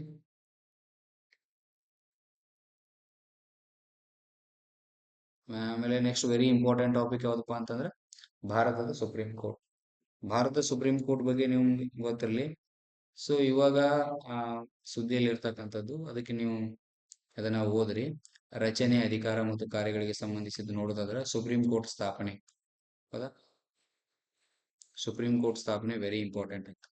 ವಿಧಿ 124ರಿಂದ ಏನೈತಿ, ವಿಧಿ 124ರಿಂದ 147ವರೆಗೆ ಸುಪ್ರೀಂ ಕೋರ್ಟ್ ಬಗ್ಗೆ ವಿವರಣೆಯನ್ನ ನೀಡ್ತಾರೆ. ಸುಪ್ರೀಂ ಕೋರ್ಟ್ ಬಗ್ಗೆ ವಿವರಣೆ ನೀಡ್ತಾರೆ. ಸಂವಿಧಾನದ ಭಾಗ 5, ಹೌದಾ? ಸಂವಿಧಾನದ ಭಾಗ 5ರಲ್ಲಿ ಅದು ಉಲ್ಲೇಖ ಆಯ್ತು. ಆಮೇಲೆ ಜನವರಿ 28 1950ರಂದು ಕಾರ್ಯಾರಂಭ ಮಾಡಿತು. ಜನವರಿ 28 1950ರಂದು ಇದು ಕಾರ್ಯಾರಂಭ. ಇದರ ಸ್ಥಾಪನೆ ಮಾಡಿದ್ದು ಯಾವಾಗಪ್ಪ ಅಂತಂದ್ರೆ, ಅದ್ರದ್ದು ಕೆಲಸ ಆರಂಭ ಮಾಡಿದ್ದು ಯಾವಾಗಪ್ಪ ಅಂತಂದ್ರೆ ಜನವರಿ 28 1950ರಂದು ಕಾರ್ಯಾರಂಭ ಆಗ್ತದೆ. ಇದಕ್ಕೆ ಸಂಬಂಧಪಟ್ಟಂಗ 124ನೇ ವಿಧಿ ಪ್ರಕಾರ ಭಾರತ ಸುಪ್ರೀಂ ಕೋರ್ಟ್ ಅನ್ನ ರಚನೆ ಮಾಡಲಾಗಿದೆ. ಸುಪ್ರೀಂ ಕೋರ್ಟ್ಗೆ ರಚನೆಗೆ ಸಂಬಂಧಿಸಿದೆ ಯಾವುದು? ಆರ್ಟಿಕಲ್ 124. ಇದು ಪರೀಕ್ಷೆಗೆ ಬಂದ್ರು ಬರ್ಬೋದಾ? ಇಲ್ಲಿ 1 ಮಾರ್ಕ್. ಓಕೆ, 1 ಮಾರ್ಕ್ ಕ್ವಶನ್ಗೆ ಬಂದ್ರು ಬರ್ಬೋದ. ಒಬ್ರು ಮುಖ್ಯ ನ್ಯಾಯಮೂರ್ತಿ ಇರ್ತಾರ. ಓಕೆ, ಒಬ್ರು ಮುಖ್ಯ ನ್ಯಾಯಮೂರ್ತಿ ಇರ್ತಾರೆ. CJI, chief justice of India ಅಂತ ಇರ್ತದ. ಓಕೆ, ನ್ಯಾಯಮೂರ್ತಿಗಳನ್ನ ರಾಷ್ಟ್ರಪತಿ ನೇಮಕ ಮಾಡುತ್ತಾರೆ. ನ್ಯಾಯಮೂರ್ತಿಗಳನ್ನ ರಾಷ್ಟ್ರಪತಿಗಳು ನೇಮಕ ಮಾಡುತ್ತಾರೆ. ಸೊ ನ್ಯಾಯಮೂರ್ತಿಗಳ ಅರ್ಹತೆ ಬಗ್ಗೆ ನೋಡೋದಾದ್ರೆ, ಒಬ್ಬ ವ್ಯಕ್ತಿ ಸುಪ್ರೀಂ ಕೋರ್ಟ್ ನ್ಯಾಯಮೂರ್ತಿ ಆಗಲು ಭಾರತದ ಪ್ರಜೆಯಾಗಿರ್ಬೇಕು, ಕನಿಷ್ಠ 5 ವರ್ಷ ಹೈಕೋರ್ಟ್ ನಲ್ಲಿ ನ್ಯಾಯಮೂರ್ತಿ ಆಗಿರ್ಬೇಕು, ಅಥವಾ 10 ವರ್ಷ ಹೈಕೋರ್ಟ್ ವಕೀಲರಾಗಿ ಸೇವೆಯನ್ನ ಮಾಡಿರ್ಬೇಕು, ರಾಷ್ಟ್ರಪತಿ ಅಭಿಪ್ರಾಯದಲ್ಲಿ ವಿಶಿಷ್ಟ ಕಾನೂನು ತಜ್ಞರಾಗಿರ್ಬೇಕು ಅಂತ ಇದೆ.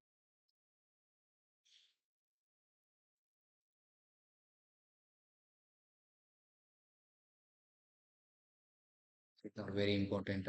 10 ವರ್ಷ ಹೈಕೋರ್ಟ್ ನಲ್ಲಿ ವಕೀಲರಾಗಿರ್ಬೇಕು, ಅಥವಾ ರಾಷ್ಟ್ರಪತಿಯ ಅಭಿಪ್ರಾಯದಲ್ಲಿ ಏನಾಗಿರ್ಬೇಕು? ಕಾನೂನು ತಜ್ಞರಾಗಿರ್ಬೇಕು, ಕಾನೂನು ಪಂಡಿತರಾಗಿರ್ಬೇಕು. ಆಮೇಲೆ ನ್ಯಾಯಮೂರ್ತಿಗಳ ಅಧಿಕಾರ ಅವಧಿ, ಅವ್ರ ನಿವೃತ್ತಿ ವಯಸ್ಸು ಎಷ್ಟಪ್ಪ ಅಂತಂದ್ರೆ 65 ಐತಿ. ಓಕೆ, ರಾಷ್ಟ್ರಪತಿಗೆ ಅವರು 65 ವರ್ಷಕ್ಕಿಂತ ಮುಂಚೆನೂ ಏನ್ ಮಾಡಬಹುದು? ರಾಷ್ಟ್ರಪತಿಗೆ ಅವರು ರಾಜೀನಾಮೆಯನ್ನ ನೀಡಬಹುದು. ಆಮೇಲೆ ಸಂಸತ್ತಿನ ಮಹಾಭಿಯೋಗದ ಮೂಲಕನೂ ಕೂಡ ಅವರು ವಜಾಗೊಳ್ಬಹುದು. ಓಕೆ, ಅದರ ನ್ಯಾಯಮೂರ್ತಿಗಳ ವಜಾಗೆ ಸಂಬಂಧಿಸಿದಂತ ಆರ್ಟಿಕಲ್ ಯಾವುದು? 124 ಸಬ್ ಕ್ಲಾಸ್ 4. ಓಕೆ, ಅವುಗಳ ಬಗ್ಗೆ ಏನಾದರೂ ಸಾಬೀತು ದುರ್ವರ್ತನೆ ಅಂದ್ರೆ ಅವ್ರದ್ದು ಏನಾದ್ರು ಮಿಸ್ಬಿಹೇವಿಯರ್ ಸಾಬೀತಾತಂದ್ರೆ ಅಷ್ಟ ಮತ್ತದು. ಓಕೆ, ವಿಶೇಷ ಬಹುಮತದಿಂದ ಸಂಸತ್ತಿನ ಎರಡು ಸದನಗಳು ಅಂಗೀಕರಿಸಬೇಕು ಸುಪ್ರೀಂ ಕೋರ್ಟ್ ಅಧಿಕಾರಗಳು. ಓಕೆ, ಮೂಲ ಅಧಿಕಾರ ವ್ಯಾಪ್ತಿ ಅಂತ ಬರ್ತದೆ. 131ನೇ ಆರ್ಟಿಕಲ್ ಪ್ರಕಾರ ಸುಪ್ರೀಂ ಕೋರ್ಟ್ ಮೂಲ ಅಧಿಕಾರ ವ್ಯಾಪ್ತಿಯನ್ನ ಚಲಾಯಿಸ್ತದೆ. ಮೂಲ ಅಧಿಕಾರ ವ್ಯಾಪ್ತಿ ಅಂತಂದ್ರೆ ಅದ್ರದ್ದು ಮೂಲ ಅಧಿಕಾರ ವ್ಯಾಪ್ತಿನ ಇರೋದು ಯಾಕೆ ಅಂತಂದ್ರೆ, ಕೇಂದ್ರ ಮತ್ತು ರಾಜ್ಯಗಳ ನಡುವಿನ ವಿವಾದಗಳನ್ನ ಬಗೆಹರಿಸ್ತೈತಿ. ರಾಜ್ಯ ಮತ್ತು ರಾಜ್ಯಗಳ ನಡುವಿನ ವಿವಾದಗಳನ್ನ ಬಗೆಹರಿಸ್ತೈತಿ. ಇದು ಸುಪ್ರೀಂ ಕೋರ್ಟಿನ ಮೂಲ ಅಧಿಕಾರ ವ್ಯಾಪ್ತಿ. ಆರ್ಟಿಕಲ್ 131 ವೆರಿ ಇಂಪಾರ್ಟೆಂಟ್ ಆಗ್ತದೆ. ಮೂಲ ಅಧಿಕಾರ ವ್ಯಾಪ್ತಿ ಅಂತ ಬಹಳಷ್ಟು ಸಲ ಪ್ರಶ್ನೆಗಳಿಗೆ ಬಂದ ಕಾಂಪಿಟೇಟಿವ್ ಎಕ್ಸಾಮ್ಗೆ. ಅದ್ಯಾ ಮೂಲ ಅಧಿಕಾರ ವ್ಯಾಪ್ತಿ ಏನಪ್ಪಾ ಅಂತಂದ್ರ, ರಾಜ್ಯ ಮತ್ತು ಕೇಂದ್ರದ ಮಧ್ಯೆ ವಿವಾದ ಇದ್ರ ಅವುಗಳ ವಿವಾದವನ್ನ ಇತ್ಯರ್ಥ ಮಾಡ್ತತಿ. ರಾಜ್ಯಗಳ ನಡುವೆ ವಿವಾದ ಇದ್ರೆ ಅವುಗಳನ್ನ ಇತ್ಯರ್ಥ ಮಾಡ್ತತಿ. ಅವುಗಳ ಬಗ್ಗೆ ಸಂಬಂಧಿಸಿದ ಆರ್ಟಿಕಲ್ಗಳನ್ನ ನಾನು ಇಲ್ಲಿ ಕೆಳಗೆ ನಿಮ್ಗೆ ಅದನ್ನ ಸ್ಕ್ರಾಲ್ ಮಾಡ್ತಾ ಹೋಗ್ತೀನಿ, ಅದನ್ನ ನೀವು ನೋಟ್ ಮಾಡ್ಕೋಬಹುದು. ಮೇಲ್ಮನವಿ ಅಧಿಕಾರ ಆರ್ಟಿಕಲ್ 132, ಸಾಂವಿಧಾನಿಕ ಪ್ರಕರಣಗಳ ಮೇಲ್ಮನವಿ 133, ಸಿವಿಲ್ ಪ್ರಕರಣಗಳ ಮೇಲ್ಮನವಿ 134 ಆರ್ಟಿಕಲ್, ಕ್ರಿಮಿನಲ್ ಪ್ರಕರಣಗಳ ಮೇಲ್ಮನವಿ, ವಿಶೇಷ ಅನುಮತಿ ಅರ್ಜಿ SLP ಅಂತ ಕರಿತೀವಿ. ಓಕೆ, 136 ಆರ್ಟಿಕಲ್, ಭಾರತದ ಯಾವುದೇ ನ್ಯಾಯಾಲಯ ಅಥವಾ ನ್ಯಾಯಮಂಡಳಿ ತೀರ್ಪಿನ ವಿರುದ್ಧ ಮೇಲ್ಮನವಿ ಸಲ್ಲಿಸಲು ವಿಶೇಷ ಅನುಮತಿಯನ್ನ ನೀಡಬಹುದು ಅಂತ ಹೇಳ್ತೈತೆ. ಓಕೆ, ಆರ್ಟಿಕಲ್ 136 ಪ್ರಕಾರ ಭಾರತದ ಯಾವುದೇ ನ್ಯಾಯಾಲಯ ಅಥವಾ ನ್ಯಾಯಮಂಡಳಿ ತೀರ್ಪಿನ ವಿರುದ್ಧ ಮೇಲ್ಮನವಿಯನ್ನ ಸಲ್ಲಿಸಬಹುದು. ಆಮೇಲೆ ಸಲಹಾ ಅಧಿಕಾರ ಐತಿ, ಆರ್ಟಿಕಲ್ 143. ಸೊ ಇವುಗಳ ಬಗ್ಗೆ ನೀವು ಏನ್ ಮಾಡ್ಬೇಕು? ನೋಟ್ ಮಾಡ್ಕೋತ ಹೋಗ್ರಿ. ಬಹಳ ಸಮಯದ ಅಭಾವ ಇರೋದ್ರಿಂದ ನೋಡ್ಕೋತ ಹೋಗ್ರಿ. Okay, article 32 very important. ಏನಪ್ಪಾ ಅಂತಂದ್ರೆ, ಮೂಲಭೂತ ಹಕ್ಕುಗಳ ರಕ್ಷಣೆ ಮಾಡೋ ಜವಾಬ್ದಾರಿ ಸುಪ್ರೀಂ ಕೋರ್ಟ್ಗೆ ಐತಿ. ಅದಕ್ಕ ಸುಪ್ರೀಂ ಕೋರ್ಟ್ ಅನ್ನ ಏನಂತ ಕರಿತಾರಪ್ಪ ಅಂತಂದ್ರೆ, ಅದನ್ನ ಮೂಲಭೂತ ಹಕ್ಕುಗಳ ರಕ್ಷಕ ಅಂತ ಹೇಳಿ ಕರೀತಾರೆ. ಮೂಲಭೂತ ಹಕ್ಕುಗಳ ರಕ್ಷಕ.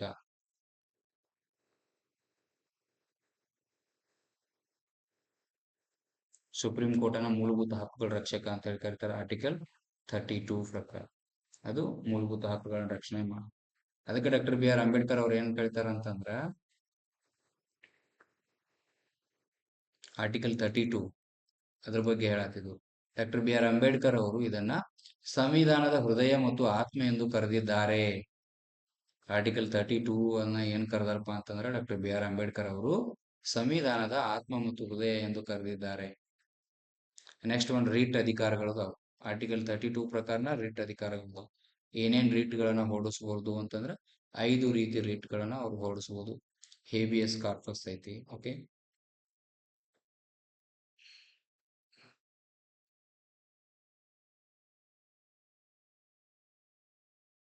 ಮ್ಯಾಂಡಮಸ್ ಐತಿ, ಪ್ರೊಹಿಬಿಷನ್ ಐತಿ, ಸರ್ಸೆರಿಯೋರಿ ಐತಿ, ಕೋ ವಾರೆಂಟೋ ಐತಿ. ಇವುಗಳ ಬಗ್ಗೆ ನೀವು ನೋಡ್ಕೋಬೇಕಾಗ್ತೈತಿ. ಸೊ ಸ್ಕ್ರಾಲ್ ಮಾಡ್ತೀನಿ, ವೆರಿ ಇಂಪಾರ್ಟೆಂಟ್.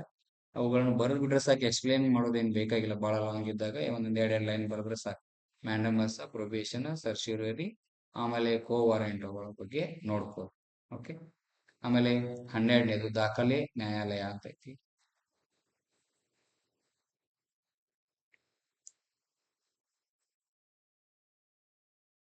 ಸೊ ಇದನ್ನ ಸ್ಕ್ರಾಲ್ ಮಾಡ್ತಾ ಹೋಗ್ತೇನೆ, ನೀವು ಅದನ್ನ ನೋಡ್ರಿ. ಓಕೆ, ಆ ನೆನ್ಪಿಡ್ಬೇಕಾಗಿರ್ತಕ್ಕಂಥದ್ದು ಏನಪ್ಪಾ ಅಂತಂದ್ರೆ ಸುಪ್ರೀಂ ಕೋರ್ಟ್ ಸ್ಥಾಪನೆ 124, 124ನೇ ವಿಧಿ ಪ್ರಕಾರ ಸುಪ್ರೀಂ ಕೋರ್ಟ್ ರಚನೆ. ಮೂಲ ಅಧಿಕಾರ ವ್ಯಾಪ್ತಿ ಅಂತ ಐತಿ. 131ನೇ ವಿಧಿ ಪ್ರಕಾರ ಮೂಲ ಅಧಿಕಾರ ವ್ಯಾಪ್ತಿ ಐತಿ. ಇವೆರಡನ್ನು ನೆನ್ಪಿಟ್ಕೋರಿ, 1 ಮಾರ್ಕಿಗೂ ಬರ್ತದ. ಓಕೆ,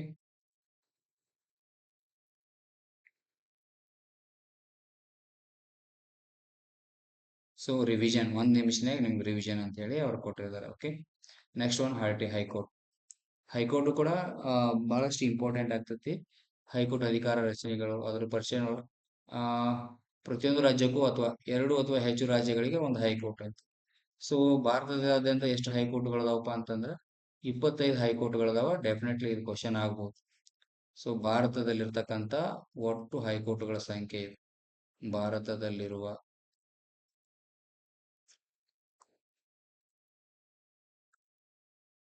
ಒಟ್ಟು ಹೈಕೋರ್ಟ್ಗಳ ಸಂಖ್ಯೆ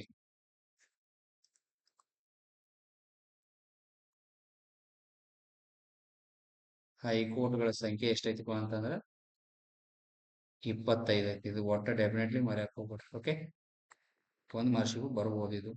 ಆಮೇಲೆ ಹೈಕೋರ್ಟ್ ಅನ್ನ ರಚನೆ ಮಾಡ್ಲಿಕ್ಕೆ ಯಾವ ವಿಧಿ ಹೇಳ್ದಪ್ಪ ಅಂತಂದ್ರ 214ನೇ ವಿಧಿ ಕ್ವಶನ್ ಕೇಳಬಹುದು. ಈ ಕೆಳಗಿನ ವಿಧಿ ಮೂಲಕ ಹೈಕೋರ್ಟ್ ರಚನೆ ಮಾಡಬಹುದು ಅಂತಂದ್ರೆ 214ನೇ ವಿಧಿ ಪ್ರಕಾರ ರಾಜ್ಯಗಳಲ್ಲಿ ಹೈಕೋರ್ಟ್ ಅನ್ನ ಅಥವಾ ಉಚ್ಚ ನ್ಯಾಯಾಲಯವನ್ನ ಸ್ಥಾಪನೆ ಮಾಡ್ಲಿಕ್ಕೆ ಅವಕಾಶ ಇದೆ. ಓಕೆ, ಆಯ್ತು ನೋಡ್ರಿ. ಓಕೆ, ಅದನ್ನ ನೀವೇನ್ ಮಾಡ್ಬೇಕು, ನೋಡ್ಕೊರಿ.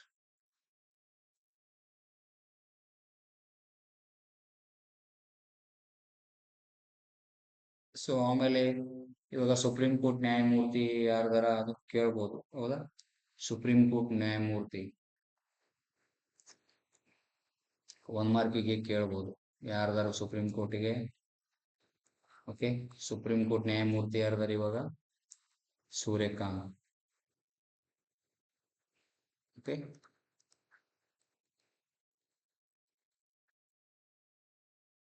ಸೂರ್ಯಕಾಂತ್ ಅವರು ಸುಪ್ರೀಂ ಕೋರ್ಟ್ ನ್ಯಾಯಮೂರ್ತಿ ಅದಾರ. ಅದನ್ನ ನೀವು ಮಾಡ್ಕೋಬೇಕು. ಸೊ ಇದನ್ನ ಸ್ಕ್ರಾಲ್ ಮಾಡ್ತಾ ಇದ್ದೀನಿ, ನೋಟ್ ಓದ್ಕೋರಿ ಅಷ್ಟೇ. ಓಕೆ,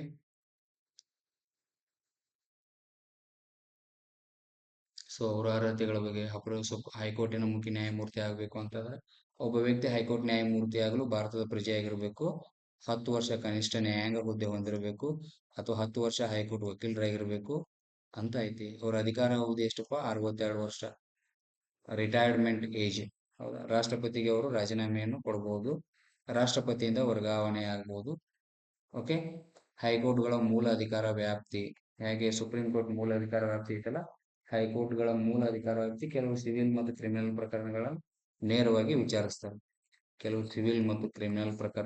ನೇರವಾಗಿ ವಿಚಾರಿಸ್ತಾರೆ. ಓಕೆ, ಮೇಲ್ಮನವಿ ಅಧಿಕಾರ ಆಯ್ತು. ಓಕೆ, ಆರ್ಟಿಕಲ್ 226 ಪ್ರಕಾರ ಅವರು ರಿಟ್ ಗಳನ್ನು ಕೂಡ ಹೊರಡಿಸಬಹುದು. ಯಾವುದು? 5 ರಿಟ್ ಗಳನ್ನ. ಅಲ್ಲಿ ಸುಪ್ರೀಂ ಕೋರ್ಟ್ ಐತಲ್ಲ, 32ನೇ ಆರ್ಟಿಕಲ್ ನೆನ್ಪಿಟ್ಕೋರಿ. ಸುಪ್ರೀಂ ಕೋರ್ಟ್ 32ನೇ ಆರ್ಟಿಕಲ್, ಹೈಕೋರ್ಟ್ ಐತಲ್ಲ 226ನೇ ಆರ್ಟಿಕಲ್ ಪ್ರಕಾರ ರಿಟ್ ಹೊರಡಿಸ್ತಾರ. ಮೂಲಭೂತ ಹಕ್ಕುಗಳನ್ನ ರಕ್ಷಣೆ ಮಾಡ್ತಾರೆ ಅಥವಾ ಅನುಷ್ಠಾನ ಮಾಡ್ತಾರೆ. ಇಲ್ಲಿ ಐತ್ ನೋಡ್ರಿ 226ನೇ ಆರ್ಟಿಕಲ್. ಹೈಕೋರ್ಟ್ 5 ವಿಧದ ರಿಟ್ ಗಳನ್ನ ಹೊರಡಿಸಬಹುದು: ಹೇಬಿಯಸ್, ಮ್ಯಾಂಡಮಸ್, ಪ್ರೊಹಿಬಿಷನ್, ಸರ್ಸೆರಿಯೋರಿ, ಕೋ ವಾರೆಂಟ್. ಓಕೆ, ಸೊ ಪರೀಕ್ಷೆಗೆ ಮುಖ್ಯ ಆಗಿರ್ತಕ್ಕಂಥದ್ದು ಆರ್ಟಿಕಲ್ 32 ಸುಪ್ರೀಂ ಕೋರ್ಟ್, ಆಮೇಲೆ ಆರ್ಟಿಕಲ್ 236 ಹೈಕೋರ್ಟ್. ಸೊ ಇದನ್ನ ಸ್ಕ್ರಾಲ್ ಮಾಡ್ತಾ ಇದ್ದೀನಿ, ನೀವು ಅದನ್ನ ನೋಟ್ ಮಾಡ್ಕೋರಿ ದಯವಿಟ್ಟು. ಆ ಟೈಮ್ ಭಾಳ ಆಗೈತಿ. 1 ನಿಮಿಷದ ರಿವಿಷನ್ ಅಂದ್ರೆ ಏನೇನೈತಿ. ಹೈಕೋರ್ಟ್ ಇವ್ರನ್ನ ನೇಮಕ ಯಾರು ಮಾಡ್ತಾರ? ಹೈಕೋರ್ಟ್ ವಿಧಿಗಳು 214ರಿಂದ 231. ಯಾರು ನೇಮಕ ಮಾಡ್ತಾರೆ? ರಾಷ್ಟ್ರಪತಿ. ಇವ್ರ ನಿವೃತ್ತಿ ವಯಸ್ಸು 67 ವರ್ಷ. ಕೋರ್ಟ್ ಆಫ್ ರೆಕಾರ್ಡ್ ವಿಧಿ 215. ರಿಟ್ ಅಧಿಕಾರ 226. ಮೇಲ್ವಿಚಾರಣಾ ಅಧಿಕಾರ 227ನೇ ವಿಧಿ ಪ್ರಕಾರ ಐತೆ ಅವ್ರಿಗೆ. ಓಕೆ, ನೋಡ್ರಿ. ಆಮೇಲೆ ನೆಕ್ಸ್ಟ್ ವೆರಿ ಇಂಪಾರ್ಟೆಂಟ್ ಯಾವುದಪ್ಪ ಅಂತಂದ್ರೆ ಮೂಲಭೂತ ಕರ್ತವ್ಯಗಳು. ಮೂಲಭೂತ ಕರ್ತವ್ಯಗಳು. ಓಕೆ, ಭಾರತ ಸಂವಿಧಾನವು ನಾಗರಿಕರಿಗೆ ಮೂಲಭೂತ ಹಕ್ಕುಗಳನ್ನು ನೀಡುವ ಜೊತೆಗೆ ಕೆಲವು ಕರ್ತವ್ಯಗಳನ್ನು ವಿಧಿಸಿದೆ. ನಾಗರಿಕರು ರಾಷ್ಟ್ರದ ಅಭಿವೃದ್ಧಿ, ಏಕತೆ, ಸಮಗ್ರತೆಯನ್ನು ಕಾಪಾಡಲು ನಿರ್ವಹಿಸಬೇಕಾದ ಕರ್ತವ್ಯಗಳನ್ನೇ ಮೂಲಭೂತ ಕರ್ತವ್ಯಗಳೆಂದು ಕರೆಯಲಾಗಿದೆ. ಮೂಲಭೂತ ಕರ್ತವ್ಯಗಳನ್ನ 42ನೇ ಸಂವಿಧಾನ ತಿದ್ದುಪಡಿ ಕಾಯ್ದೆ 1976 ಮೂಲಕ ಸಂವಿಧಾನದಲ್ಲಿ ಸೇರಿಸಲಾಯಿತು. ಅಂದ್ರೆ 42ನೇ ತಿದ್ದುಪಡಿ ಕಾಯ್ದೆ 1976ರಲ್ಲಿ ಇವು ಮೂಲ ಸಂವಿಧಾನದಲ್ಲಿ ಇದ್ದಿದ್ದಿಲ್ಲ. ಹಾಗಾಗಿ ಅವುಗಳನ್ನ 76ರಲ್ಲಿ ಸೇರ್ಪಡೆ ಮಾಡಲಾಯಿತು. 42ನೇ ತಿದ್ದುಪಡಿ ವೆರಿ ಇಂಪಾರ್ಟೆಂಟ್. 1976ರಲ್ಲಿ ಯಾರಿದ್ರಪ್ಪ ಪ್ರಧಾನಮಂತ್ರಿ? ಇಂದಿರಾ ಗಾಂಧಿ ಅವರು ಪ್ರಧಾನಮಂತ್ರಿ ಇರ್ತಾರೆ. ಶ್ರೀಮತಿ ಇಂದಿರಾ ಗಾಂಧಿ ಅವರು ಪ್ರಧಾನಮಂತ್ರಿ ಇರ್ತಾರೆ. Very important. ಓಕೆ, ಆಮೇಲೆ ಸಾಂವಿಧಾನಿಕ ಆಧಾರ ಏನಪ್ಪಾ ಅಂತಂದ್ರೆ ಸಂವಿಧಾನದ ಭಾಗ 4 ವಿಧಿ 51A. ವಿಧಿ 51A ಆರಂಭದಲ್ಲಿ 10 ಕರ್ತವ್ಯಗಳಿದ್ದು ಸಂವಿಧಾನದಾಗ ಸೇರ್ಪಡೆ ಮಾಡ್ಬೇಕಾದ್ರ ಆರಂಭದಲ್ಲಿ ಅಂತಂದ್ರ 1976ರಲ್ಲಿ ಏನ್ 42ನೇ ತಿದ್ದುಪಡಿ ಮೂಲಕ ಹೌದಾ ಏನ್ ಸೇರ್ಪಡೆ ಮಾಡತ್ತಿದೀವಲ್ಲ ಅವಾಗ 10 ಇದ್ವು. ಬಟ್ ನಾವು ಎಷ್ಟು ಇವಾಗ ಪ್ರಸ್ತುತ ಏಟದಾವ ಅಂತಂದ್ರೆ 11 ಮೂಲಭೂತ ಕರ್ತವ್ಯಗಳದಾವ. 11ನೇ ಮೂಲಭೂತ ಕರ್ತವ್ಯನ ಸಂವಿಧಾನದ 86ನೇ ತಿದ್ದುಪಡಿ ಕಾಯ್ದೆ 2002ರ ಮೂಲಕ 11ನೇ ಕರ್ತವ್ಯವನ್ನ ಸೇರಿಸಲಾಯಿತು. ಪ್ರಸ್ತುತ 11 ಮೂಲಭೂತ ಕರ್ತವ್ಯಗಳು ಇವೆ ಅಂತ ಐತಿ. ಓಕೆ, ಅದ್ರ ಬಗ್ಗೆ ನೀವು ಗಮನ ಇರಬೇಕು. So very important. ಇಲ್ಲಿ ಅವರ 11 ಮೂಲಭೂತ ಕರ್ತವ್ಯಗಳನ್ನ ಕೊಡ್ಲಾಗೈತಿ. ಓಕೆ, 11 ಮೂಲಭೂತ ಕರ್ತವ್ಯಗಳನ್ನು ಕೊಟ್ಟಿದೀವಿ, ನೋಡ್ಕೋಬಹುದು.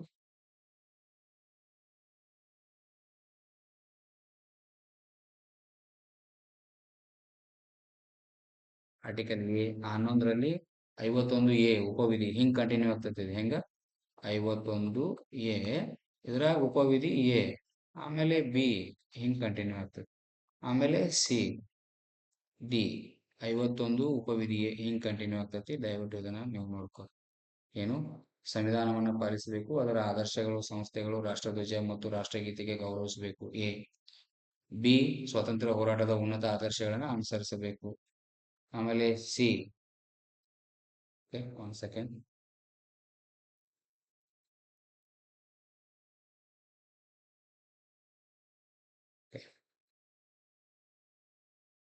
ಸಿ ಭಾರತ ಸಾರ್ವಭೌಮತೆ ಮತ್ತು ಏಕತೆ ಮತ್ತು ಅಖಂಡತೆಯನ್ನ ಗೌರವಿಸಬೇಕು ಅಂತ ಐತಿ. ಡಿ ದೇಶದ ರಕ್ಷಣೆಗೆ ಸಿದ್ಧರಾಗಿರಬೇಕು ಮತ್ತು ರಾಷ್ಟ್ರ ಸೇವೆಯನ್ನ ಮಾಡಬೇಕು.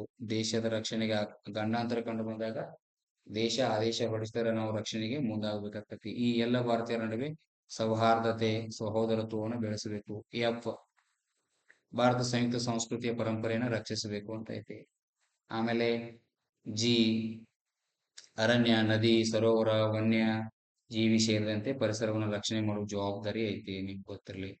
ಎಚ್ ವೈಜ್ಞಾನಿಕ ಮನೋಭಾವ, ಮಾನವೀಯತೆ ಮತ್ತು ಸುಧಾರಣಾ ಮನೋಭಾವನ ಬೆಳೆಸಬೇಕು. ಅಂದ್ರೆ ಮೂಢನಂಬಿಕೆಯನ್ನ ಬೆಳೆಸಬಾರ್ದು, ಪ್ರಚಾರ ಮಾಡಬಾರ್ದು. ವೈಜ್ಞಾನಿಕ ಮನೋಭಾವನೆ, ವೈಚಾರಿಕತೆಯನ್ನ ಬೆಳೆಸಬೇಕಾಗ್ತೈತಿ. ಯಾವುದು? ಎಚ್. ಐ ಸಾರ್ವಜನಿಕ ಆಸ್ತಿಯನ್ನ ರಕ್ಷಿಸಬೇಕು ಹಾಗೂ ಹಿಂಸೆಯನ್ನ ತ್ಯಜಿಸಬೇಕು. ಇನ್ನೊಂದೇನಾದ್ರೂ ಹೋರಾಟ ಮಾಡ್ತಿದ್ರೆ ಸಾರ್ವಜನಿಕ ಆಸ್ತಿಗೆ ಹಾನಿ ಮಾಡಬಾರ್ದು ಅಂತ ಐತಿ.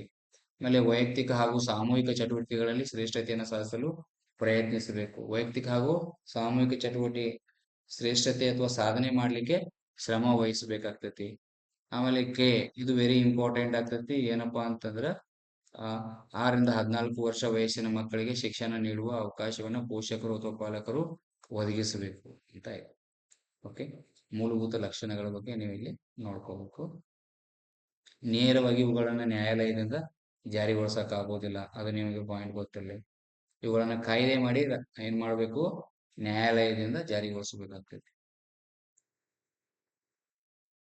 ಆಮೇಲೆ ಯಾವ ಸಮಿತಿಯ ಶಿಫಾರಸಿನ ಮೇರೆಗೆ ಮೂಲಭೂತ ಕರ್ತವ್ಯಗಳನ್ನ ಸಂವಿಧಾನದಲ್ಲಿ ಸೇರ್ಪಡೆಗೊಳಿಸಲಾಯಿತು ಅಂತಂದ್ರ ಸರ್ದಾರ್ ಸ್ವರಣ್ ಸಿಂಗ್ ಸಮಿತಿಯ ಶಿಫಾರಸಿನ ಮೇರೆಗೆ ಸರ್ದಾರ್ ಸ್ವರಣ್ ಸಿಂಗ್ ಸಮಿತಿಯ ಶಿಫಾರಸಿನ ಮೇರೆಗೆ ಏನ್ ಮಾಡ್ತು ನಾವು ಮೂಲಭೂತ ಕರ್ತವ್ಯಗಳನ್ನ ನಮ್ಮ ಸಂವಿಧಾನದಲ್ಲಿ ಜಾರಿಗೊಳಿಸಿದೀವಿ. ಯಾವ ದೇಶದಿಂದ ಅಂತ ಬಂದಾಗ ನಿಮ್ಗೆ ಗೊತ್ತಿರ್ಬೇಕಾಗ್ತೈತಿ ರಷ್ಯಾ ಅಥವಾ USSR. ರಷ್ಯಾ ಅಥವಾ USSR. Okay, USSR.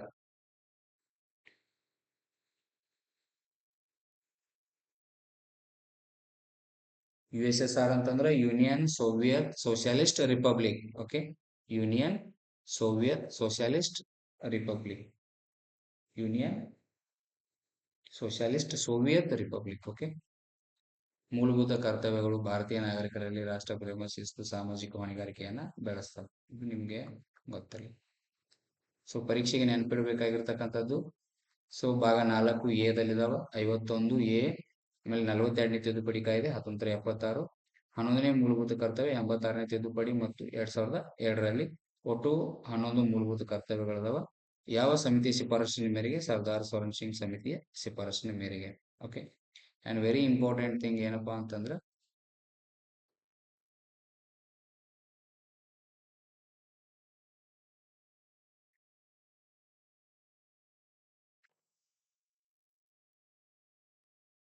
ಸಂವಿಧಾನದ ಪೂರ್ವ ಪೀಠಿಕೆ. ಸಂವಿಧಾನದ ಪೂರ್ವ ಪೀಠಿಕೆ ಪರೀಕ್ಷೆಗೆ ಡೆಫಿನೆಟ್ಲಿ ಇದೊಂದು ಬರತ್ತಿ. 1 ಮಾರ್ಕಿಗೂ ಆಗ್ಬೋದು ಅಥವಾ ಡೆಫಿನೆಟ್ಲಿ ಬರತೈತಿ. ಓಕೆ,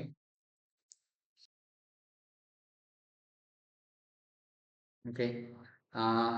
ನೆಕ್ಸ್ಟ್ ಒನ್ ಯಾವುದು ವೆರಿ ಇಂಪಾರ್ಟೆಂಟ್ ಅಂತಂದ್ರೆ ಸಂವಿಧಾನದ ಪೂರ್ವ ಪೀಠಿಕೆ.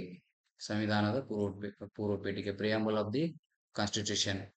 Okay, preamble of the constitution very important ಆಗ್ತೈತಿ.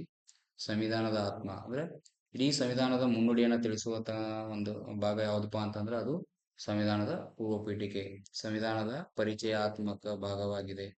ಸಂವಿಧಾನದ ಉದ್ದೇಶಗಳು, ಆದರ್ಶಗಳು ಮತ್ತು ಮೂಲ ತತ್ವಗಳನ್ನ ತಿಳಿಸುತ್ತದೆ. ಪೀಠಿಕೆಯನ್ನ ಸಂವಿಧಾನದ ಆತ್ಮ ಎಂದು, ಸೋಲ್ ಆಫ್ ದಿ ಕಾನ್ಸ್ಟಿಟ್ಯೂಷನ್ ಎಂದು, ಹಾಗೂ identity card of the constitution, ಗುರುತಿನ ಪತ್ರ ಎಂದು ಕರೆಯಲಾಗುತ್ತದೆ.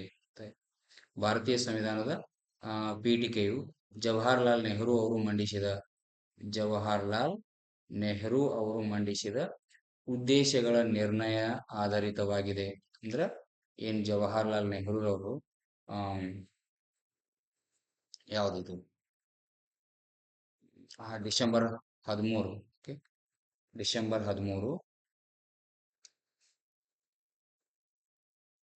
ಡಿಸೆಂಬರ್ 13, 1946 ಏನ್ ಡಿಎಗಳ ನಿರ್ಣಯವನ್ನು ಮಂಡಿಸ್ತಾರಲ್ಲ 3ನೇ ಅಧಿವೇಶನದಲ್ಲಿ, ಅವುಗಳ ಆಧಾರದಿಂದ ನಮ್ಮ ಪೂರ್ವ ಪೀಠಿಕೆಯನ್ನ ರಚನೆ ಮಾಡ್ಕೊಂಡಿದೀವಿ. ಮತ್ತ ಪೂರ್ವ ಪೀಠಿಕೆಯನ್ನ, ಈ ಒಂದು ಪರಿಕಲ್ಪನೆಯನ್ನ ಯಾವ ದೇಶದಿಂದ ಎರವಲು ಪಡ್ಕೊಂಡಿದೀವಪ್ಪ ಅಂತಂದ್ರ ಈ ಪೂರ್ವ ಪೀಠಿಕೆ ಅನ್ನೋ ಪರಿಕಲ್ಪನೆಯನ್ನ ಯಾವ ದೇಶದಿಂದ ಅಂತಂದ್ರ ಅಮೆರಿಕದಿಂದ ನಾವು ಇದನ್ನ ಎರವಲು ಪಡ್ಕೊಂಡಿದೀವಿ. ಯುನೈಟೆಡ್ ಸ್ಟೇಟ್ಸ್ ಆಫ್ ಅಮೆರಿಕದಿಂದ ಈ ಪ್ರಿಯಾಂಬಲ್ ಅನ್ನೋ ಕಾನ್ಸೆಪ್ಟ್ ಅನ್ನ ನಾವು ಎರವಲು ಪಡ್ಕೊಂಡಿದೀವಿ. ಸಂವಿಧಾನ ಸಭೆಯು ನವೆಂಬರ್ 26, 1940ರಂದು ಅಂಗೀಕರಿಸಿತು ಮತ್ತು ಜನವರಿ 26, 1950ರಿಂದ ಜಾರಿಗೆ ಬಂದಿತ್ತು. ನವೆಂಬರ್ 26ರಂದು ಏನ್ ಅಂಗೀಕರಿಸ್ತದಲ್ಲ ಅವಾಗ, ಆಮೇಲೆ ಜನವರಿ 26, 1950ರಿಂದ ಜಾರಿಗೆ ಬಂದಿರ್ತೈತಿ. ಯಾವುದು? Objective resolution. ಆಬ್ಜೆಕ್ಟಿವ್ ರೆಸೊಲ್ಯೂಷನ್ಸ್ ಸಂವಿಧಾನದ ಪೂರ್ವ ಪೀಠಿಕೆ. ಅದರದ ಸಾರಾಂಶ ಏನಪ್ಪಾ ಅಂತಂದ್ರೆ ಭಾರತ ಜನರು ಭಾರತವನ್ನ ಸಾರ್ವಭೌಮ, ಸಮಾಜವಾದಿ, ಧರ್ಮ ನಿರಪೇಕ್ಷ, ಪ್ರಜಾಸತ್ತಾತ್ಮಕ ಗಣರಾಜ್ಯವನ್ನಾಗಿ ರೂಪಿಸಿ ಎಲ್ಲ ನಾಗರಿಕರಿಗೆ ನ್ಯಾಯ, ಸ್ವಾತಂತ್ರ್ಯ, ಸಮಾನತೆ ಹಾಗೂ ಭ್ರಾತೃತ್ವವನ್ನು ಒದಗಿಸಲು ಸಂವಿಧಾನವನ್ನ ಅಂಗೀಕರಿಸಿ ಜಾರಿಗೊಳಿಸಿ ಮತ್ತು ನಮಗೆ ನಾವೇ ಅರ್ಪಿಸಿಕೊಳ್ಳುತ್ತೇವೆ. ಶಾರ್ಟ್ ಕಟ್ ಒಂದು ಮೂಲ ಅಂಶ ಇದು. ಓಕೆ, ಇದು ಹೇಗೆ ಪ್ರಾರಂಭ ಆಗ್ತತಿ ಅಂತಂದ್ರೆ ಹೀಗೆ ಆರಂಭವಾಗುತ್ತದೆ. ಹೆಂಗೆ ಅಂತಂದ್ರೆ ಭಾರತದ ಪ್ರಜೆಗಳಾದ ನಾವು ಅಂತ ಆರಂಭ ಆಗ್ತತಿ. ನಿಮಗೆ ಇದು ನೆನಪಿರ್ಬೇಕಾಗ್ತತಿ. ಸಂವಿಧಾನದ ಪೂರ್ವ ಪೀಠಿಕೆ ಹೇಗೆ ಆರಂಭವಾಗ್ತದೆ ಅಂತಂದ್ರ ಭಾರತದ ಪ್ರಜೆಗಳಾದ ನಾವು, ಭಾರತದ ಪ್ರಜೆಗಳಾದ ನಾವು ಅಂತ ಆರಂಭ ಆಗ್ತದೆ. ಓಕೆ, ಇದು ಆರಂಭ. ಬಹಳಷ್ಟು ಸಲ ಕಾಂಪಿಟೇಟಿವ್ ಎಕ್ಸಾಮ್ಸ್ಗೆ ಇದನ್ನು ಕೇಳಿದ್ದಾರೆ. ಓಕೆ, ಅವುಗಳ ಬಗ್ಗೆ ಇರ್ತಕ್ಕಂಥ ಮೇನ್ ಸಂವಿಧಾನ ಪೂರ್ವ ಪೀಠಿಕೆಯಲ್ಲಿ ಏನೇನು ಬಳಕೆಯಾಗಿದೆ, ಹೌದಾ? ಭಾರತ ಪ್ರಜೆಗಳಾದ ನಾವು. ಆಮೇಲೆ ಸಾರ್ವಭೌಮ ಅಂದ್ರೆ ಏನು? ಅಂದ್ರೆ ಭಾರತವು ಆಂತರಿಕ ಮತ್ತು ಬಾಹ್ಯ ವಿಷಯಗಳಲ್ಲಿ ಸಂಪೂರ್ಣ ಸ್ವಾತಂತ್ರ್ಯವನ್ನು ಹೊಂದಿದೆ, ಅದಕ್ಕೆ ಸಾರ್ವಭೌಮ ಅಂತ ಕರೀತಾರೆ. ಸಾವರಿನ್ ಅಂದ್ರೆ ಏನು? ಭಾರತವು ಆಂತರಿಕ ಮತ್ತು ಬಾಹ್ಯ ವಿಷಯಗಳಲ್ಲಿ ಸಂಪೂರ್ಣ ಸ್ವತಂತ್ರವಾಗಿದೆ, ಯಾವುದೇ ವಿದೇಶಿ ಶಕ್ತಿಯ ಅಧೀನದಲ್ಲಿ ಇಲ್ಲ. ಓಕೆ. ಸಮಾಜವಾದಿ ಸೋಷಿಯಲಿಸ್ಟ್ 42ನೇ ಸಂವಿಧಾನ ತಿದ್ದುಪಡಿ 1976 ಮೂಲಕ ಇದನ್ನ ಸೇರ್ಪಡೆ ಮಾಡಲಾಯಿತು. ಆಮೇಲೆ ಧರ್ಮ ನಿರಪೇಕ್ಷತೆ ಅಂದ್ರೆ ಯಾವುದೇ ಒಂದು ಧರ್ಮವನ್ನ ರಾಷ್ಟ್ರೀಯ ಧರ್ಮ ಅಂತೇಳಿ ನಾವು ಘೋಷಣೆ ಮಾಡಿಲ್ಲ. 42ನೇ ತಿದ್ದುಪಡಿ 1976 ಮೂಲಕ ಇದನ್ನು ಕೂಡ ಸೇರ್ಪಡೆ ಮಾಡ್ತೈತಿ. ಎಲ್ಲ ಧರ್ಮಗಳಿಗೆ ಸಮಾನ ಗೌರವವನ್ನು ನೀಡ್ತೈತಿ ನಮ್ಮ ಸಂವಿಧಾನ. ಓಕೆ. ಪ್ರಜಾಸತ್ತಾತ್ಮಕ. ಆಮೇಲೆ ಗಣರಾಜ್ಯ ರಾಷ್ಟ್ರದ ಮುಖ್ಯಸ್ಥನ ವೆರಿ ಇಂಪಾರ್ಟೆಂಟ್. ಗಣರಾಜ್ಯ ಎಂದರೆ ಏನು ಅಂತಾನು ಕೇಳಬಹುದು, ನಿಮ್ಗೆ ಗೊತ್ತಿರಲಿ. ರಾಷ್ಟ್ರದ ಮುಖ್ಯಸ್ಥನನ್ನ ಚುನಾವಣೆ ಮೂಲಕ ಆಯ್ಕೆ ಮಾಡುವ ಪದ್ಧತಿಯನ್ನ ಗಣರಾಜ್ಯ ಅಂತ ಕರಿತೇವೆ. ರಾಷ್ಟ್ರದ ಮುಖ್ಯಸ್ಥನು ಚುನಾಯಿತನಾಗಿರುತ್ತಾನೆ. ಪ್ರಜಾಪ್ರಭುತ್ವಕ್ಕೆ ರಾಜ್ಯ ಪ್ರಭುತ್ವಕ್ಕೆ ಅವಕಾಶ ಇಲ್ಲ. ಓಕೆ. ಗಣರಾಜ್ಯ ಅಂತಂದ್ರೆ ರಾಷ್ಟ್ರದ ಮುಖ್ಯಸ್ಥನನ್ನ ಚುನಾವಣೆ ಮೂಲಕ ಆಯ್ಕೆ ಮಾಡುವ ಪದ್ಧತಿಯನ್ನ ಗಣರಾಜ್ಯ ಅಂತ ಕರಿತೀವಿ. ರಾಷ್ಟ್ರಪತಿಗಳಿಗೆ ಚುನಾವಣೆ ಆಗ್ತದೆ. ಓಕೆ. ಈಗ ಇಂಗ್ಲೆಂಡ್ ದೇಶ ಐತಲ್ಲ, ಗಣರಾಜ್ಯ ಅಲ್ಲ. ಬಿಕಾಸ್ ಅಲ್ಲಿನ ರಾಜ ಆ ಏನ ಏನ ರಾಷ್ಟ್ರದ ಮುಖ್ಯಸ್ಥ ಅದನಲ್ಲ, ವಂಶ ಪಾರಂಪರಿಕವಾಗಿ ಮುಂದುವರಿತಾನಲ್ಲ, ಆದ ಕಾರಣಕ್ಕಾಗಿ ಇಂಗ್ಲೆಂಡ್ ಗಣರಾಜ್ಯ ಅಲ್ಲ. ಓಕೆ. ಆಮೇಲೆ ಪೀಠಿಕೆ ಉದ್ದೇಶಗಳು. ನ್ಯಾಯದಲ್ಲಿ ಮತ್ತೇನು ಸಾಮಾಜಿಕ ನ್ಯಾಯ, ಆರ್ಥಿಕ ನ್ಯಾಯ, ರಾಜಕೀಯ ನ್ಯಾಯ ಅಂತ ಬರ್ತದೆ. ಸಾಮಾಜಿಕ ನ್ಯಾಯ, ಆರ್ಥಿಕ ನ್ಯಾಯ, ರಾಜಕೀಯ ನ್ಯಾಯ. ಸ್ವಾತಂತ್ರ್ಯ ನಾಗರಿಕರಿಗೆ. ಓಕೆ. ಚಿಂತನೆ, ಅಭಿವ್ಯಕ್ತಿ ಮತ್ತು ನಂಬಿಕೆಗೆ. ಓಕೆ. ಧರ್ಮ, ಆರಾಧನೆ. ವೆರಿ ಇಂಪಾರ್ಟೆಂಟ್ ವರ್ಡ್ಗಳು ಯೂಸ್ ಆಗಿರ್ತಕ್ಕಂಥದ್ದು. ಧರ್ಮ, ಆರಾಧನೆ ಇವುಗಳ ಸ್ವಾತಂತ್ರ್ಯವನ್ನ ನೀಡ್ತೈತಿ. ಸಮಾನತೆ, ಕಾನೂನಿನ ಮುಂದೆ ಸಮಾನತೆ, ಸಮಾನ ಅವಕಾಶಗಳು. ಆಮೇಲೆ ಭಾತೃತ್ವ, ಫ್ರೆಟರ್ನಿಟಿ ಅಂತ ಕರಿತೀವಿ. ಭಾತೃತ್ವ ರಾಷ್ಟ್ರೀಯ ಏಕತೆ ಮತ್ತು ಸಮಗ್ರತೆಯನ್ನು ಬಲಪಡಿಸುತ್ತದೆ ಮತ್ತು ಘನತೆಯನ್ನು ರಕ್ಷಿಸುತ್ತದೆ ಅಂತ. ಓಕೆ. ಇದಕ್ಕೆ ವೆರಿ ಇಂಪಾರ್ಟೆಂಟ್ ನೆನಪಿಟ್ಕೋಬೇಕಾಗಿದ್ದು, ಸಂವಿಧಾನದ ಪೂರ್ವ ಪೀಠಿಕೆಗೆ ಎಷ್ಟು ಬಾರಿ ತಿದ್ದುಪಡಿ ಆಗಿದೆ ಅಂತಂದ್ರೆ ಒಂದು ಬಾರಿ ಮಾತ್ರ ತಿದ್ದುಪಡಿ ಆಗಿದೆ. ಅದು 42ನೇ ತಿದ್ದುಪಡಿ. ಹೌದಾ? 42ನೇ ತಿದ್ದುಪಡಿ ಕಾಯ್ದೆ. 42ನೇ ತಿದ್ದುಪಡಿ ಕಾಯ್ದೆ 1976. 1976. ಎಷ್ಟು ಪದಗಳನ್ನ ಸೇರ್ಪಡೆ ಮಾಡಲಾಯಿತು ಅಂತಂದ್ರ 3 ಪದಗಳನ್ನ ಸೇರ್ಪಡೆ ಮಾಡಲಾಯಿತು. 3 ಪದಗಳನ್ನ ಸೇರ್ಪಡೆ ಮಾಡಲಾಯಿತು. ಯಾವ್ಯಾವಪ್ಪ ಅಂತಂದ್ರೆ, ಒಂದು ಜಾತ್ಯತೀತ, ಸೆಕ್ಯುಲಾರ್ ಅಂತ ಕರಿತೀವಿ, ಜಾತ್ಯತೀತ. ಓಕೆ. ಸೆಕೆಂಡ್ ಒನ್ ಸಮಾಜವಾದಿ, ಸೋಷಿಯಲಿಸ್ಟ್ ಅಂತ ಕರಿತೀವಿ. ಸಮಾಜವಾದಿ, ಸೋಷಿಯಲಿಸ್ಟ್ ಅಂತ ಕರಿತೀವಿ.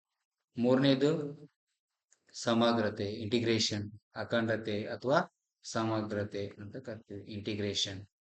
ಈ 3 ಪದಗಳನ್ನ ಸಂವಿಧಾನದ ಪೂರ್ವ ಪೀಠಿಕೆಗೆ 42ನೇ ತಿದ್ದುಪಡಿ ಕಾಯ್ದೆ 1976ರಲ್ಲಿ ಸೇರ್ಪಡೆ ಮಾಡಲಾಯಿತು. ಈ ಸಂದರ್ಭದಲ್ಲಿ ಪ್ರಧಾನಮಂತ್ರಿ ಅವರು ಯಾರಪ್ಪ ಅಂತಂದ್ರೆ ಶ್ರೀಮತಿ ಇಂದಿರಾ ಗಾಂಧಿ ಅವರು.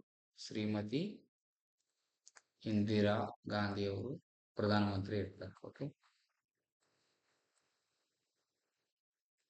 ಸೊ ನೆಕ್ಸ್ಟ್ ಒನ್, ಅದಕ್ಕೆ ಸಂಬಂಧಪಟ್ಟ ಹಾಗೆ ಪ್ರಮುಖ ನ್ಯಾಯಾಂಗ ತೀರ್ಪುಗಳು. ಬೇರುಬಾರಿ ಯೂನಿಯನ್ ಕೇಸ್, ಬೇರುಬಾರಿ ವರ್ಸಸ್ ಭಾರತ ಒಕ್ಕೂಟ. ಏನು? ಸಂವಿಧಾನದ ಪೂರ್ವ ಪೀಠಿಕೆ ಐತಲ್ಲ, ಸಂವಿಧಾನದ ಭಾಗ ಹೌದು ಅಲ್ಲೋ ಅನ್ನೋ ಒಂದು ಪ್ರಕರಣಗಳಲ್ಲಿ ಬೇರುಬಾರಿ ಪ್ರಕರಣ ಐತಲ್ಲ 1966ರಲ್ಲಿ, ಇದು ಸಂವಿಧಾನದ ಪೂರ್ವ ಪೀಠಿಕೆ ಐತಲ್ಲ, ಸಂವಿಧಾನದ ಭಾಗವಲ್ಲ ಎಂದು ಅಭಿಪ್ರಾಯವನ್ನ ವ್ಯಕ್ತಪಡಿಸ್ತದೆ. And next one very important ಯಾವ್ದಪ್ಪ ಅಂತಂದ್ರೆ Keshavananda Bharati versus state of Kerala ಪ್ರಕರಣದಲ್ಲಿ. ಯಾವಾಗಿದು? 1973ರಲ್ಲಿ. ಪೀಠಿಕೆಯು ಸಂವಿಧಾನದ ಅವಿಭಾಜ್ಯ ಅಂಗವಾಗಿದೆ ಎಂದು ತೀರ್ಪು ಕೊಡ್ತದೆ. ಪೀಠಿಕೆಯು ಸಂವಿಧಾನದ ಪೂರ್ವ ಪೀಠಿಕೆ ಐತಲ್ಲ, ಅದು ಸಂವಿಧಾನದ ಅವಿಭಾಜ್ಯ ಅಂಗ ಅಂತ ಹೇಳಿ ತೀರ್ಪು ಕೊಡ್ತೈತಿ. ಓಕೆ. ನೆಕ್ಸ್ಟ್ ಒನ್ ಪೀಠಿಕೆಯ ತತ್ವಗಳು ಸಂವಿಧಾನದ ಮೂಲ ರಚನೆಯ ಭಾಗವಾಗಿವೆ ಎಂದು ತಿಳಿಸ್ತದೆ. ಪೀಠಿಕೆಯ ತತ್ವಗಳು ಸಂವಿಧಾನದ ಮೂಲ ರಚನೆಯ ಭಾಗವಾಗಿವೆ ಅಂದ್ರೆ ಅದರಲ್ಲಿ ಏನು ಬಳಕೆ ಮಾಡಿರ್ತಕ್ಕಂಥ ತತ್ವಗಳದಾವಲ್ಲ, ಅವುಗಳು ಸಂವಿಧಾನದ ಮೂಲ ರಚನೆಯ ಭಾಗವಾಗಿವೆ ಅಂತ ಹೇಳ್ಕೊಡ್ತೀವಿ. ಒಂದು ಬೇರುಬಾರಿ ಪ್ರಕರಣ 1960ರಲ್ಲಿ, ಇದರಲ್ಲಿ ಇದು ಪೀಠಿಕೆ ಸಂವಿಧಾನದ ಭಾಗ ಅಲ್ಲ ಅಂತೇಳಿ ಅಭಿಪ್ರಾಯ ವ್ಯಕ್ತಪಡಿಸ್ತೈತಿ. ಪುನಃ 1976ರಲ್ಲಿ ಇದು ಕೊಟ್ಟಿರ್ತಕ್ಕಂಥ ತೀರ್ಪು ಏನೈತಿ, ತಪ್ಪೈತಿ ಅಂತ ಹೇಳಿ Kesavananda Bharati versus state of Kerala ಪ್ರಕರಣದಲ್ಲಿ ಏನ್ ಮಾಡ್ತಾರಪ್ಪ ಅಂತಂದ್ರೆ ಪೀಠಿಕೆಯು ಸಂವಿಧಾನದ ಅವಿಭಾಜ್ಯ ಅಂಗ ಅಂತೇಳಿ ತೀರ್ಪು ಕೊಡ್ತಾರೆ. ಅದು ಇಂಪಾರ್ಟೆಂಟ್, ವೆರಿ ಇಂಪಾರ್ಟೆಂಟ್, ನೆನಪಿಟ್ಕೋಬೇಕು. ಓಕೆ, ಆಮೇಲೆ ನೆಕ್ಸ್ಟ್ ಒನ್, ನೀವು ಇದನ್ನ ನೋಡ್ಕೋಬಹುದು. ಪೀಠಿಕೆಯ ಮುಖ್ಯ ಅಂಶಗಳು. ಪೀಠಿಕೆ ಸಂವಿಧಾನದ ಆತ್ಮ. ಮೂಲ ಉದ್ದೇಶ, ಮೂಲ ಏನಪ್ಪಾ ಅಂತಂದ್ರೆ ಆಬ್ಜೆಕ್ಟಿವ್ ರೆಸಲ್ಯೂಷನ್ಸ್, ಜವಾಹರ್ಲಾಲ್ ನೆಹರು ಮಂಡಿಸಿರ್ತಕ್ಕಂಥ ರೆಸಲ್ಯೂಷನ್ಸ್. ಓಕೆ, 42ನೇ ತಿದ್ದುಪಡಿ 1976ರಲ್ಲಿ ಸಮಾಜವಾದಿ, ಧರ್ಮ ನಿರಪೇಕ್ಷತೆ ಅಥವಾ ಜಾತ್ಯತೀತ, ಸಮಗ್ರತೆ ಅಥವಾ ಅಖಂಡತೆ ಪದಗಳನ್ನು ಸೇರ್ಪಡೆ ಮಾಡಲಾಯಿತು. ಓಕೆ, ನ್ಯಾಯ, ಸ್ವಾತಂತ್ರ್ಯ, ಸಮಾನತೆ, ಭ್ರಾತೃತ್ವ. ಓಕೆ, ಕೇಶವಾನಂದ ಭಾರತಿ ಪ್ರಕರಣ 1970 ಪೀಠಿಕೆ ಸಂವಿಧಾನದ ಭಾಗವಾಗಿದೆ ಅಂತೇಳಿ ತೀರ್ಪು. ಓಕೆ, ನೆಕ್ಸ್ಟ್ ಒನ್ ಯಾವ್ದಪ್ಪ ಅಂತಂದ್ರೆ ಲಾಸ್ಟ್ ಒನ್, ನ್ಯಾಯಾಂಗ ಮರುಪರಿಶೀಲನೆ ಅಥವಾ ನ್ಯಾಯಾಂಗ ಪರಿಶೀಲನೆ, ಜುಡಿಷಿಯಲ್ ರಿವ್ಯೂ ಅಂತ ಕರಿತೀವಿ. ನ್ಯಾಯಾಂಗ ಪರಿಶೀಲನೆ ಅಂದರೆ ಸಂಸತ್ತು, ಓಕೆ, ವೆರಿ ಇಂಪಾರ್ಟೆಂಟ್, ಒಂದು ಮಾರ್ಷಿಗೆ ಕೇಳಬಹುದು. ನ್ಯಾಯಾಂಗ ಮರುಪರಿಶೀಲನೆ ಎಂದರೇನು ಅಂತ ಹೇಳಿ ಕೇಳಬಹುದು.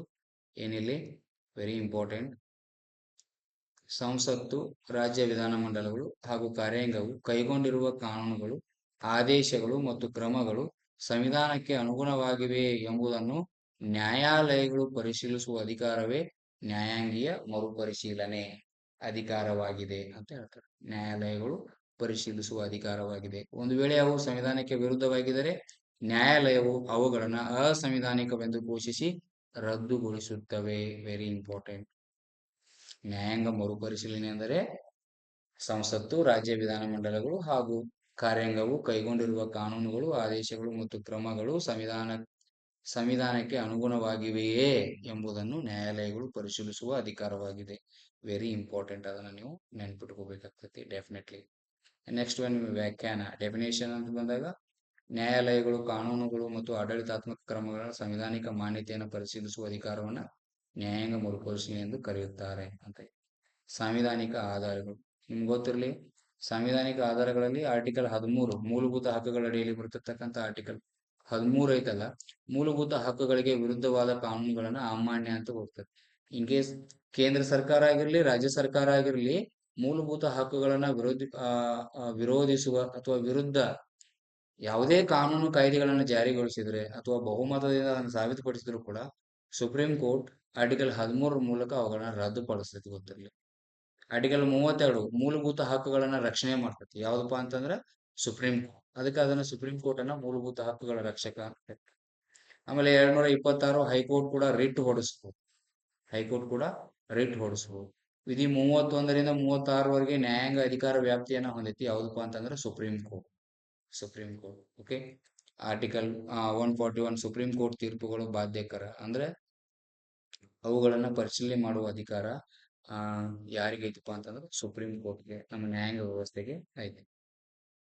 ಆರ್ಟಿಕಲ್ 142 ಸಂಪೂರ್ಣ ನ್ಯಾಯ ನೀಡುವ ಅಧಿಕಾರ ಐತಿ. ಓಕೆ, ಇವುಗಳ ಉದ್ದೇಶ ಏನಪ್ಪಾ, ಸಂವಿಧಾನದ ಸರ್ವೋಚ್ಚತೆಯನ್ನ ಕಾಪಾಡುವುದು, ಮೂಲಭೂತ ಹಕ್ಕುಗಳನ್ನ ರಕ್ಷಿಸುವುದು, ಸಂವಿಧಾನದ ಶ್ರೇಷ್ಠತೆ, ಮೂಲಭೂತ ಹಕ್ಕುಗಳನ್ನು ರಕ್ಷಿಸುವುದು, ಶಾಸಕಾಂಗ ಮತ್ತು ಕಾರ್ಯಾಂಗ ಅಧಿಕಾರಗಳನ್ನು ನಿಯಂತ್ರಣ ಮಾಡುವುದು, ಅಧಿಕಾರ ದುರುಪಯೋಗವನ್ನು ತಡೆಯುವುದು ನ್ಯಾಯಾಂಗ ಮರುಪರಿಶೀಲನೆಯ ಉದ್ದೇಶ ಆಗಿರ್ತೈತಿ. ಕಾನೂನಿನ ಆಳ್ವಿಕೆಯನ್ನ, ರೂಲ್ ಆಫ್ ಲಾ ಅನ್ನ ಸ್ಥಾಪನೆ ಮಾಡುವುದು, ರೂಲ್ ಆಫ್ ಲಾ ಸ್ಥಾಪನೆ ಮಾಡುವುದಾಗಿರ್ತೈತಿ. ಇದ್ರದ್ದು ಮಹತ್ವ ಏನಪ್ಪಾ ಅಂತಂದ್ರೆ ಸಂವಿಧಾನದ ರಕ್ಷಕನಾಗಿ ನ್ಯಾಯಾಂಗ ಕಾರ್ಯನಿರ್ವಹಿಸ್ತೈತಿ. ನಾಗರಿಕರ ಹಕ್ಕುಗಳನ್ನ ರಕ್ಷಿಸ್ತೈತಿ. ಸರ್ಕಾರದ ಅಂಗಗಳ ನಡುವೆ ಅಧಿಕಾರ ಸಮತೋಲನವನ್ನ ಕಾಪಾಡ್ತೈತಿ. ಯಾವುದು, ಶಾಸಕಾಂಗ ಮತ್ತು ಕಾರ್ಯಾಂಗದ ನಡುವೆ ಅಧಿಕಾರ ಸಮತೋಲನವನ್ನ ಸ್ಥಾಪನೆ ಮಾಡ್ತೈತಿ. ಪ್ರಜಾಪ್ರಭುತ್ವದ ಮೌಲ್ಯಗಳನ್ನ ರಕ್ಷಣೆ ಮಾಡುತ್ತದೆ. ಸಂವಿಧಾನದ ಮೂಲ ರಚನೆಯನ್ನ, ಬೇಸಿಕ್ ಸ್ಟ್ರಕ್ಚರ್ ಅನ್ನ ಉಳಿಸ್ತೈತಿ. ಅಂದ್ರೆ ಸಂವಿಧಾನ ಮೂಲ ರಚನೆಗೆ ಧಕ್ಕೆ ಬಾರದ ಹಾಗೆ ಅದು ನೋಡ್ಕೋತೈತಿ. ಅದಕ್ಕೆ ಸಂಬಂಧಪಟ್ಟಾಗ ಕೆಲವೊಂದಿಷ್ಟು ಪ್ರಕರಣಗಳಿದಾವೆ. ಕೇಶವಾನಂದ ಭಾರತಿ ಪ್ರಕರಣ ಆಗಿರ್ಬೋದು, ಆಮೇಲೆ ಮಿನರ್ವಾ ಮಿಲ್ಸ್ ಪ್ರಕರಣ ಆಗಿರ್ಬೋದು, IR ಕೊಲೆಯೋ ವರ್ಸಸ್ ಸ್ಟೇಟ್ ಆಫ್ ತಮಿಳುನಾಡು ಪ್ರಕರಣ ಆಗಿರ್ಬೋದು. ಆಮೇಲೆ ಅದಕ್ಕೆ ಸಂಬಂಧಪಟ್ಟಿರತಕ್ಕಂತ ಕೆಲವೊಂದಿಷ್ಟು ಪಾಯಿಂಟ್ಗಳನ್ನ ನೀವು ಇಲ್ಲಿ ಸ್ಕ್ರೀನ್ ಶಾಟ್ ಮಾಡಿ ನೋಡ್ಬೋದು. ನ್ಯಾಯಾಂಗ ಮರುಪರಿಶೀಲನೆಯು ವೆರಿ ಇಂಪಾರ್ಟೆಂಟ್. ನ್ಯಾಯಾಂಗ ಮರುಪರಿಶೀಲನೆಯು ಸಂವಿಧಾನದ ರಕ್ಷಕ, ಮೂಲಭೂತ ಹಕ್ಕುಗಳ ಸಂರಕ್ಷಕ ಮತ್ತು ಕಾನೂನಿನ ಆಳ್ವಿಕೆಯ ಭದ್ರಕೋಟೆಯಾಗಿದೆ. Very important. ಸೊ ಈ ಎಲ್ಲಾ ಪ್ರಶ್ನೆಗಳನ್ನ ನೀವೇನ್ ಮಾಡ್ಬೇಕಾಕತಿ, ಡೆಫಿನೆಟ್ಲಿ ನೀವು ನಿಮ್ಮ ಪರೀಕ್ಷೆಗೆ ಇವುಗಳನ್ನ ಸಿದ್ಧಪಡಿಸ್ಕೋಬೇಕಾಕತಿ. ನಾನಿಲ್ಲಿ ನಿಮಗೆ ಕೇವಲ ಇನ್ಫಾರ್ಮೇಶನ್ ಕೊಡ್ಲಿಕ್ಕೆ ಮಾಡಿರ್ತಕ್ಕಂಥ ಕ್ಲಾಸ್ ಇದು. ಇವುಗಳ ನೋಟ್ಸ್ ಅನ್ನ ನೀವೇನ್ ಮಾಡ್ಬೇಕಾಕತಿ, ಸೊ ಸ್ಕ್ರೀನ್ ಶಾಟ್ ಹೊಡೆದು ಬೇಗ ನೀವೇನ್ ಮಾಡ್ಬೇಕು, ಪರೀಕ್ಷೆಗೆ ಸಿದ್ಧತೆಯನ್ನ ಮಾಡ್ಕೋಬೇಕಾಗ್ತತಿ.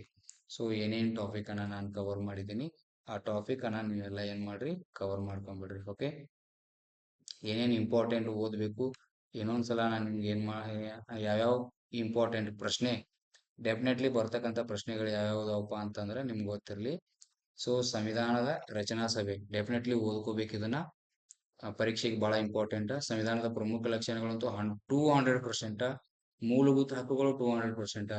ರಾಜನೀತಿ ನಿರ್ದೇಶಕ ತತ್ವಗಳು ಇಂಪಾರ್ಟೆಂಟ್. ಆಮೇಲೆ ರಾಷ್ಟ್ರಪತಿ, ಆಮೇಲೆ ಭಾರತ ಸಂಸತ್ತಿನ ಬಗ್ಗೆ ಆಗ್ಲಿ, ಆಮೇಲೆ ಸುಪ್ರೀಂ ಕೋರ್ಟ್ ಬಗ್ಗೆ 200% ನೀವು ನೋಡ್ಕೋಬೇಕಾಕೈತಿ.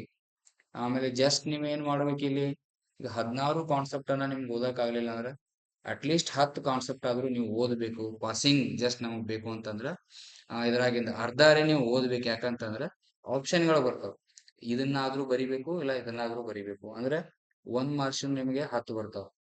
1 ಮಾರ್ಕ್, ಹೌದಾ, 1 ಮಾರ್ಕ್ಸ್ ಎಷ್ಟು ಬರ್ತಾವಪ್ಪ ಅಂತಾರೆ ನಿಮ್ಗ, ಇಲ್ಲಿ 10 ಕ್ವಶನ್ ಬರ್ತಾವ. Okay, 10 question. ಆಮೇಲೆ 10 ಮಾರ್ಕ್ಸ್ ಕ್ವಶನ್, 10 ಮಾರ್ಕ್ಸ್ ಕ್ವಶನ್ ಎಷ್ಟು ಬರ್ತಾವ, 4 ಬರಿಬೇಕಾಗ್ತೈತಿ. ಅಂದ್ರೆ ಇದ್ರಾಗ ಅವ್ರು ಎಷ್ಟು ಕೊಟ್ಟಿರ್ತಾರ ಅಂದ್ರೆ 7 ಕೊಟ್ಟಿರ್ತಾರ. ಸೊ ಆಪ್ಷನ್ಸ್ ಇರ್ತಾವ, ನಿಮ್ಗ ಬಹಳ ಬೆನಿಫಿಟ್ ಐತಿ. ಇವಾಗ ಓದಾಕ್ ಕೂತ್ರು ನೀವು ಡೆಫಿನೆಟ್ಲಿ ಆರಾಮ್ ಪಾಸ್ ಹಾಕಿರ್, ತಲೆ ಕೆಡ್ಸಕ್ ಹೋಗ್ಬೇಡ್ರಿ. 7ರಾಗ ನೀವು 4 ಬರಿಬೇಕಾಗಿರ್ತೈತಿ. ಇದ್ರಾಗ ಯಾವ್ದಾದ್ರು ನೀವು ಏನ್ ಮಾಡ್ಬೋದು, ಅರ್ಧ ಬರ್ಬೋದು. ನಿಮಗ್ ಬರ್ತಿರ್ತಕ್ಕಂಥ 4 ಪ್ರಶ್ನೆಗಳಿಗೆ ಏನ್ ಮಾಡ್ಬೋದು, ಡೆಫಿನೆಟ್ ಆಗಿ ಯಾವ್ದು ಈಜಿ ನೀವು ಬರಿತಿರಲ್ಲ ಅದನ್ನ ಆಯ್ಕೆ ಮಾಡ್ಕೊಂಡು ಬರಿಬೇಕಾಗ್ತದೆ. ಓಕೆ, ಆಮೇಲೆ 15 ಮಾರ್ಕ್ಸ್ 2 ಬರ್ತದೆ. 15 ಮಾರ್ಕ್ ಕ್ವಶನ್ ಅದಾವಲ್ಲ, ಹೌದಾ, 2 ಬರ್ತದೆ. ಇಲ್ಲಿ 4 ಅಥವಾ 3 ಕೊಟ್ಟಿರ್ತಾರ ಅವ್ರು, ಅದ್ರಾಗ ನಿಮ್ಗೆ ಯಾವ್ದು ಈಜಿ ಐತಲ್ಲ ಅದನ್ನ ಬರಿಬೇಕಾಕತಿ. ಸೊ ಇಷ್ಟು ಕ್ವಶನ್ ಅಲ್ಲಿ ನೀವು 6 ಲಾಂಗ್ ಕ್ವಶನ್ ಬರಿಬೇಕಾಕತಿ ಅಷ್ಟ. ಎಷ್ಟು, 10 ಮಾರ್ಕ್ಸ್ 4 40, 15 ಮಾರ್ಕ್ಸ್ 2, ಇಲ್ಲಿ 30, ಆಮೇಲೆ 40 ಎಷ್ಟಾಯ್ತು, 70 ಆಯ್ತು. ಇಲ್ಲಿ 10 80, ಟೋಟಲ್ 80 ಮಾರ್ಕ್ಸ್. ಈ 16 ಕಾನ್ಸೆಪ್ಟ್ ಒಳಗ ನೀವು ಬರಿಬೇಕಾಗಿರೋದು ಎಷ್ಟು, 6 ಮಾತ್ರ. ಈ ವೆರಿ ಈಸಿ, ನಿಮ್ಗ ಒಟ್ಟ ಅನುಕೂಲ, ಸ್ಕೋರ್ ಮಾಡಕ್ಕೂ ಆಯ್ತು, ಪಾಸಿಂಗ್ ಆಯ್ತು. ಇದ್ರಾಗ ನೀವು 6 ಪರ್ಫೆಕ್ಟ್ ಆಗಿದ್ರ, ಯಾವ್ದಾದ್ರು 6 ಪರ್ಫೆಕ್ಟ್ ಆದ್ರ definitely you will get more marks, more than 50 score ಮಾಡ್ತೀರಿ. ಚೆನ್ನಾಗಿ ಬರೀಲಿಕ್ಕೆ ಪ್ರಾಕ್ಟೀಸ್ ಮಾಡಿದ್ರ, ಆರು ಬರೀಲಿಕ್ಕೆ ಆಗುದಿಲ್ಲ ನಿಮಗೆ. ಓಕೆ, ಇಷ್ಟು ನೀವು ಪ್ರಾಕ್ಟೀಸ್ ಮಾಡಿ ಆ ಪರೀಕ್ಷೆಗೆ ಸಿದ್ಧತೆ ಮಾಡ್ಕೋಬೇಕು. ಆ ದಯವಿಟ್ಟು ಯಾರು ಇಷ್ಟೊತ್ತನ ನೋಡ್ತಾ ಇದ್ರೆ ಅವ್ರಿಗೆಲ್ಲ ಧನ್ಯವಾದಗಳು. ಯಾರೇನು ಸಬ್ಸ್ಕ್ರೈಬ್ ಮಾಡಿಲ್ಲ, ಸಬ್ಸ್ಕ್ರೈಬ್ ಮಾಡ್ರಿ, ನಿಮ್ಮ ಸ್ನೇಹಿತರಿಗೆ ಶೇರ್ ಮಾಡ್ರಿ, ಆಮೇಲೆ ಕಮೆಂಟ್ ಮಾಡ್ರಿ. ಅದರ ಮೂಲಕ ನಿಮ್ಮ ಅಭಿಪ್ರಾಯವನ್ನ ತಿಳಿಸ್ರಿ ಅಂತ ಹೇಳ್ತಾ, ಓಕೆ, ಥ್ಯಾಂಕ್ ಯು, ಧನ್ಯವಾದಗಳು.